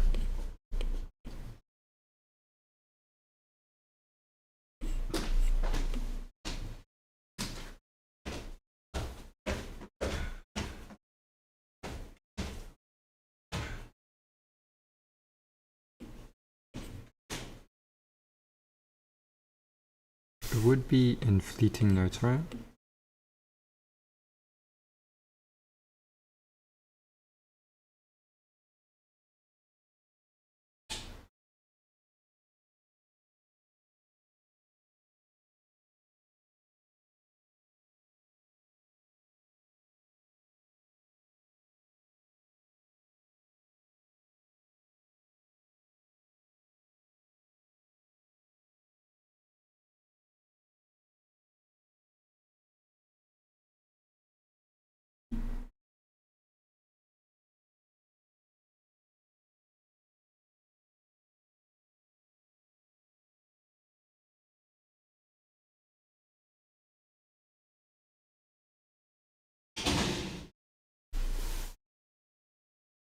Wow.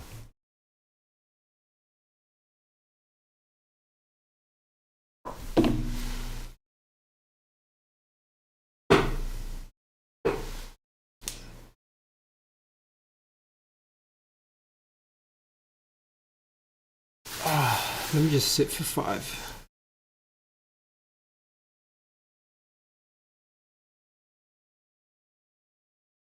My eyes are just getting tired from looking at the screen.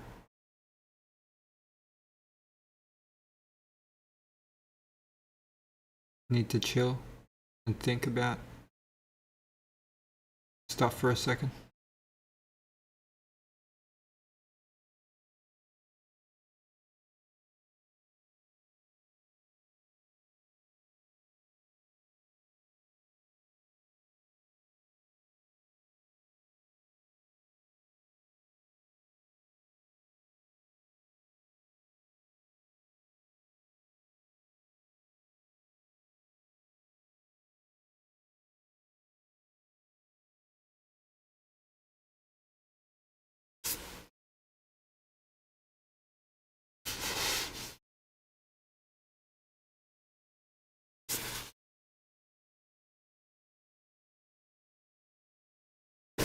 Okay.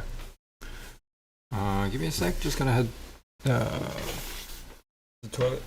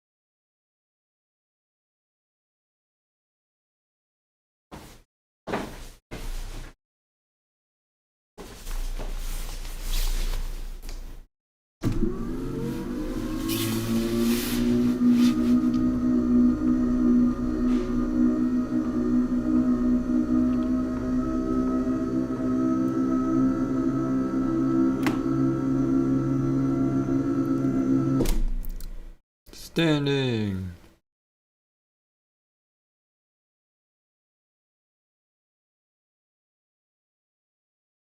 We stand.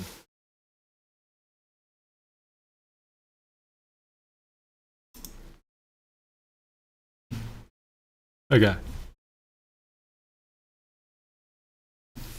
Yeah. It seems like Excalibur is pretty featureful. The written solution to this problem I want to write on Excalibur. By the way, this isn't question 1 anyway, so like it doesn't really matter.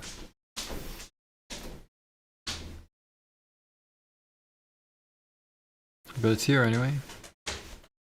And with all its goodness as well. I wrote some stuff there. But Excalibur.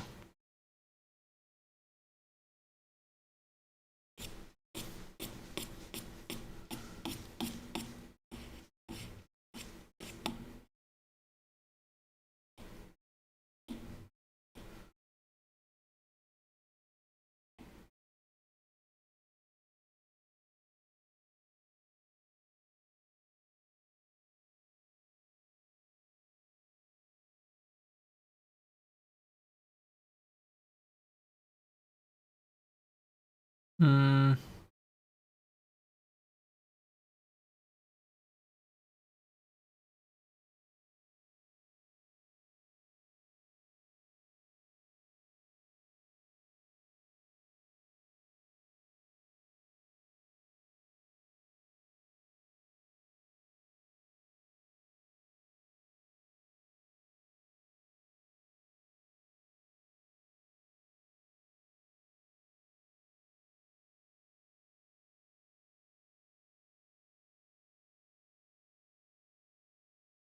Hmm.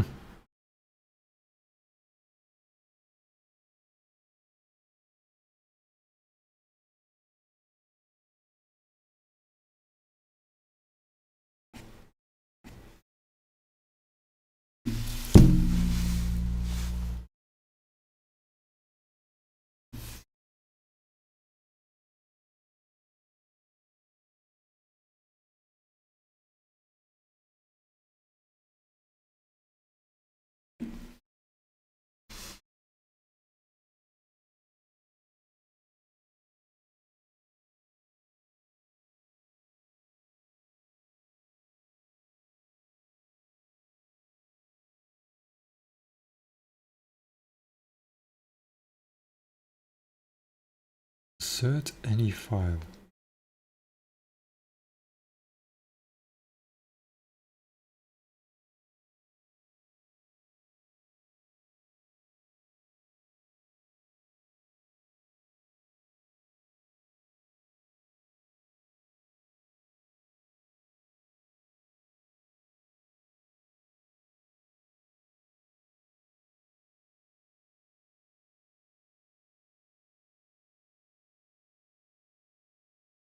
As embeddable and as PDF.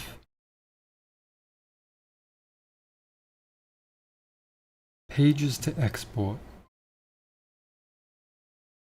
Add border box. Group pages.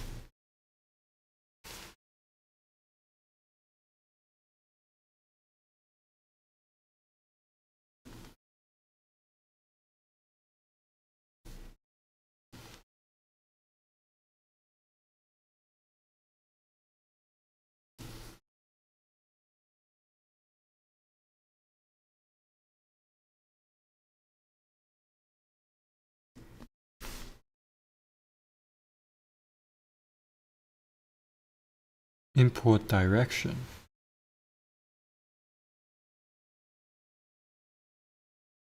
Number of columns.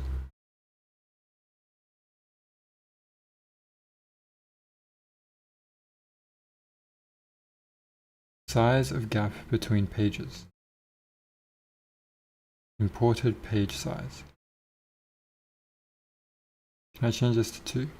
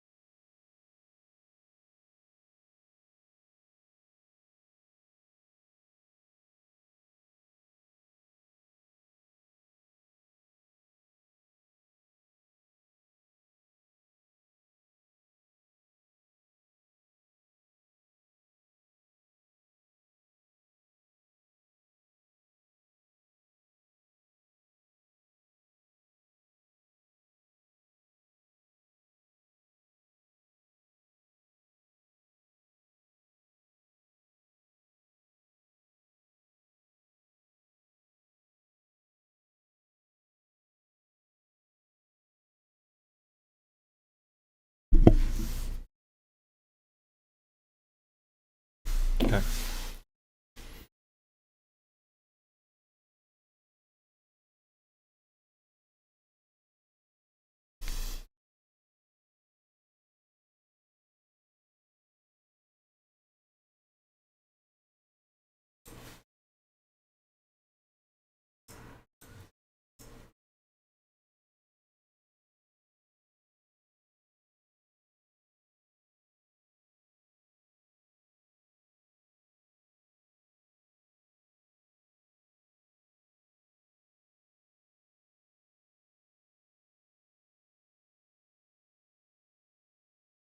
It can be written as x is triple equal to 6 times 5 the inverse mod 8.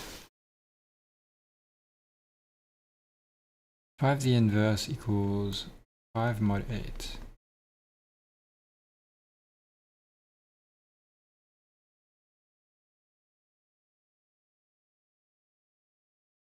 Am I convinced at all right now? I am brain fried from that, I think. So I'm gonna have to move on. Time to watch a lecture.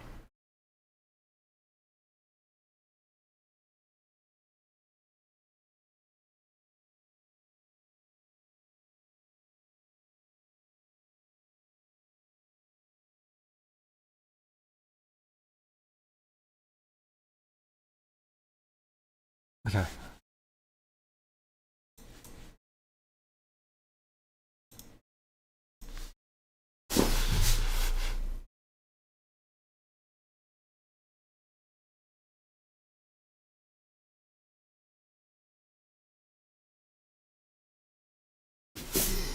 Gotta set it up.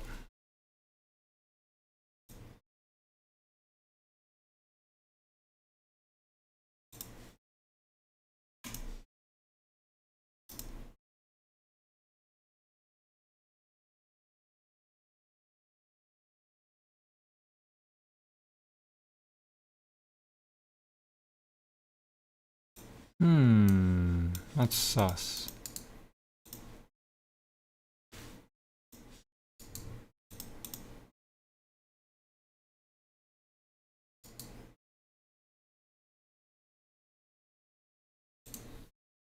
Oh man.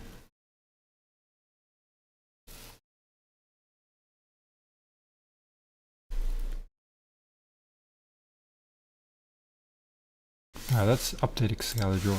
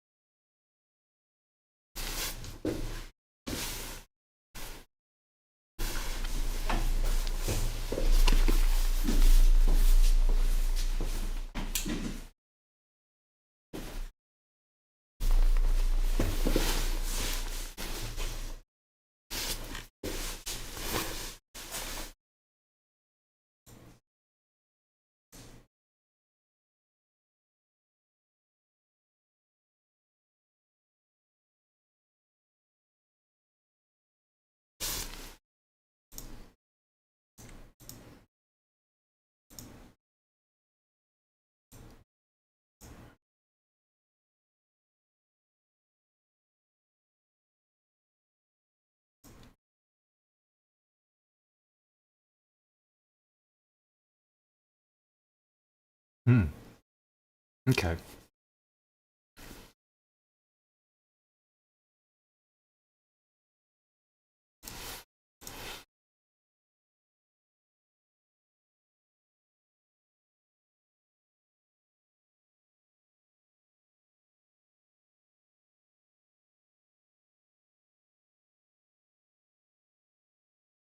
It would make things easier. I'm gonna do it. Just draw.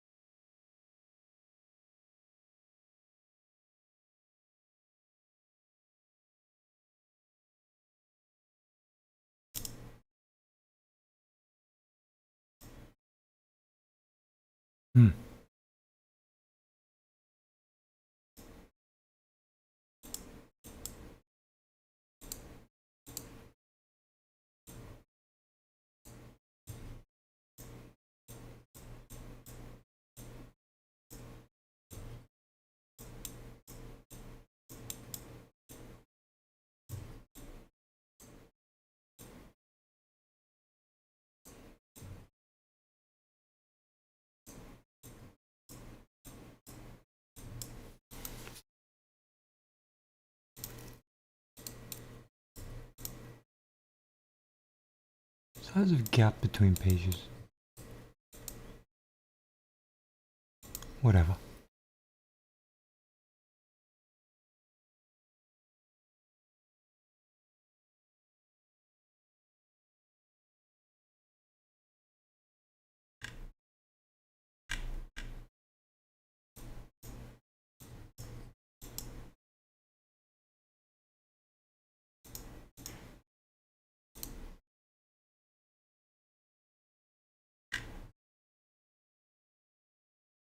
This isn't even it.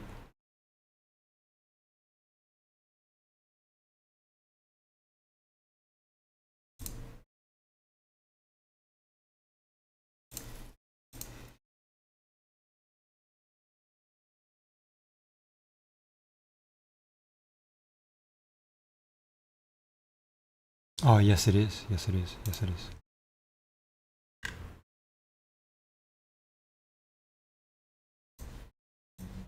Okay, finish watching that lecture now. Huh? Let's close some of this. What's this? I can close that. Close this, close this.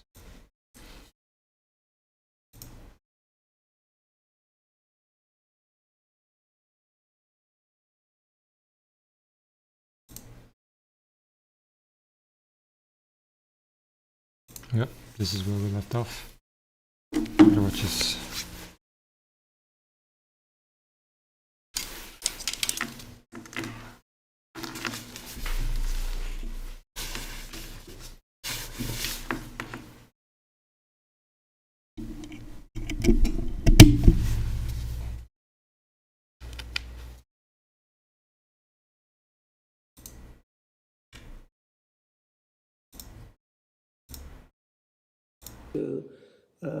weak to properties.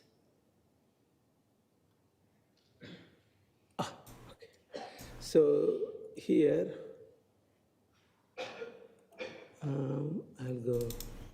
So this has, many repetitions also, but I think I have already, since I have already given in detail about modular arithmetic and the inverse modulo inverse yesterday, please go through that. And we also told you how extended GCD algorithm can be used to find the inverse modulo n, all of that. So now the second part of this is about, I'm going to introduce some new tool through which we can get to know better aspects of numbers, which will be used in subsequent lectures.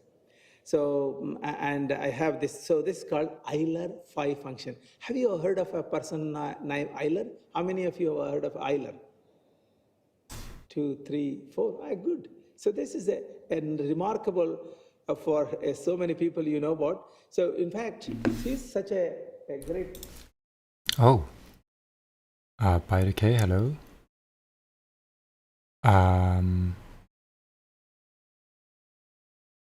Did you have group projects in your bachelor's, and if so, how did they go, and any horror experiences? Yeah.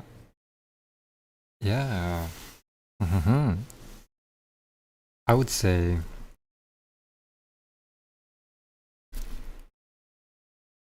it wasn't as bad as you thought it was. Actually, it's actually not as bad as you think it is. So, did I have any group projects?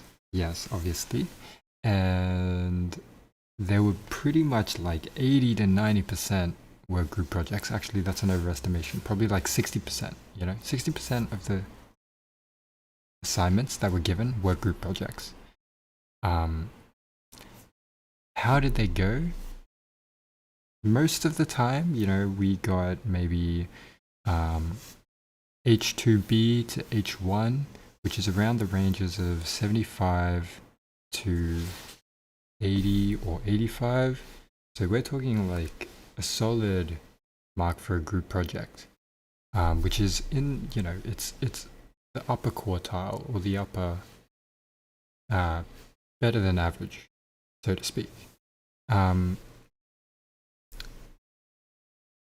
Yeah, so I guess there was one really bad situation where my teammate didn't know much at all, but I felt bad giving them any work. Not really that I felt bad giving them any work, but they were pretty lost, and I was like the one just to make it through for us. So that was probably like a horror experience. Basically, they didn't do anything at all during those projects, and I just did all of it. They were freeloading at that point, but I digress.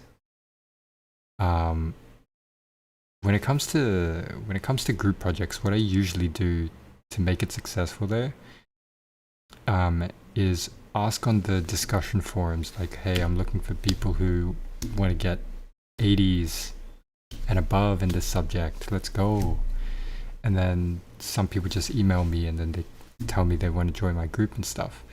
Sometimes I get quite a few people that want to join a group just by sending out that ed post.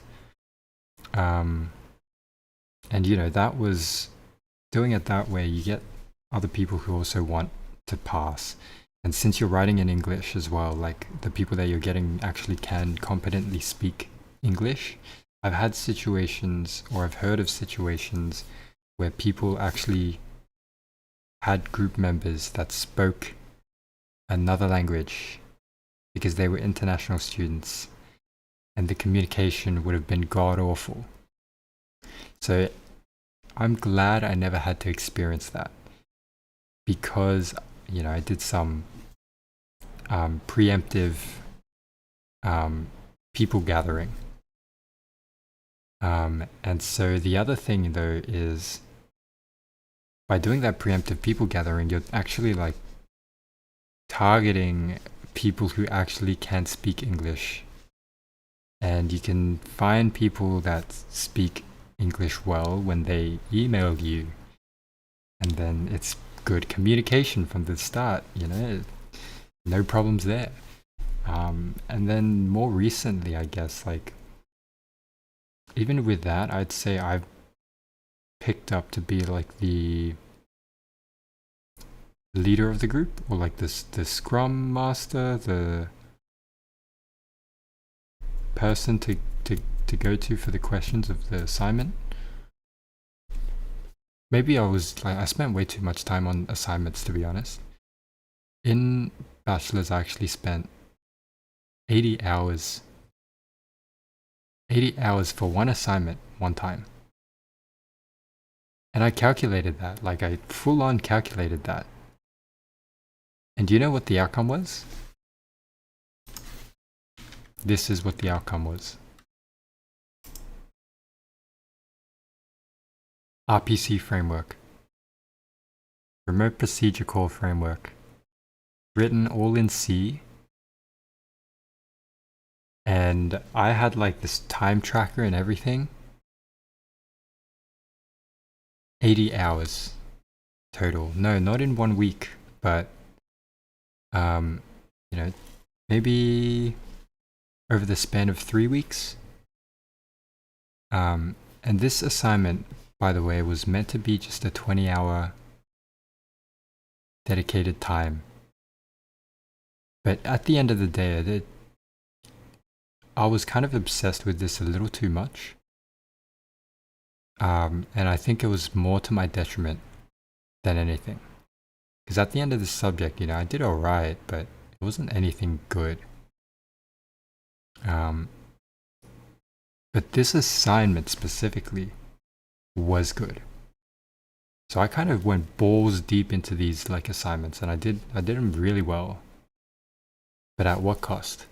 You're spending way too much time on it. I was just obsessed. What can I say?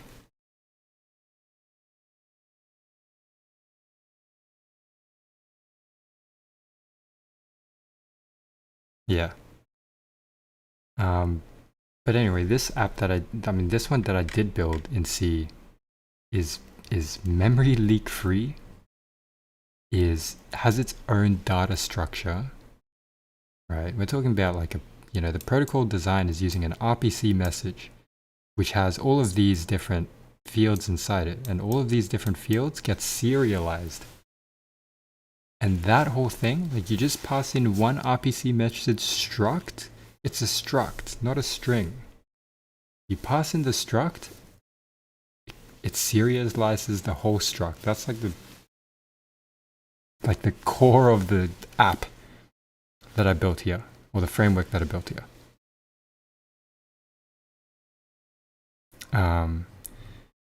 Hello, funny step BK. Can you tell me what's an RPC system? Good question. Basically, you have a server and a client. The client is basically like your local machine, for example, and a server is just a server on the internet, or just something that can connect to the internet. Some computer that can connect to the internet and receive, I guess, requests from a specific port. So the port's open on that server, and you have a local machine, which is your client. You send. Let's see. I can probably display this. Okay, pretend this is the page. This is the server. This is the client. Client. Server. The client is like your computer, right? You basically sent a message to the server, this was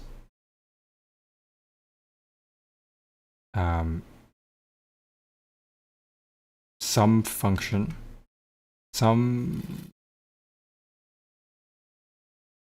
okay, you send some data to the server, okay? Just think of it that way. So you send some data to the server, and then the server gives you back the information that you sent the data for. But what information does the server give back? Well, you as the person using this RPC system can define the function that the server uses. And the function that the server uses, you can use the client to call it on the server. It's basically just running a function on a server and being able to invoke that function from the client.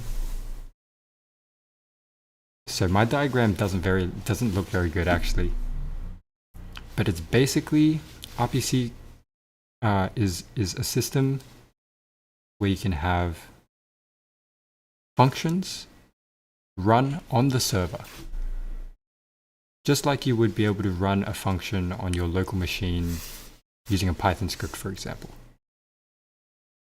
And so you can do that running that function on the server by making a call to the server. And how you make that call, that's a whole nother story. But this is all in C.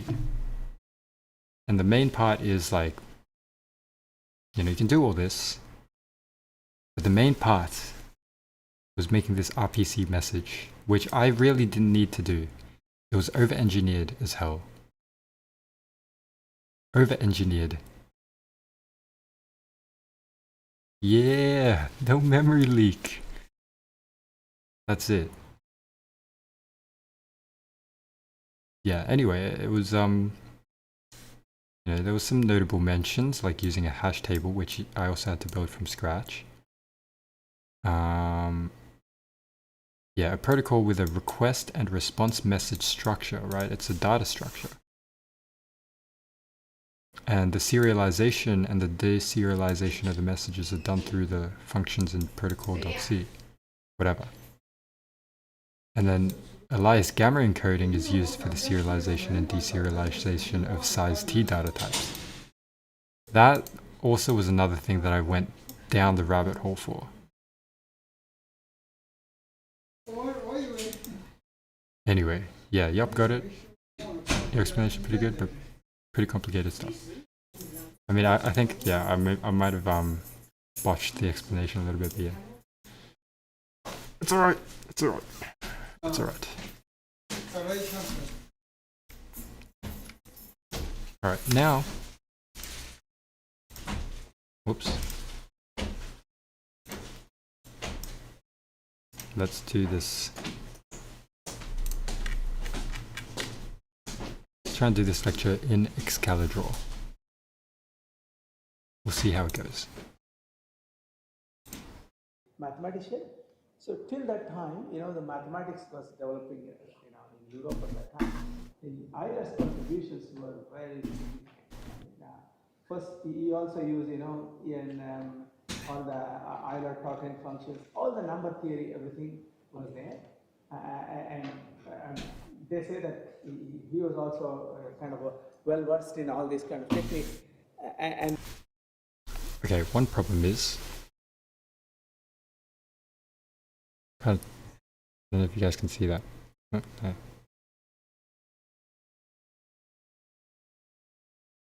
It says switch your Excalibur view to the more options menu in the document. Yeah, actually, it's just like the whole page is just not Excalibur. And if I try opening in Excalibur, I get like an error message.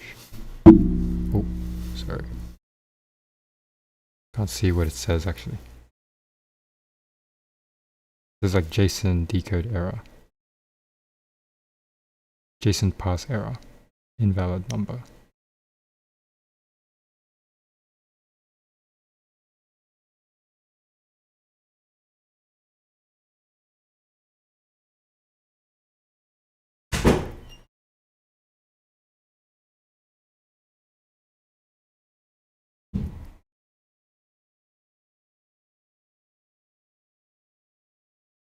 Okay, let's see, is the raw data. I feel like maybe I gotta just close and reopen. Maybe. I hope that fixes it. Nope. Maybe I gotta just update Excalibur. See. Maybe I gotta update it directly from here.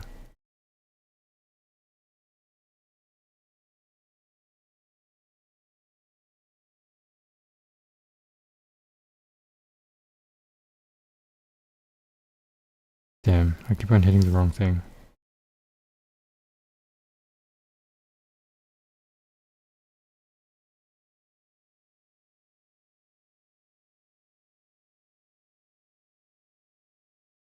Sure, successfully updated. Ooh, here we go, it's back.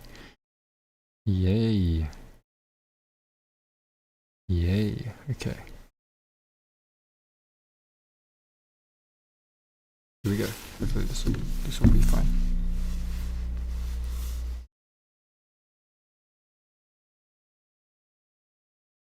So here we go.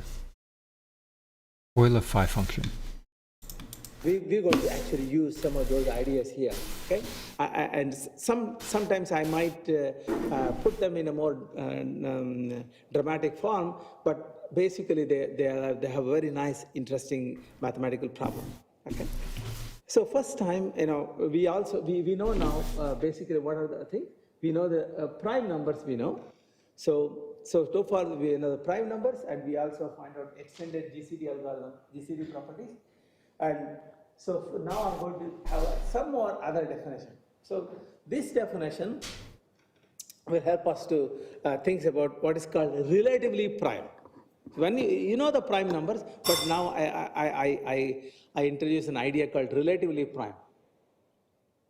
Relatively prime. Because why there, don't think that I'm just making, putting all this mathematics out of, just interest in mathematics. Because for the other topic in week 4, I would need them. So this is the kind of, so numbers A and B are relatively prime if greatest common divisor between is 1. So that's, that's by the definition. So take any two numbers and they are relatively prime because then you find out the greatest common divisor is 1. So, for example, you take number of 5 and 10, the greatest common divisor in this case is 5, they are not relatively prime, clearly indicating that, there is in fact 5 common between these two numbers, right? If there is only one common between and 1 is the smallest number, that's called relatively prime. Now, in particular, if I have 1 of them is a prime number, all the numbers below that, they have to be relatively prime, otherwise it will contradict the fact that that's a prime number. What did he just say? He's like... So let's say a number Okay, I gotta turn it up a then bit. all the numbers before that, leave out the 0. Hold on, I gotta go back a bit as well. Now that's called prime, clearly indicating. And before I even do that, actually...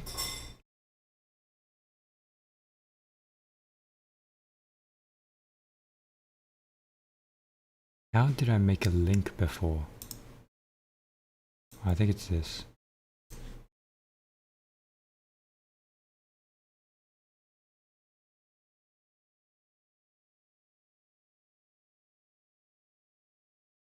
The file.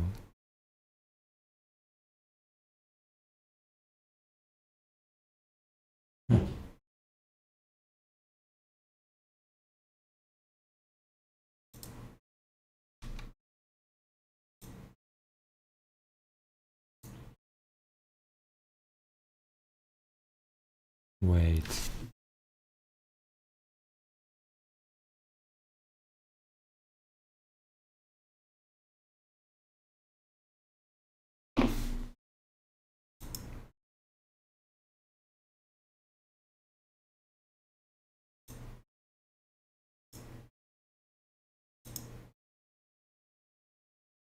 Select an image element. Or select a text element that contains an internal or external link.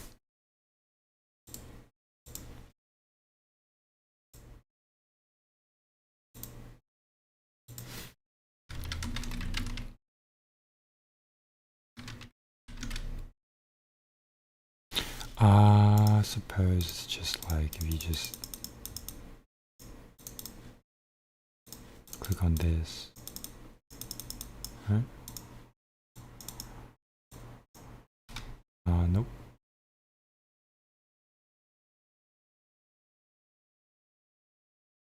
Put image. Yo. If I drag this around, does it also drag elsewhere? Nope. Okay.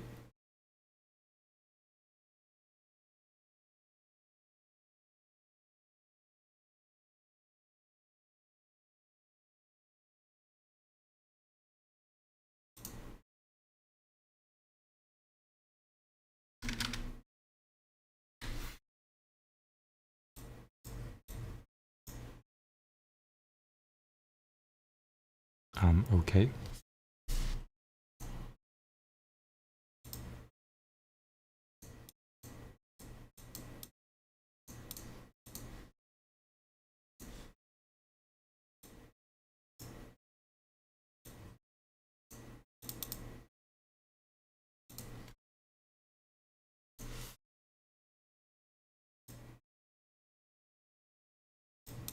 Okay.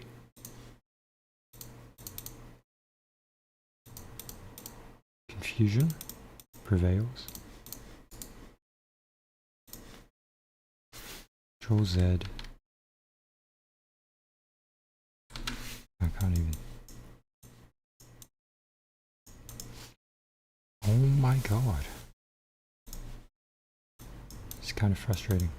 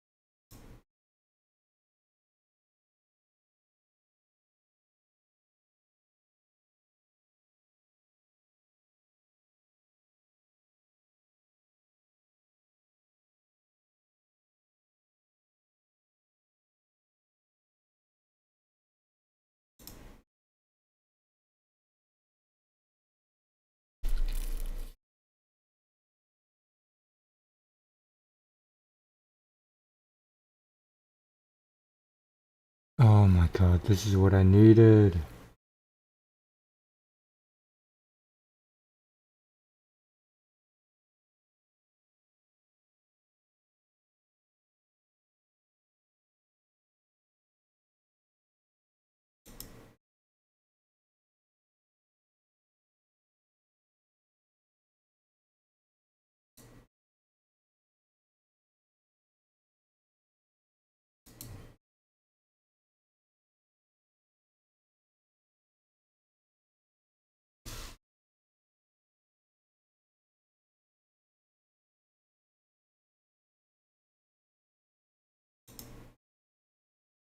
Oh my god. I understand now. I think, at least.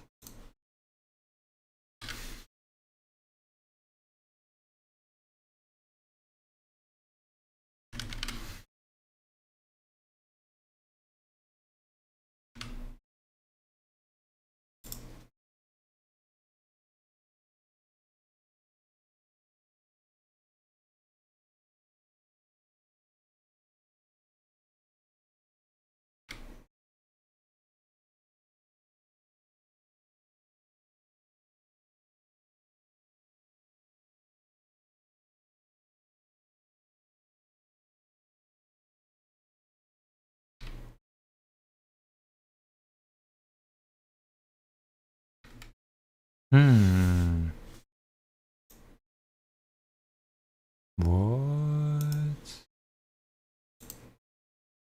What?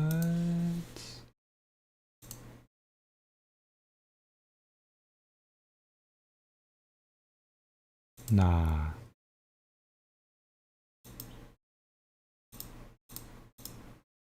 What's happened?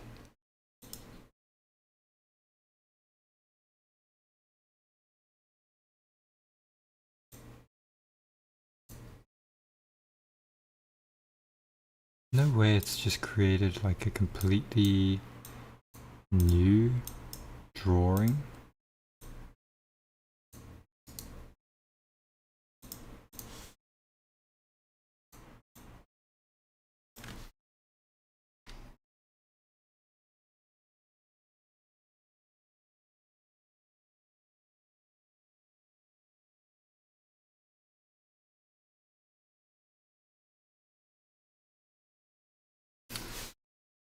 Damn. Maybe I didn't copy it correctly.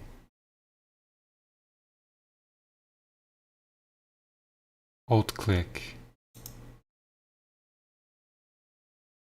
Alt click.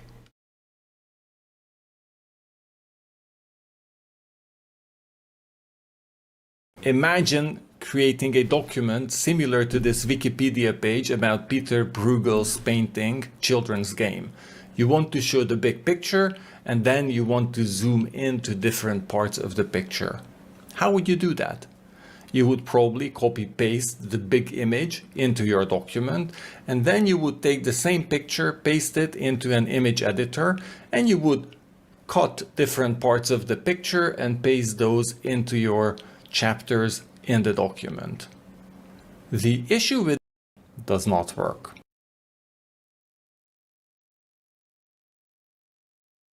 I want to show you a potential source of error or issue that you might face. If I copy the block reference for a non-text element, say for example, I copy the block reference for this rectangle, and I paste it here into my document, like this, and I put an exclamation mark, Obsidian is going to throw an error because this block reference cannot be found. Everything is good. This block reference from Obsidian's perspective does not exist. However, if you write group in front of it, then the group will be transcluded. And if I switch back in settings to SVG mode, and I wonder if you can guess what's going to be the difference between the group and the area transclusion. You guessed it right. The blob in the bottom corner will be visible because now I'm not transcluding the group of elements, but I'm transcluding with a bit of padding this area of the drawing.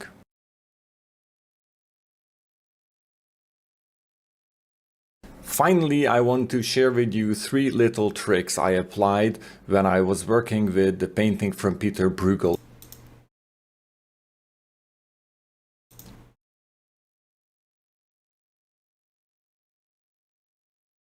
We all love to have options, but too much choice can be overwhelming. Who's that? She-you-Layson. Hello, thank you. Thank you for the follow. Before diving into the details, I wanted to show you the different options you have for embedding a part of an image into a Markdown document. Why are we buffering? Why are we buffering? Imagine creating a document. Man, okay, or diving into the details, I wanted to show you the different options you have for embedding a part of an image into a Markdown document. There are 3 ways to embed your images. First is the Markdown text embed, and this is how Excalibur worked until today. When you referenced a text element or a section, it simply embedded the relevant text content of that text element. Then you can embed a text area, which means that the text element and its surrounding area is embedded. And finally, you can embed an element group, which means that the group to which this element belongs will be embedded, but nothing else from the image is going to be embedded. You have two types of references. You have the block references and the section references. And finally, XColorDraw offers you two ways to embed drawings into your Markdown documents: SVG files or PNG files. SVG is the default, and some of the features that we are going to be talking about do not work with PNG files. So let's walk through a simple example. Man. So let's look at this permanent note from my Zettelkasten as an example. I recorded this note as I was preparing the book on the page for how to take smart notes. Sure. And as you can see in the source, I'm referencing this idea: open tasks tend to occupy short-term memory. This is actually a reference to a text element on the drawing. If I control-click on this, then indeed the book on a page opens and I'm taken immediately to the text element, and of course I can zoom out to see the whole picture. With the new feature in XColorDraw, you can do two things. One, I can add area equals to this block reference, and when I do that, this will include the part of the image that contained the reference text element with a bit of a padding around it. Now, if instead of area, I include the keyword group, in that case, my block reference is going to transclude the block of which this text element is a part of. So if I click on this block now, it will first of all bring in the entire block. And if I click here, you can see that this text element that I was referencing was part of a bigger group, and that bigger group included the waiter. And this will remind me of the example that Sönke highlighted in the book. So this way, a block reference to a text element in your drawing can be displayed three different ways. You can use the group selector, and then you will get all the elements from the group in which this text element is presented. You can use the area selector, in which case you will get a cutout of the document where this text element was shown. And finally, if you don't include any of these two keywords, then you will get the text element itself. All right. So let's look at another example. All right, I get it. I finally get it, but so none of this, I highlighted nothing basically because there was no blocks except for the block of actually this this page. So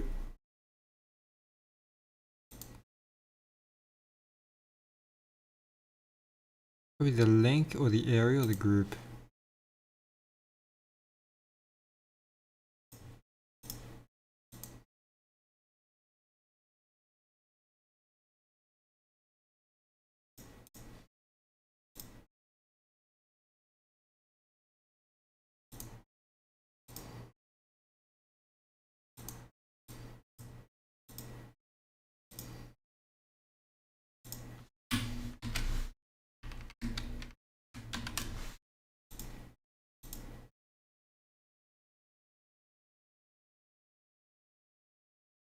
I copied the area, did I?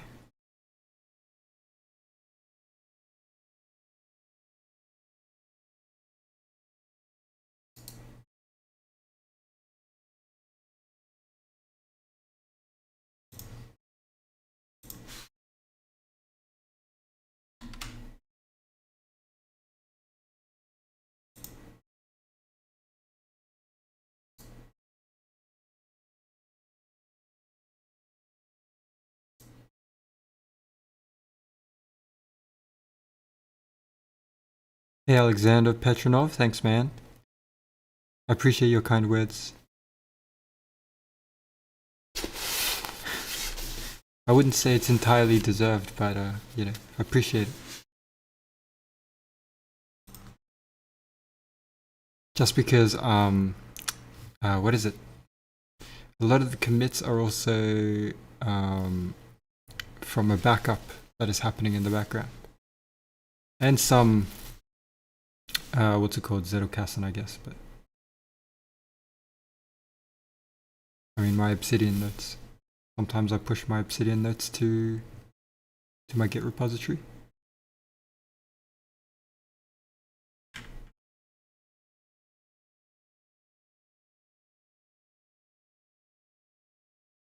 Actually, I lie.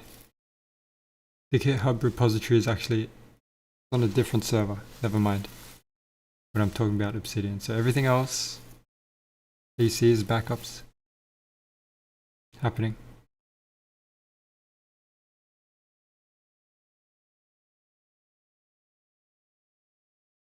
That's not good. Right click. Ungroup. Sure, ungroup. Okay, I can select area. Close. Go back. Control V.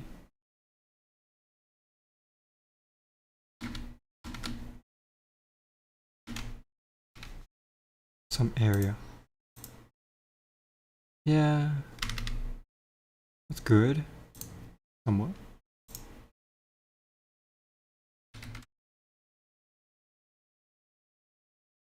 I use JS for DS and algos. Am I cooked? I don't know. Are you cooked? Do you think you're cooked? I feel like you'll be fine. But up to you. If you're good with JS, then do it.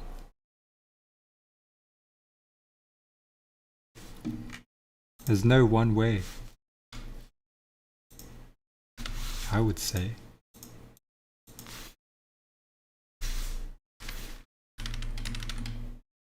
Okay.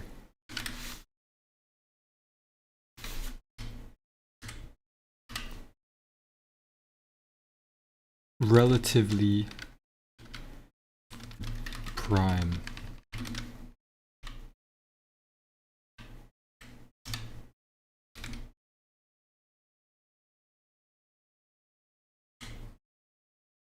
What does it mean to be relatively prime?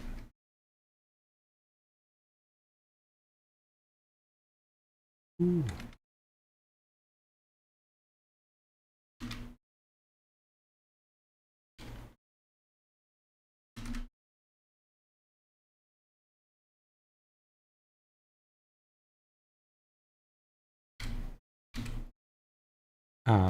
And then I'll write basically when GCD of A and B is equal to 1, then A and B are relatively prime.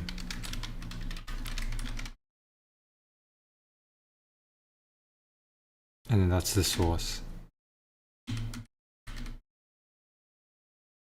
Not bad, not bad.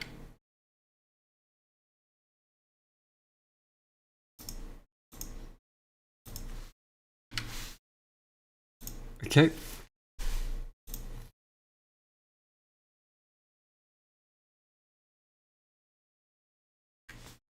Okay. I don't need to be on this page. Alright, back at it.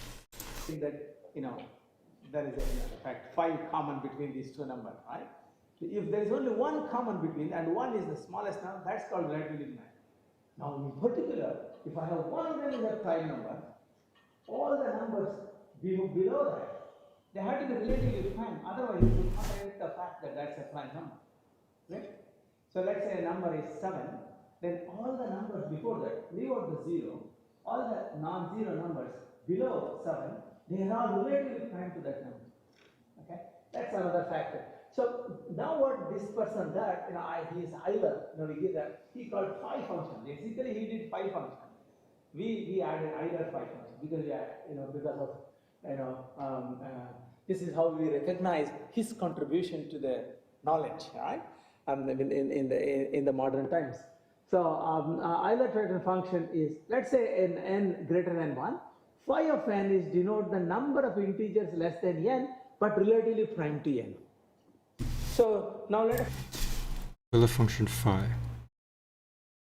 Euler totient function. Totient function. Euler phi function or Euler totient function. For an n is greater than or equal to 1, let phi of n denote the number of integers less than n, but are relatively prime to n. Ooh. Mad. So let's say n was 3. 2 and 3 are relatively prime. 1 and 3, I don't know. 1's not. Is 1? For n is greater than or equal to 1. So you choose n. Say 1. Denote the number of less than but are relative prime to n. 1 and 1. Well, it has to be less than n. So there's none. So phi of n is phi of 1 is none. Maybe, I'm guessing. Phi of 1 should be 0, I'm guessing. So reduced set of residues mod n. If phi is greater than 1, greater than or equal to 1, reduced set of residues. Reduced set of residues. Rn is defined as a set of residues modulo n, which are relatively prime to n. Is the set of residues modulo n, which are relatively prime to n. Okay, we'll see. So example, 5, 6 is 2 because 6 can be 5 and 6 are relatively prime. 4 and 6 are not. 3 and 6 are not. 2 and 6 are not. 1 and 6. 1 is relatively prime. So 5, 6 is 2 is correct. So GCD of 1, 6 is 1. GCD of 2, 6 is 2. GCD of 3, 6 is 3. 4, 6 is 2. 5, 6 is 1. GCD of 1, GCD of 1. And R6 is 1 and 5. Right, okay. And hence phi 6 is equal to 2. Residue set of residue modulo n. I don't get why, okay, I have to understand why mod n is important here. But I understand that the reduced set of residues Rn is defined as the set of residues modulo n which are relatively prime to n. I get that it's the set, right? Of 1 and 5 here. But why mod n? What really does it mean? Like, I can see what it means visually. But I kind of can't read into this any further. Let me hear the explanation. take a number like 7, and I want to find out the number phi of 7. So 5, 7. how many numbers? This is the total number of integers less than 7, but relatively prime to 7. 1 is relatively prime to 7, 2 is relatively prime to 7, up to 6 are relatively prime to 7, right? So phi of 7 is 6. Is that clear? Wow. So in particular, if I have a prime number. So phi of 3. So phi of 7. 3 and 7 is Greatest common divisor is 1, that's relatively prime. 4 and 7 are relatively prime. 5 and 7 are relatively prime. 6 and 7 are relatively prime. So all of 1 to 6, basically 6 elements,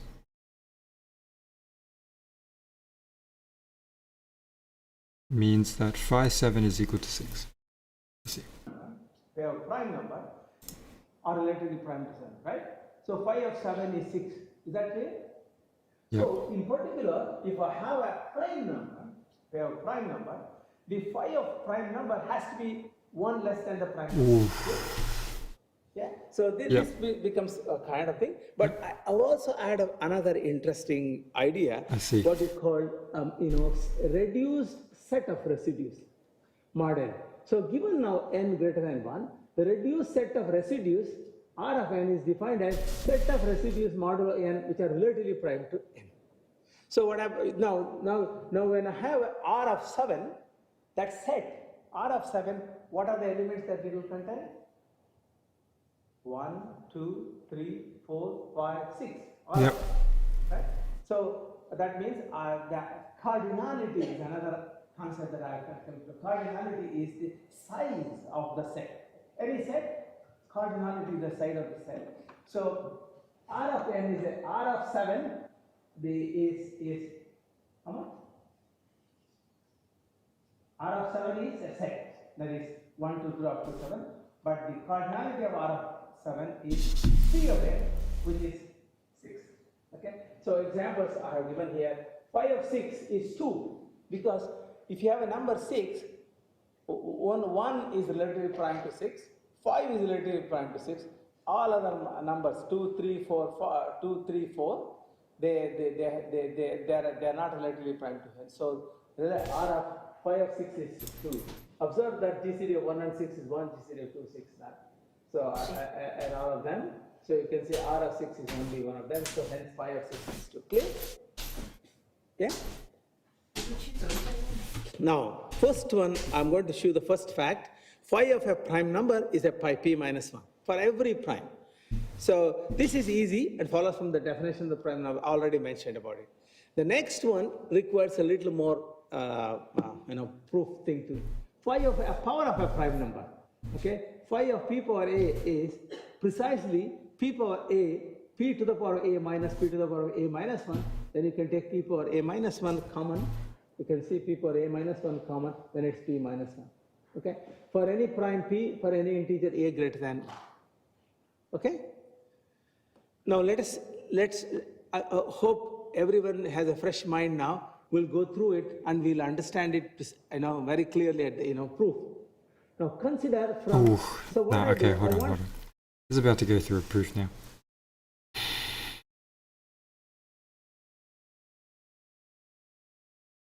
Let's see.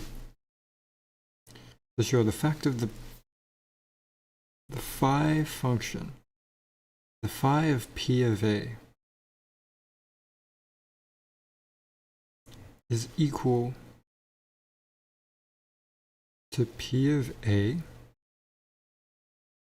minus p of a minus 1.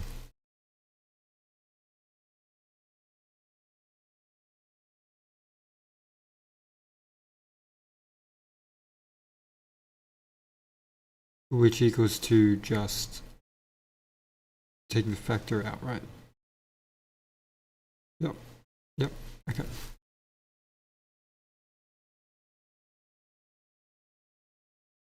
So then let's read this before he actually talks through it, because then I wouldn't understand.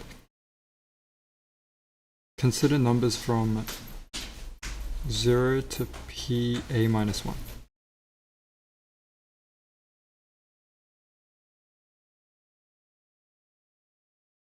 Then only numbers which have some common divisor with pa are those numbers which are multiple of p.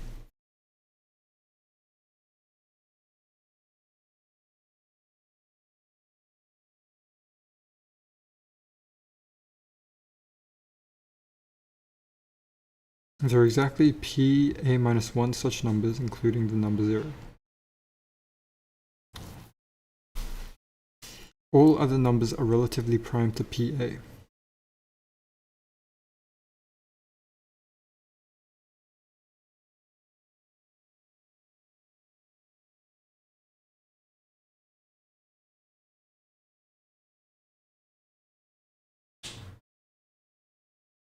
Let me underline some stuff here. Okay. So consider numbers from 0 to PA minus 1. Sure. Then only numbers which have some common divisor with PA are those numbers which are multiples of P.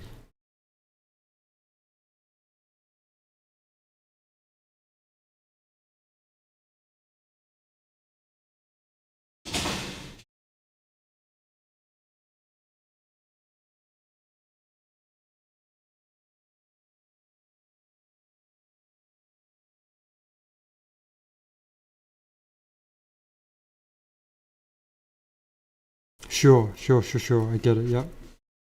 They're exactly PA minus 1 such numbers, including the number 0.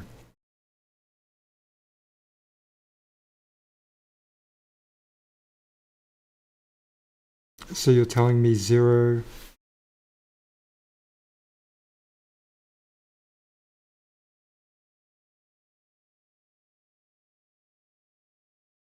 Yo, that's an update real good, okay. I'm kind of, too hectic. Zoom out a bit.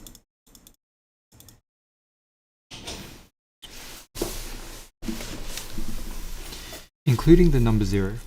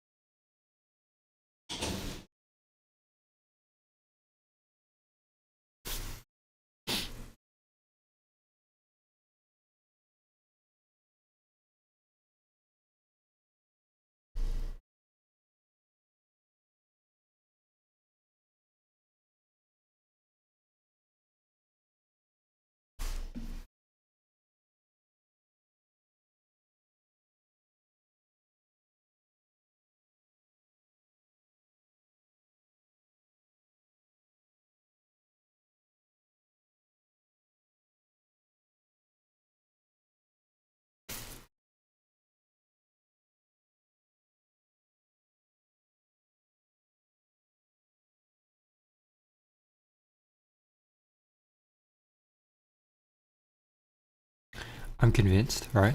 That's fine. But they're exactly PA minus 1 such numbers.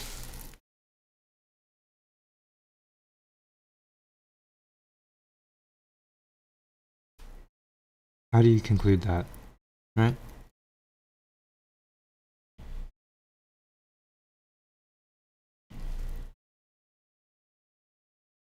How do you conclude that there is exactly PA minus 1?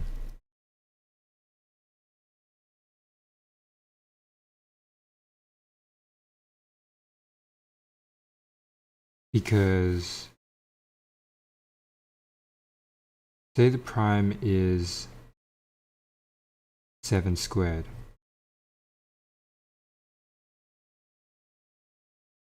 That'll be 49.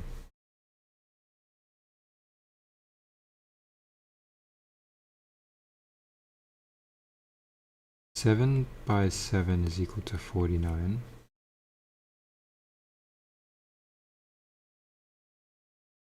One by 7 is equal to 49. What? What am I saying?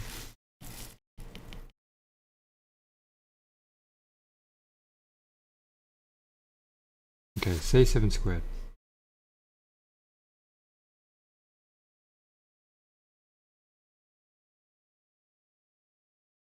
Zero times 7 is equal to 0.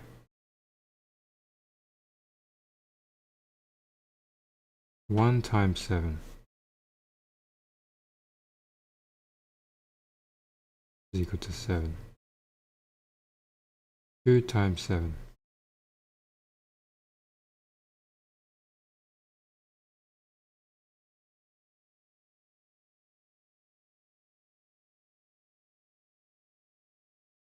that's not it either.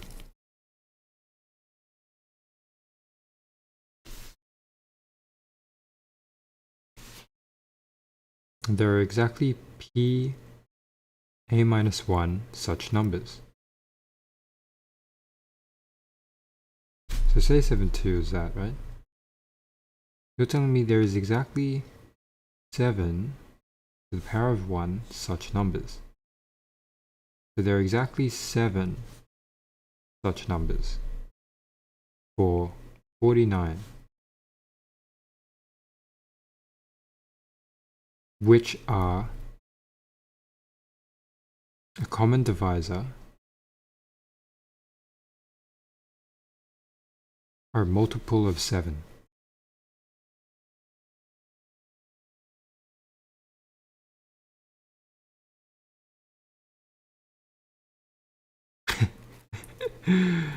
I am literally enumerating the numbers.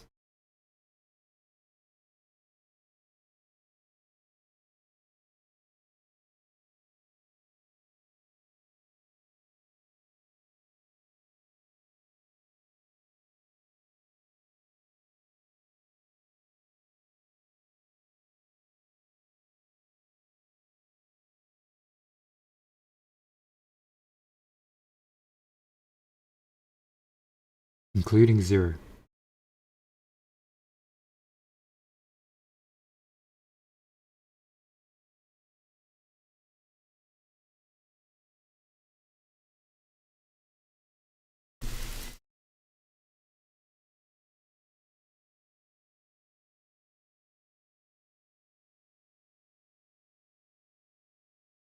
Damn.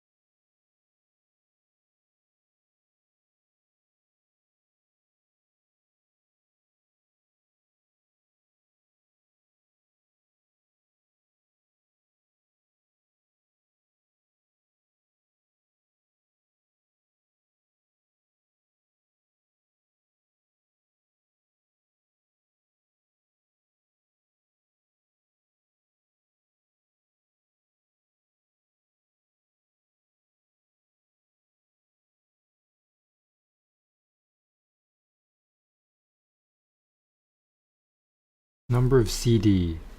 Is that like gonna remind me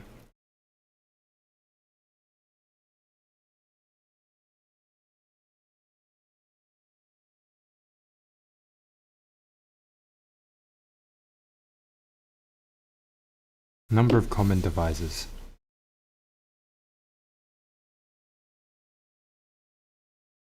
Okay, with that understanding, okay, so there are exactly PA minus 1 such numbers, including the number 0.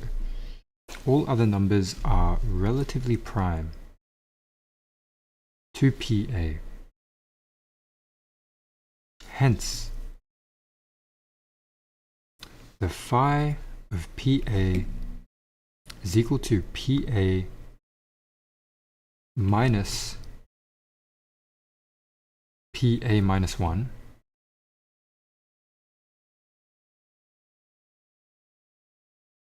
and we said that was PA minus 1 as needed. Literally it's just by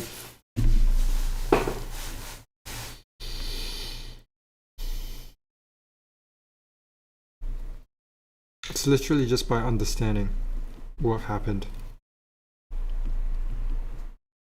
Example, phi 8 equals to 4. The number which are multiple of 2 are 2, 4, 6, 8.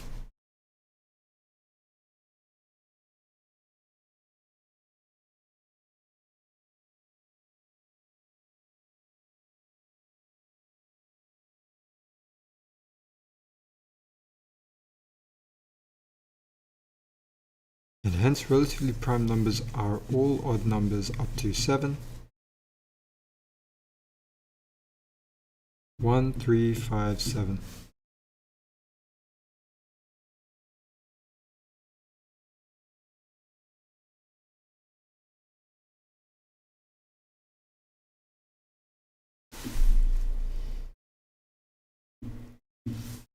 Okay, phi 8. So phi of 8 is equal to 4 because 1 times 8, so 1 and 8 are greatest common divisors of 1, so they're relatively prime. 2 and 8 are not relatively prime. 3 and 8 are relatively prime. 4 and 8 are not relatively prime. 5 and 8 are relatively prime. 6 and 8 are not. 7 and 8 are. That's it.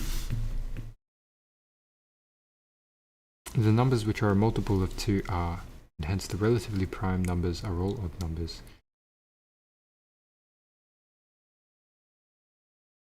Right, because you're saying here that talking about multiples of 2 because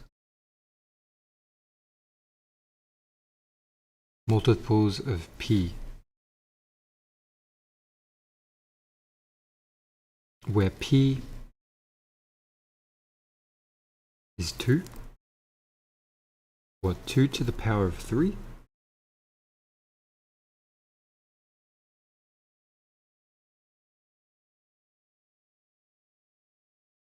If it's 2 to the power of 3, so let's write this out a little more as well again. Alright, so underline. Hey, I'm actually really loving Excalidraw here, by the way. Biodecay, thank you very much for introducing me to using Excalidraw for note taking. I'm just saying that's really good. I appreciate it. Actually very helpful.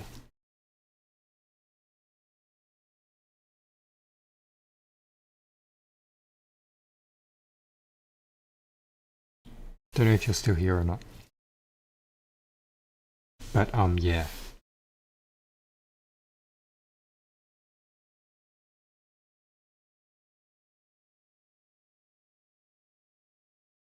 I gotta charge my iPad.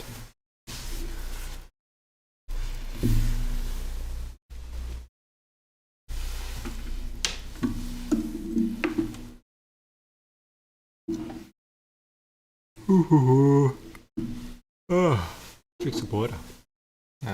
Actually, I'm gonna just get some water. Be right back.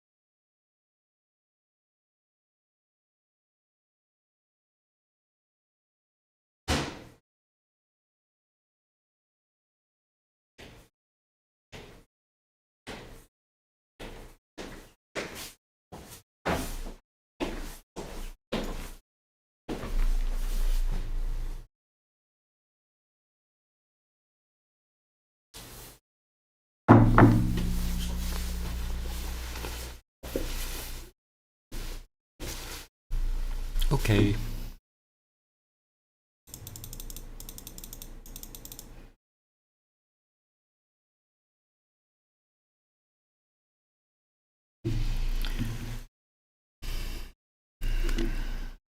I'm basically gonna write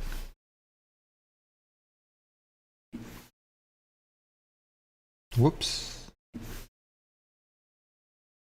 This is technically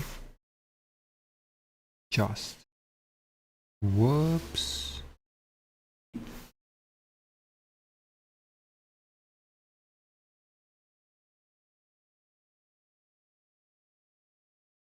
Phi of 2 to the power of 3. And we're saying that's equal to 2 to the power of 2 by 1.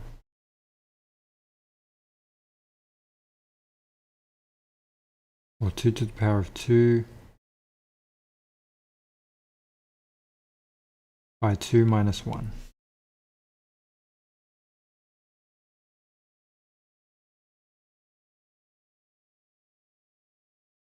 Let's just move this a bit.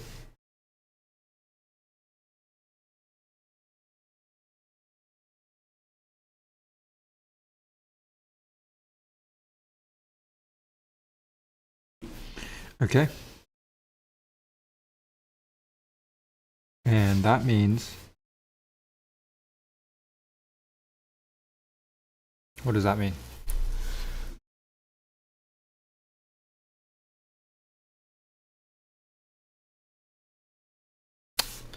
Ooh, biodecay, hello. How long are you studying for? I'm gonna go for maybe another hour or two. Maybe around 8 p.m. But you know, I still gotta eat. So between that time, I'll still be eating as well. So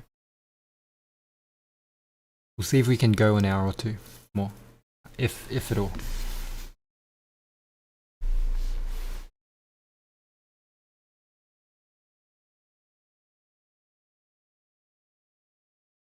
Which is equal to 4.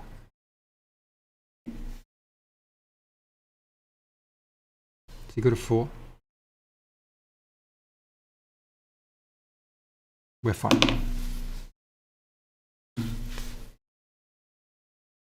I'm just procrastinating instead of studying.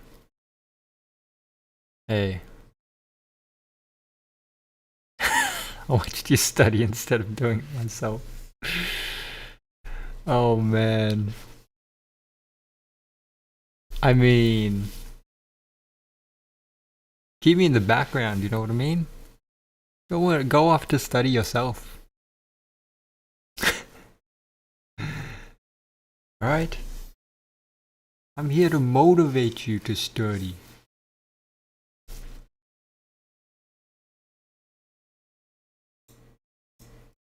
At least I hope.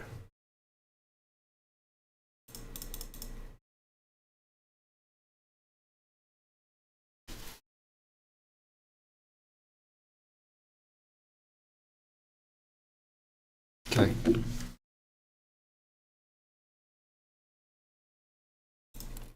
Now, I want to count all, what is the definition?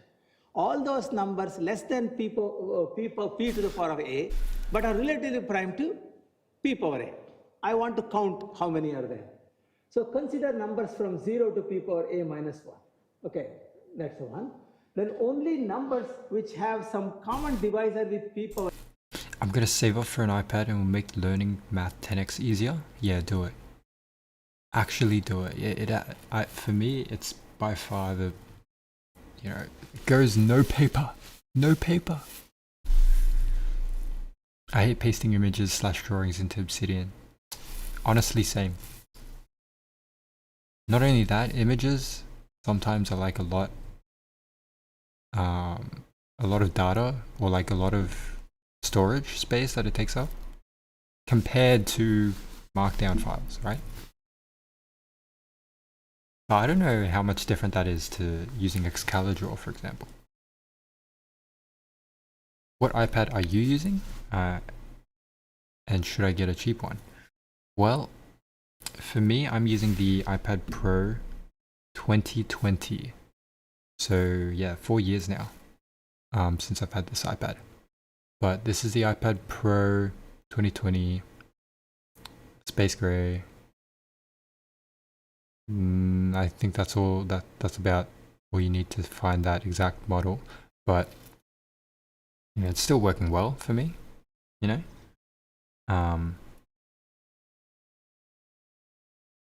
But I would still tell you to get a smaller iPad. I had this 12 point. Okay, that's the other thing. This is a 12.9 inch. And I would actually prefer to get the 11 inch. Because the 12.9 inch is a little hard to carry in your hand. So, you know, you always have to keep it down. You always have to keep it on the desk. So I would say go for an 11 inch and save some money as well, you know? Don't buy like high storage capacity for your iPad. It really doesn't matter. At least for me, it doesn't matter. I don't know how things will change if you say have like 100 gigabyte Obsidian database or Obsidian folder. That would probably be, you know, that'd probably be intense. But you shouldn't have 100 gigabytes worth of writing in your Obsidian database. You're using Obsidian for doing notes on textbooks, but I draw a lot of math and it's annoying. Yeah, I see.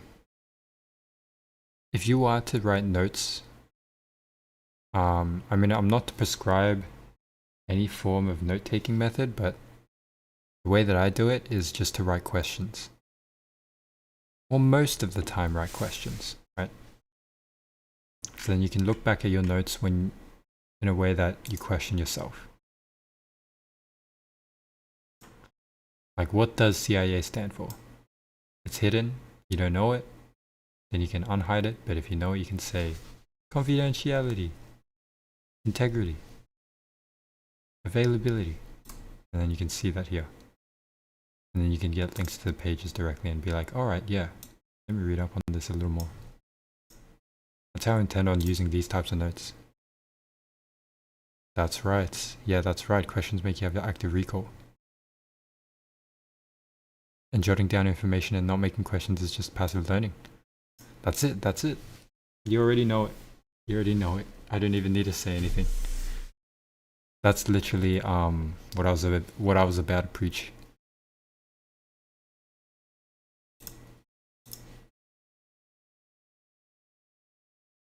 But you got it in the bag. I do want to say though, you know, this Excalibur thing is way better than just using Obsidian.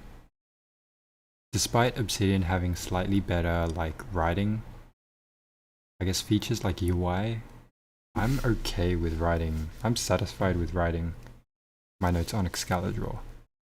Arguably Excalibur's like writing, like actual writing is smoother and looks smoother than Notability's. So that's something I'm happy about, you know, with Excalibur. But not only that, you can write notes out to the side of the margin of the lecture slide. You know what I mean? What is it? So I read it from a book called Mind for Numbers by Bravo Oakley, I think. I've read that book too. Man, I've read that book too. It's good. It's a really good book. What are some things I should learn before starting my degree? I was thinking latex, Vim, key bindings. Yeah, I mean, you don't really need to learn latex. You can just search online I mean, you can learn the basics, like really basics, like, you know, using dollar signs and stuff to start and end the latex sections, but then that's pretty much all you need to know in terms of latex. Vim key bindings, do it when you're using Obsidian, and you're good. And but what other things you should learn before starting your degree? I actually wouldn't know, to be honest. Your course apparently needs latex and overleaf, sure. To write assignments, sure. What's your course exactly? Like, what are you majoring in? Or what's your bachelor's of?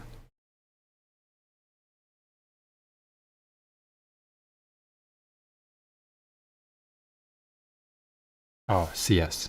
I see. Yeah, I mean, you know, when it comes to CS, you might have some like latex writing, but I feel like it wouldn't be that much. Plus, like, the latex writing that you would do is probably only to make things look pretty, right? So if you really want to make things look pretty, you use latex, but is that really something you want to spend your time doing when you're studying the whole time? Is it really active learning when you're spending half the time writing latex? That's my thinking on it. So I don't write much latex. Sometimes I just, you know,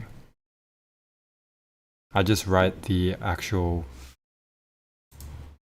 equal sign without the latex. Like, okay, well, this is latex, but it's small enough to like actually not even bother. But if you had to write out full equations in latex, like, don't even bother. What was it? There was like one where I just didn't use latex. One of the equations. It would have been, it's in a different subject. Don't worry about it. Yeah, but it'd be procrastination. Yeah, it'd be procrastination.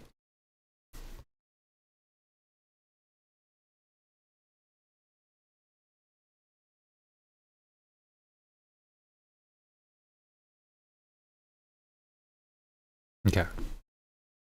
Let's see, what else do I need to realize here? So we got another relation after this. Even better.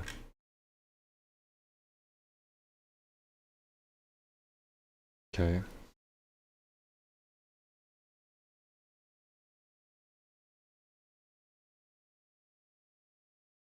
So phi of P and Q is equal to P minus 1, Q minus 1, for any pair of primes P and Q.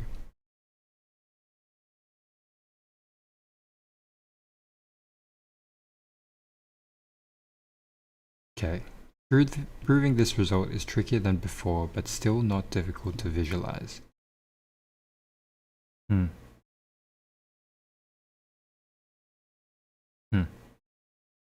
Again, consider numbers from 1 to PQ. Sure. Like before, we can exclude all those numbers which are multiples of P and Q to form our PQ. Sure. Then we can say the following. The magnitude or the length of that, is that the length? Okay, is equal to PQ minus PQ divided by Q minus PQ divided by P.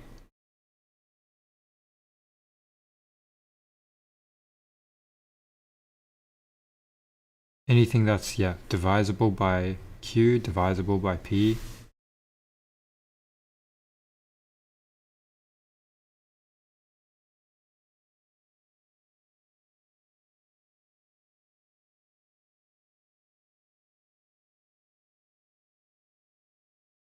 So that's just P minus Q.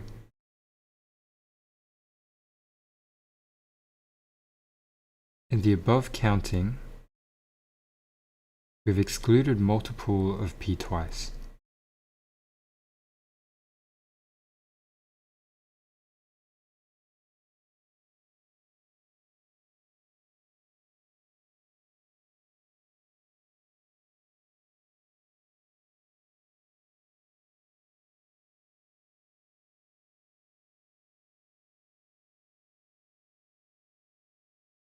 In the above counting, we have excluded multiple of p, q twice.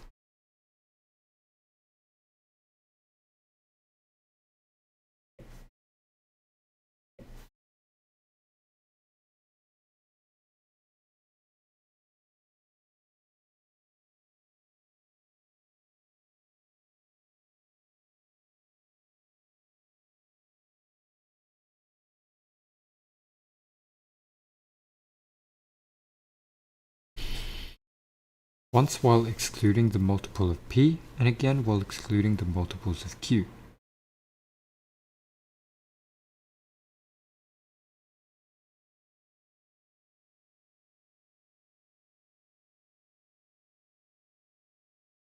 We have excluded multiple of pq twice. So we need to make the following change.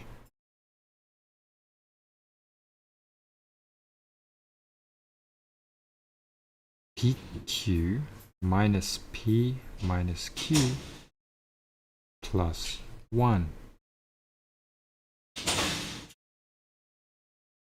So you just add 1 back.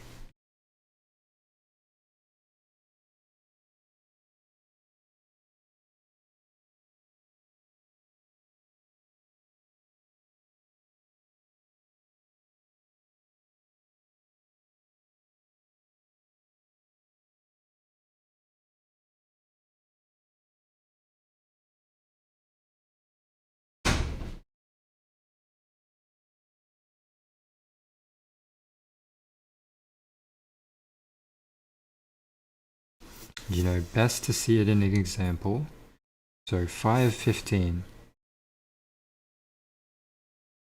Maybe 3 and 5. 3 and 5 is equal to 2 times 4. Why couldn't it be, say, 15 and 1?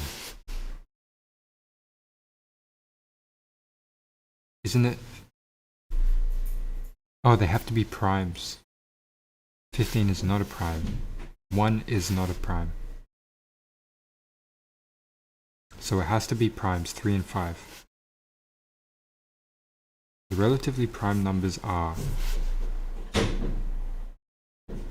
1, 2, 4, 7, 8, 11, 13, 14 would make sense. Damn. This is good. This is good.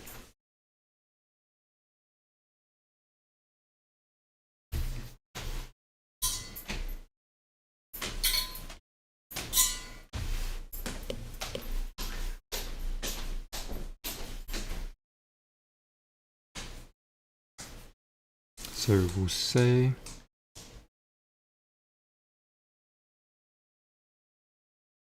phi 15 breaks down to phi 3 times 5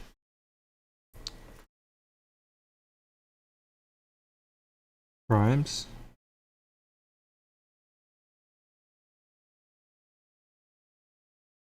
oh, it's not updating, is it? Maybe I just gotta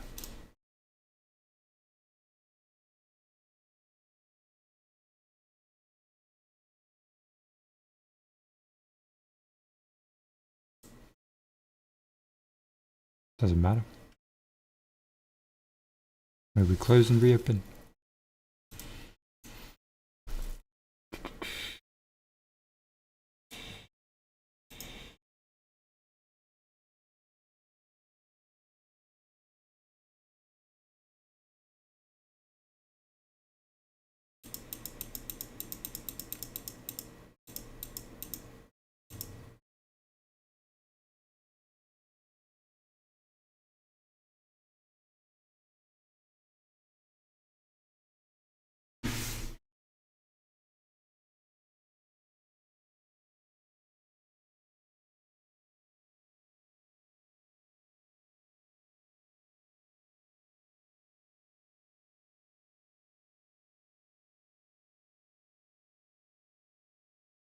Let's have a look. I'm going to close this, reopen.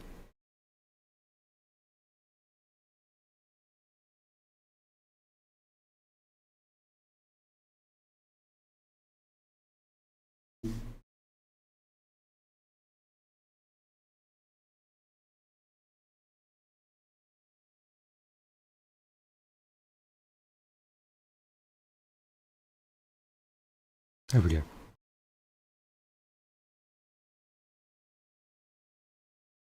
Euler phi function is a multiplicative.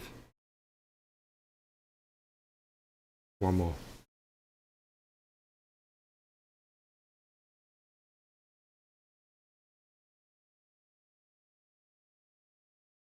I almost finished the pages. Go through them.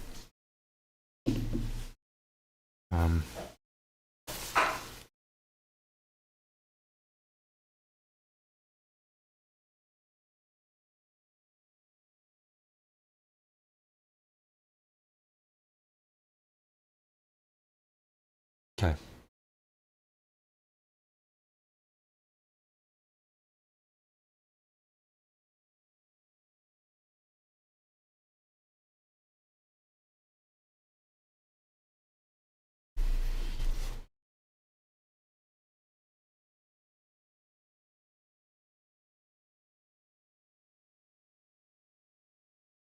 Euler phi function is multiplicative.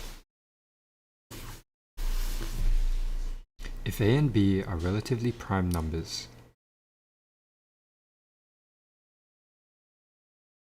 then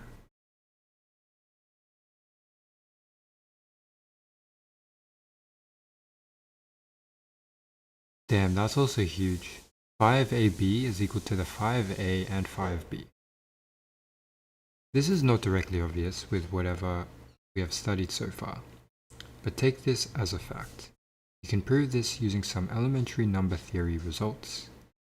Using the above facts, we can derive a general result about Euler's phi function. We know that any number has a unique factorization. Using the above fact, we can derive a general result about Euler's phi function. We know that any number has a unique factorization. Sure, yeah, n, which is equal to the product of something to tau starting from I equal 1, where P1, A1 times P2, A2, all the way up to P tau, A tau, where tau is a positive number. The I are primes, and AI are greater than or equal to 1, and the product is the symbol for product. Find phi n. Ooh. For this case. Wow. So what is phi of 200, phi of 2 to the power of 3, and 5 to the power of 2? Well, well, well. Have a think, shall we? Again. Phi of 200. So it can be broken down into phi of 2/3, which is 8 times phi, 8 times 25. So, sorry, 2. Now, according to Euler's phi function multiplicative, we can say phi of 2/3 times phi of 5/2. And then you can say phi of 8, right? Times phi of 25. Or you can break it down into more constituents now. Phi of 2 is what? 1.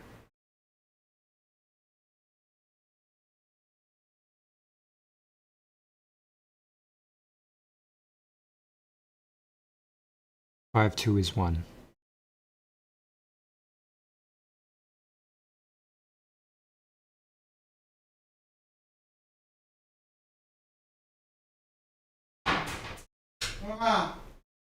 So phi of 5 is 1, 2, 3, 4. Well, obviously 4, right? 4. Oh, wait, we're just using the function. I mean, the other idea. It's just 1 cubed times 5. I mean, 4 cubed. Which is equal to 4 cubed, 16 by 4. Oh, 4 squared, my bad. 16.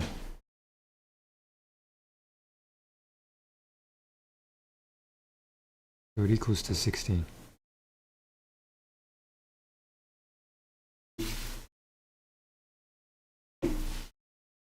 That's good. A. What are the numbers which cover P power A? Are those numbers which are multiple of a prime number, correct? So, and they are exactly P to the power of A minus 1 such numbers which are multiple of P. Now, so obviously... Okay, wait. I do that and then I don't even finish the rest of this. So Euler phi function for general n. Using the multiplicative property of phi, we can simplify phi n as follows.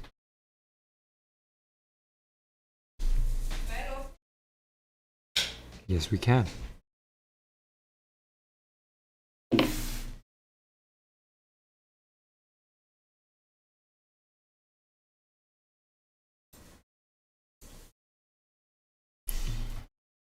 Using the multiplicative property of phi, we can simplify phi n as follows. From the fact that phi PA given before, we can write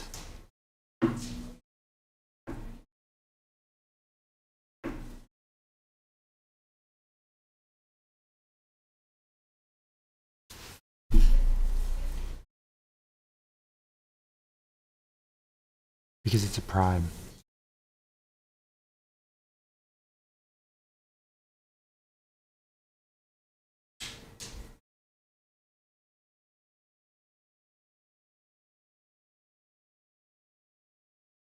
I got that wrong.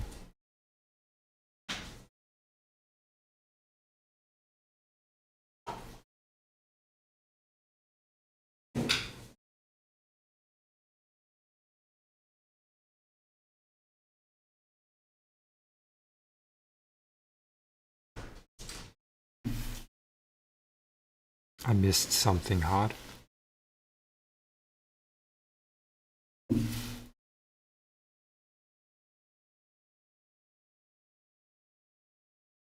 Right. You can't just do that. Why did I think you could just do that, right? It's almost nonsensical.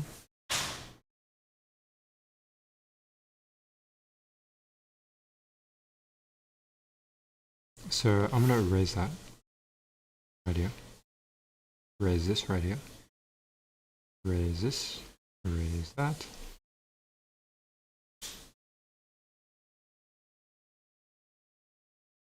And then say, well,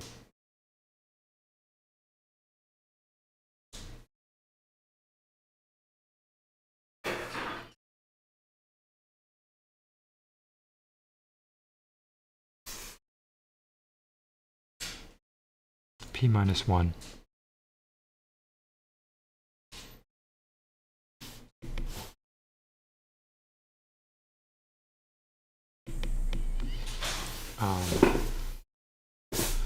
Let me scroll up.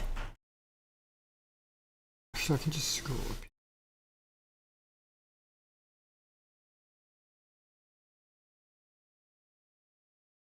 PA minus 1, P minus 1. P A minus 1, P minus 1 times P A minus 1, A minus 1.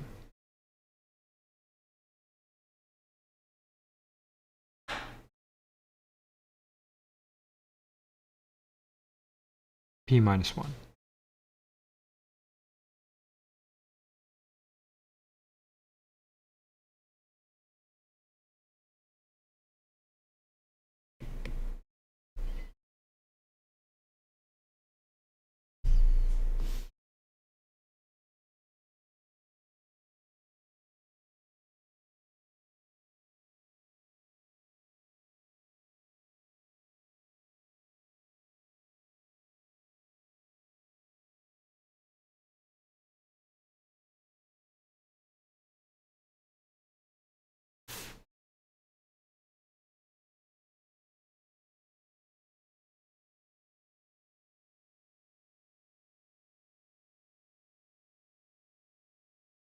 Verbosity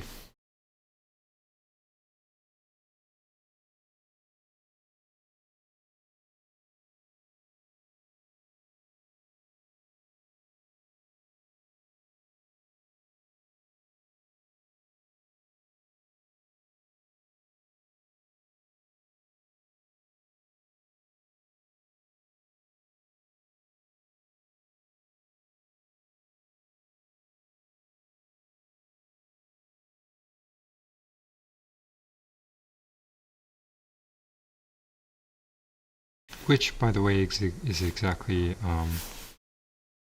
this slide.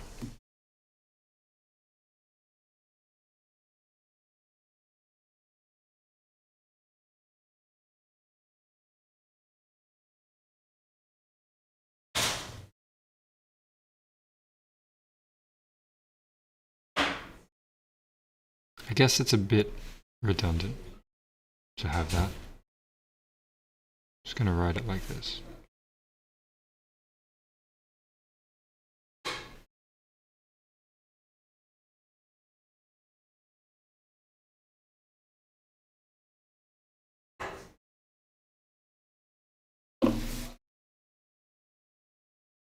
Okay, so that's good. Lecture 2, how can you use Euler's phi to compute inverses?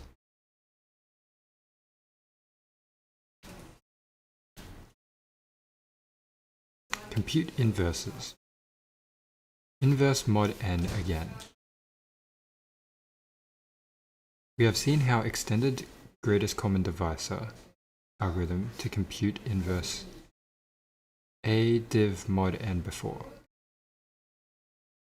We'll prove the following result later, but let us state it now. Let Zn be a set of numbers from 1 to n minus 1, but are relatively prime. Now, how can you use the above theorem for computing inverses of a mod n?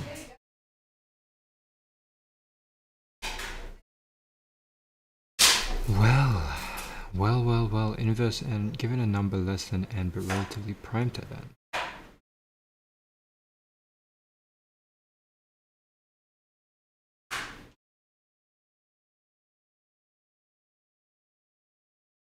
This is going to be another tricky one. So we have seen how extended greatest common divisor algorithm to compute inverse a div mod n.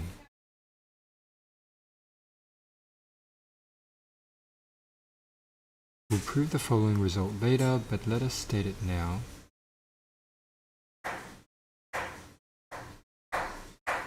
Be the set of numbers from 1 to n minus 1, but are relatively prime.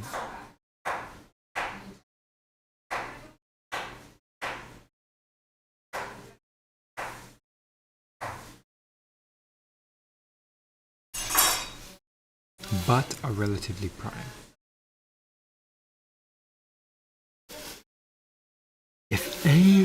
is an element of this.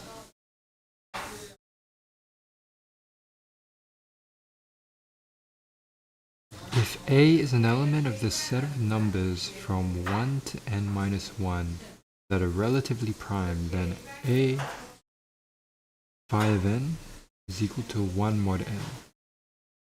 Now how can you use the above theorem to compute inverse of A mod n?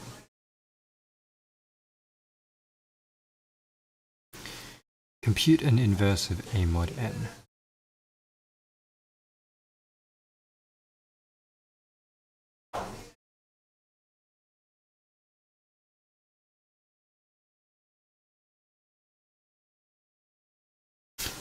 So, extended GCD algorithm, gotta find it.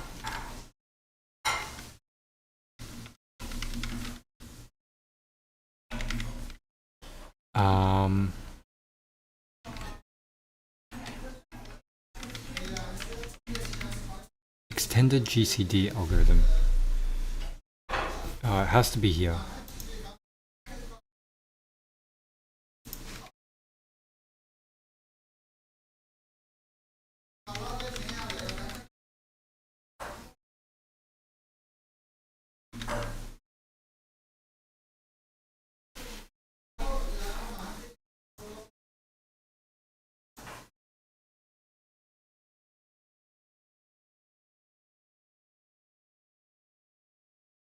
Inverse mod n.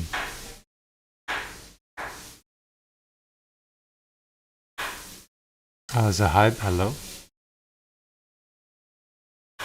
Nice to have you in the stream again.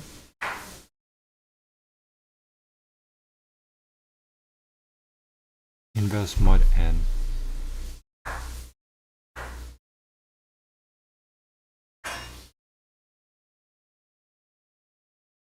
Long time no see.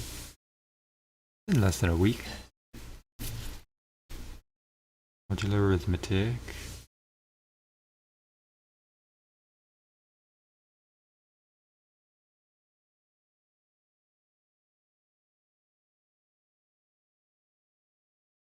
Two is an inverse of 13 mod 25.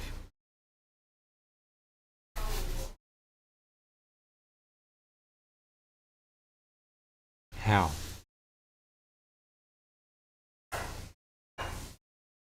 How is that easy to see?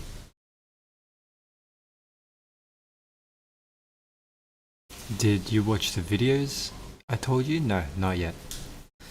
Bro, it's not happening. It's not happening. Not for a while. Man, I gotta study. You know what I mean? Zahid? It's not gonna happen until after semester. So, unfortunately. I'm still gonna be studying from the Odin Project though. You know what I mean?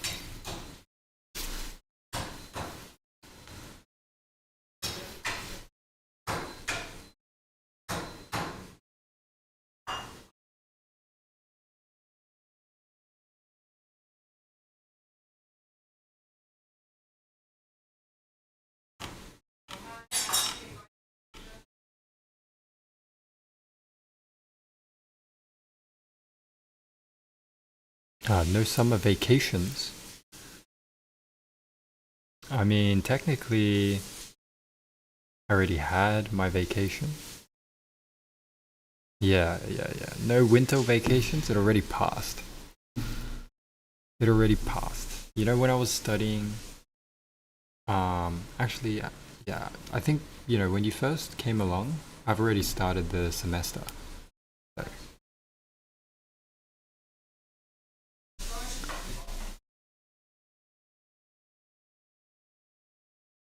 Easy to see now, 2 is inverse of 13 mod 25. How is it easy to see that?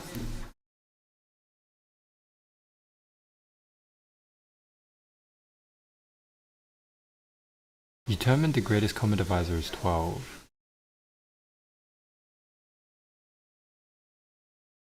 And you go back to find that 2 times 13.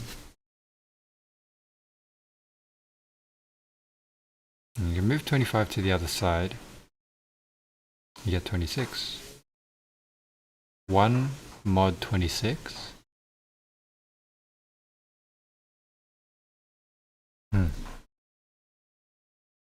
I need to better understand these lecture slides specifically. Here it is summer, very, very hot. I don't doubt. How's it? 30 degrees, I reckon? Right now my hands are like freezing from the cold in this house. Because we don't have heating, like I've said before.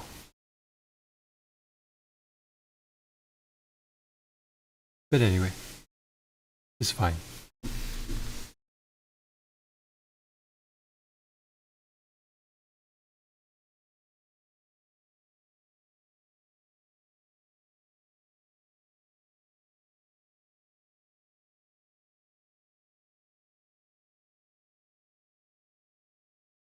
Okay, I think I'm good to continue watching the rest of this. Bro, it's 55 degrees here. You're talking about Fahrenheit, right? I mean, yeah, surely you're talking about Fahrenheit.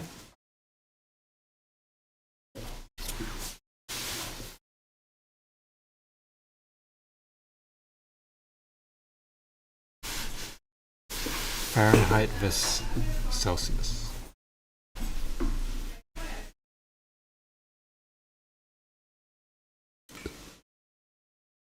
You're talking about Celsius, I reckon. If so, then damn, you gotta stay home, man. Where is it again? Turkey? So all other numbers are relatively prime to p per n because see, the number at the end that what we are considering is a power of a prime number. Now all the numbers before that, if I want to keep only those numbers which are relatively prime to p to the power of n, then I need to exclude all the elements, all the numbers that are multiple of p. I'm now going to count exactly how many are there, multiple of p. So they are exactly p to the power of a minus 1. Convince yourself with some example that will become very clear. So all of that numbers have to go p power, p power a is the totally p power a minus 1, and p power a minus 1 are actually something common with p. All other numbers have to be relatively prime. So now you take p power a minus 1 common between these two, then you get p minus 1 again. Now look at that. This particular one is a generalization of this result. Because if a equal to 1, what happens? When a equal to 1, you apply this, 1 minus 1 is 0, p power 0 is 1, p minus 1. So p power a, when a equal to 1, this becomes phi of p. Then a 1 minus 1 is 0, p power n is 1, and it doing p minus 1. So agreeing with this result. So you can see generalization in mathematics is that this is a simple result, this is a generalization result. Because in a particular case, when a equal to 1, this result reduces to this. So that means we are both are correct. Yeah? So sometimes in mathematics, when you generalize it, you actually, when you generalize, how do you know that your generalization is correct? Oh, with a particular values, when it becomes this,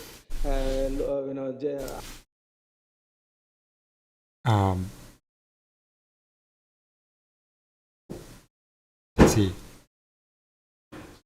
Now 35 degrees. Alright, nice. Bert, that is Indian accent guy. No, I don't think he's Indian, is he? Maybe. I'm making you listen to it. Other value, generalized set, result will reduce to that. So this is the thing, for example, is phi of 8 is 4. Multiple of 2, you can say, you include this, relatively prime numbers are all odd numbers up to 7. So R of 8 in this case 1, 3, 5, 7. So you do some examples with that. That's what we do in the workshops and others. Through that, some of these ideas become very clear. Correct? Next, another idea would go. So at the moment, it's only, I choose the numbers of a power of 5. This time, I choose a number which is just simply a multiplication of 2 prime numbers. Now we have a p and q are the two numbers, and they happen to be p minus 1 times q minus 1. That's pretty easy. If number is pq here, the phi of that is p minus 1, q minus 1. Now, this proof requires you to have a think, and whatever I have written there, if you read through, if you understand then that will be good. So that depending on the time we have, I can probably work. So proving this result is trickier than before, but still, it's not difficult. So how do you actually prove this? So first, what you do again, consider the numbers from 1 to pq. Okay, 1 to pq. Now pq, remember, is 0. Because when you have considering p times q, that is the mod n, right? So pq is n, and pq is 0. So 1 to pq, and I want to pick all the numbers less than pq, which is a relatively prime to that. Like before, we can exclude all those numbers that are multiple of p, and then q to get form rpq. So what I do first time, if I have a let's try to find out what set of all numbers which can go into this set R of pq. This is a set of residues. I want to reduce, here, these are all multiples of p. There are exactly, this is multiples of p, this is multiples of q, so I subtract them. But remember, when you do this, you get pq minus p. So is the above counting correct? That's what you have to think. So what we have done in this case, when we have excluded the multiples of pq twice. So because when you actually excluding the multiples of p here, multiples of q here, each time you have excluded pq 2 times. So one here, one here. So basically, so we need to make the following change. So really, the phi of pq is r of pq, which is basically pq minus pq plus 1. You have to add 1 here. So this is actually, this is basically, this is a question mark, remember. Can we say this? Then we found a problem, because by excluding power of p and power of q here, we forgot about, we counted pq twice, so that we need to add this.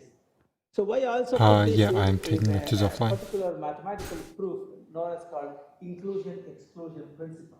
So if you actually learn that, so sometimes when you prove this, that's what we use. So in general, the correct thing is phi of pq is all those multiple of p, multiple of q, and then add 1, because pq is divided by, removed twice here, like one time here, one time here. So just to make the counting all right, plus 1. And now you can actually put them as p minus 1 and q minus 1. That's very nice, right? So and remember, so if you have a pq as a, let's say, only 1 prime, then p minus 1, it agrees with the previous result. So is that clear? Let me know if you have any. It's clear.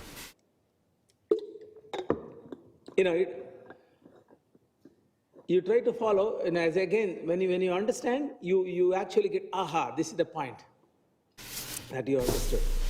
So once you have done that, then what I found, basically what I do, I have introduce another, basically I could have done theorems, but here I made it simple. So if A and B are relatively prime numbers, that means the GCD of A and B is 1, then phi of A is equal to phi A and phi B, and this is basically a result. So if you assume this result, then you can easily use the, because phi of AB is same as phi A and phi B, and if A and B is prime numbers, then p minus 1, q minus 1, you get the formula easily.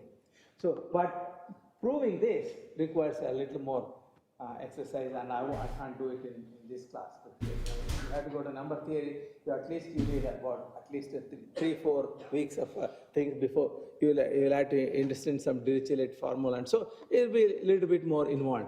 But assuming this, you can easily get it. This is not directly obvious with whatever we have studied so far, but take this as a fact. You can prove this result using some number theory results. So using the above fact, now what you can do, you can derive a general result about Euler-Pi function. So what is that? In general, in the first speak, I mentioned that any general number, any general given n, can be written as a product of prime or prime powers.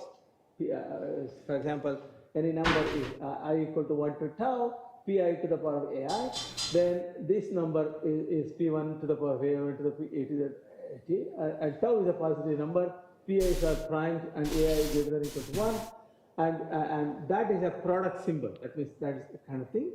Then phi of n, basically, so with all the knowns, you can actually find out. So what is phi of 200? 2, 3, and phi 2. So yeah, you can actually do that. Phi of 200 is 2 squared times 2 minus 1, 5 minus 5 times 5 minus 1, you get about 80. Okay, so with this Euler type function, you can easily find out the thing. Now, you can find the properties of the n required for our purposes. How can you use Euler pi function to compute inverses? That's what I've been talking. Yeah, that's very interesting. So we have seen how extended Euclidean algorithm to find out the inverse of modulo A. We will prove the following result later, but let us state it now. Let Zn star be a set of numbers from 1 to n minus 1, but are relatively prime. Okay, so let the Zn star is a number, but they are the, so given any number Zn star. So if A belongs to Zn star, then A to the power of phi of n is always 1 modulo n. So using this fact, can you find out inverse? Gotta reload. 5710.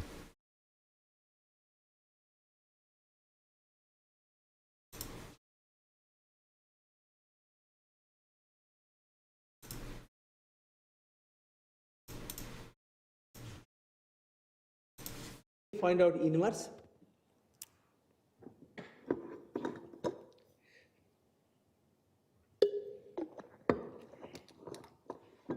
Yeah.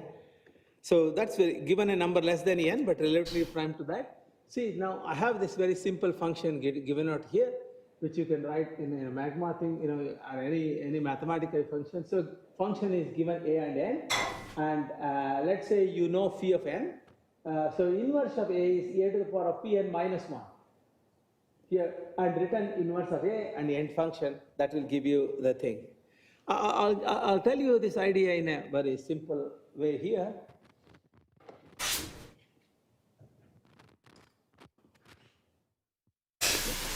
Okay, so what did we say? Given n, a to the power of p of n is 1 modulo n. So a modulo n is applied to both, right? Both sides, a to the power of pn.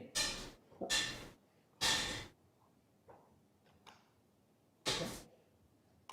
A to the power of pn is this, right? I'm going to show how the manipulation I do. So because a to the power of pn is 1, I can write a to the power of pn minus 1 here and times a, correct? So I have not done I have just rearranged the left hand side with these two. So still a is there. There is a, so but let's say if you multiply these two, this a to the power of 1, so all the exponents would be added, minus 1 cancel, so you get a power 5. So I've done that. So I got now two numbers now here, modulo n. So you can put mod n here, mod n here. So obviously this has to be the inverse of this. Let's write this down.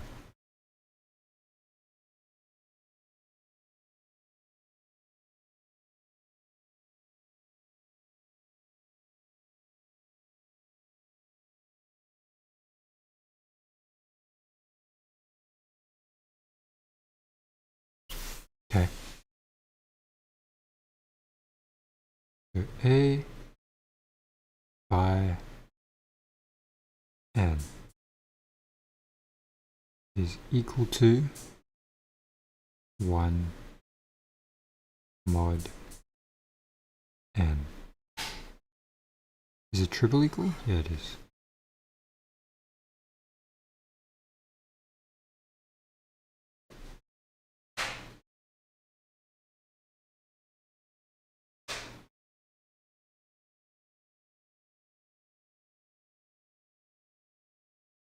If it's triple equal, then I feel like that should be triple equal, no? Okay, well.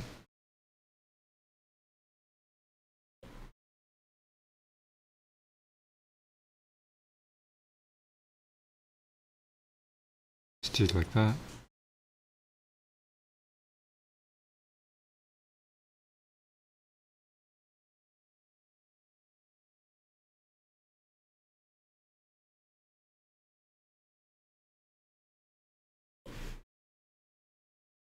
And then we write a phi n minus 1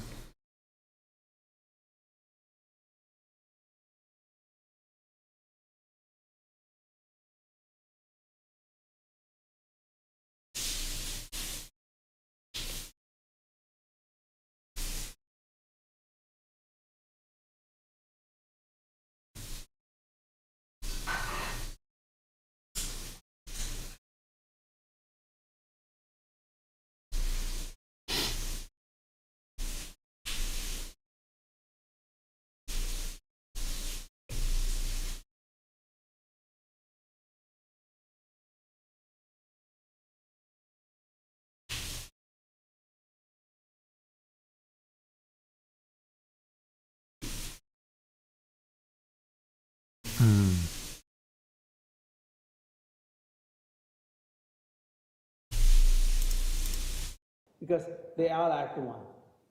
So, and an exponentiation function is easy to implement in practice. So, if you know phi n, for example, let's say n equal to prime number, phi of n is p of n, phi minus 1. So, given a, then inverse of a is given by a to the power of p minus 2 mod p. Now, p minus 2 is a fixed number, and a to the power of p minus 2 is an exponential function. Exponential function is you can actually, in your complexity class, you know, exponentiation can be implemented with linear in the number of bits to represent this. So it's faster. So whereas if I can also use, of course, a Euclidean algorithm. I can also use Euclidean algorithm. See, then I can have x GCD of a comma n, and I get GCD x and y as a written, and then you can see that that what does it means GCD. Let's say because they are now the relatively prime, GCD will be 1. That will be a times x plus y times n.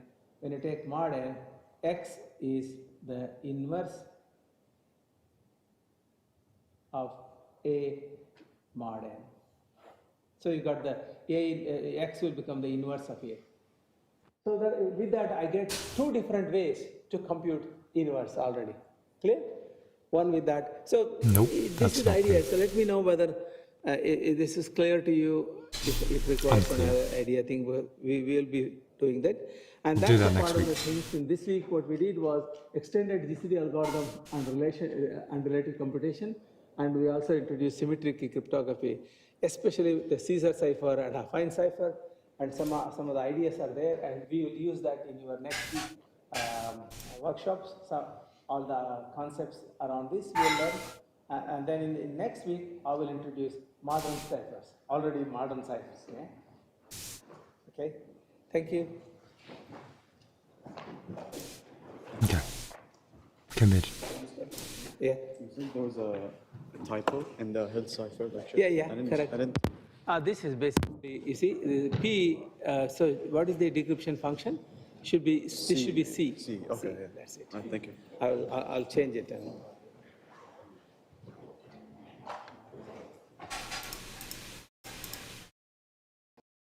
That's it. Thank you. Is that okay? Is that clear now? Yeah, clear. Hi. I don't understand why the CV divided is inverse. So when you consider P1 to PD, at this point of time, the plain text is defined over alphabet 0, 1 to up to 26.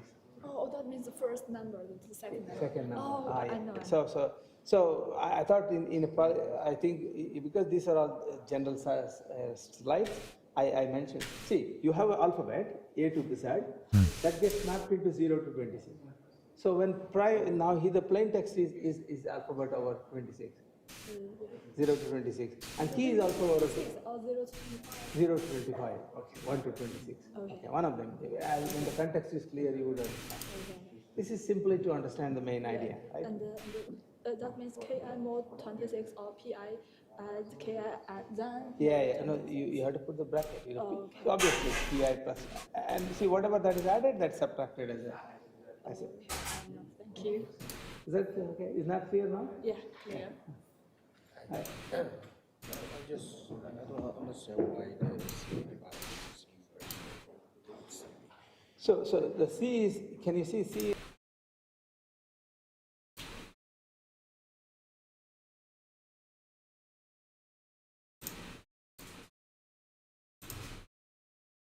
Just closed all the tabs.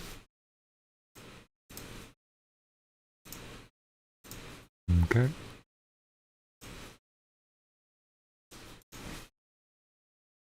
Let's see.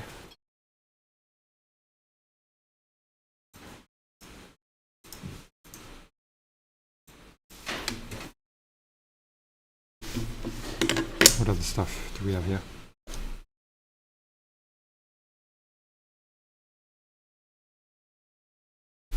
Watch lecture 2.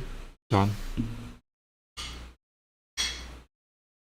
Obsidian questions from lectures.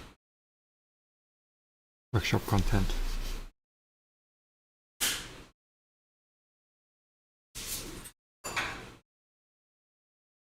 If I do that tomorrow, will I be stuffed?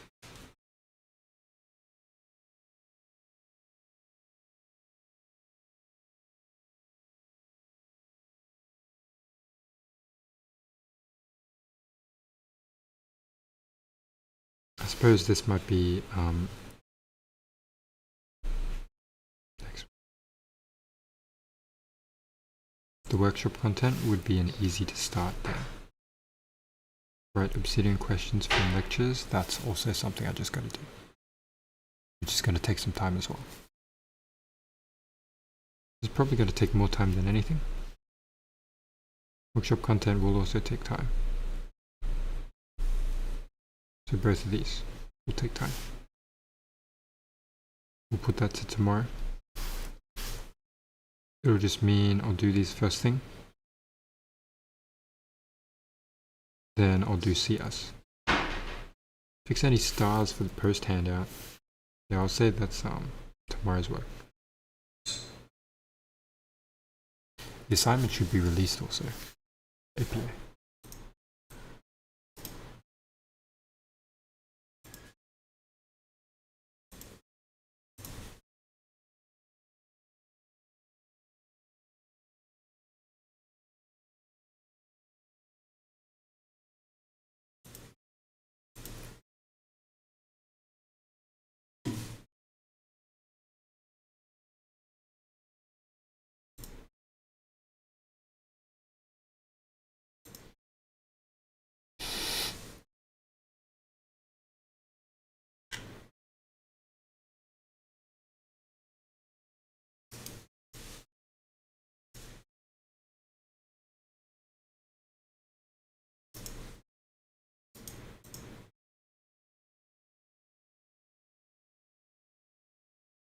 Nope, it's not out yet. It's probably going to come out later tonight still.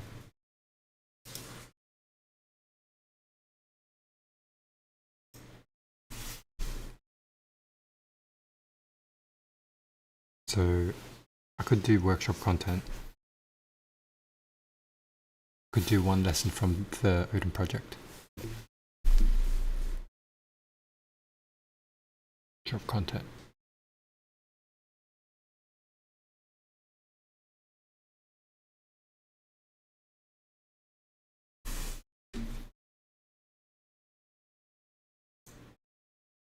I will do the Odin Project.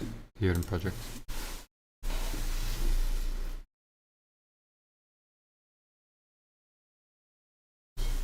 And then after we do that, we'll see if I have time at all. I think I should try aim for doing the workshop content tonight. I don't need to worry about it tomorrow. That's what I'm going to do. Alright. to the Odin project. I'll just move this out the way.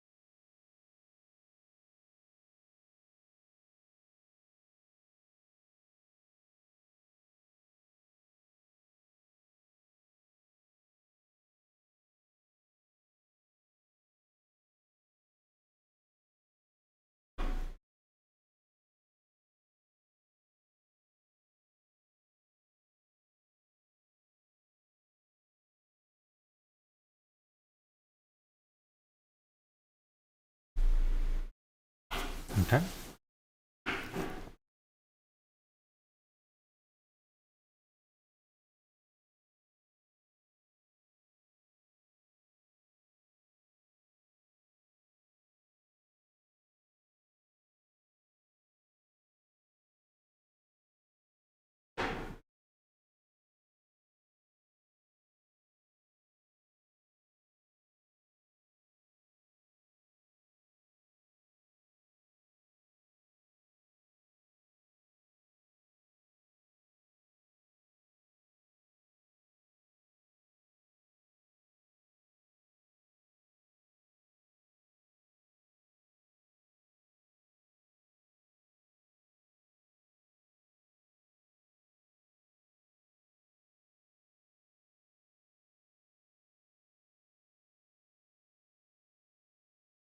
Okay.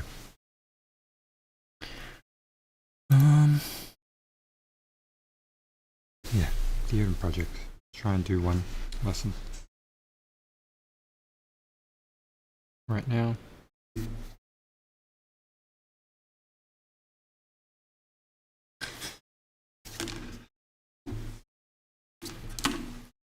So I'm just about to go to dinner as well. Let's get started.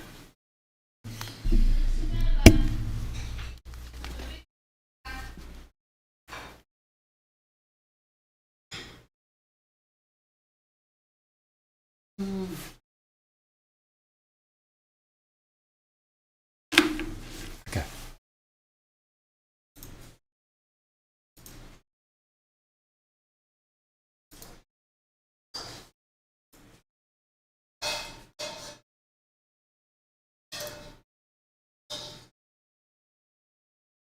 Here we go. This is what we're going to study.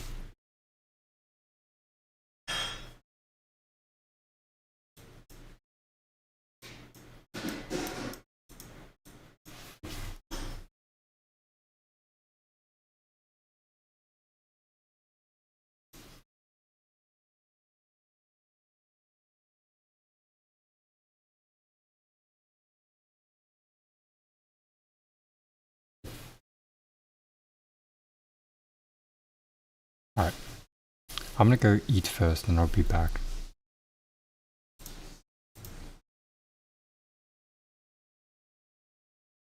Alright. BRB.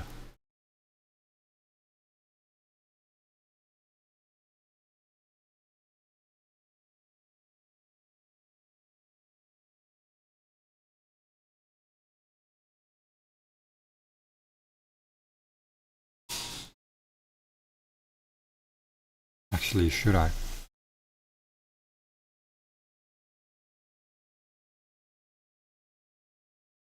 TBH 712, 740, almost 8. I want to kind of sleep well. You know what? I'll come back, finish this, but then I'll be done for the night. Okay? So...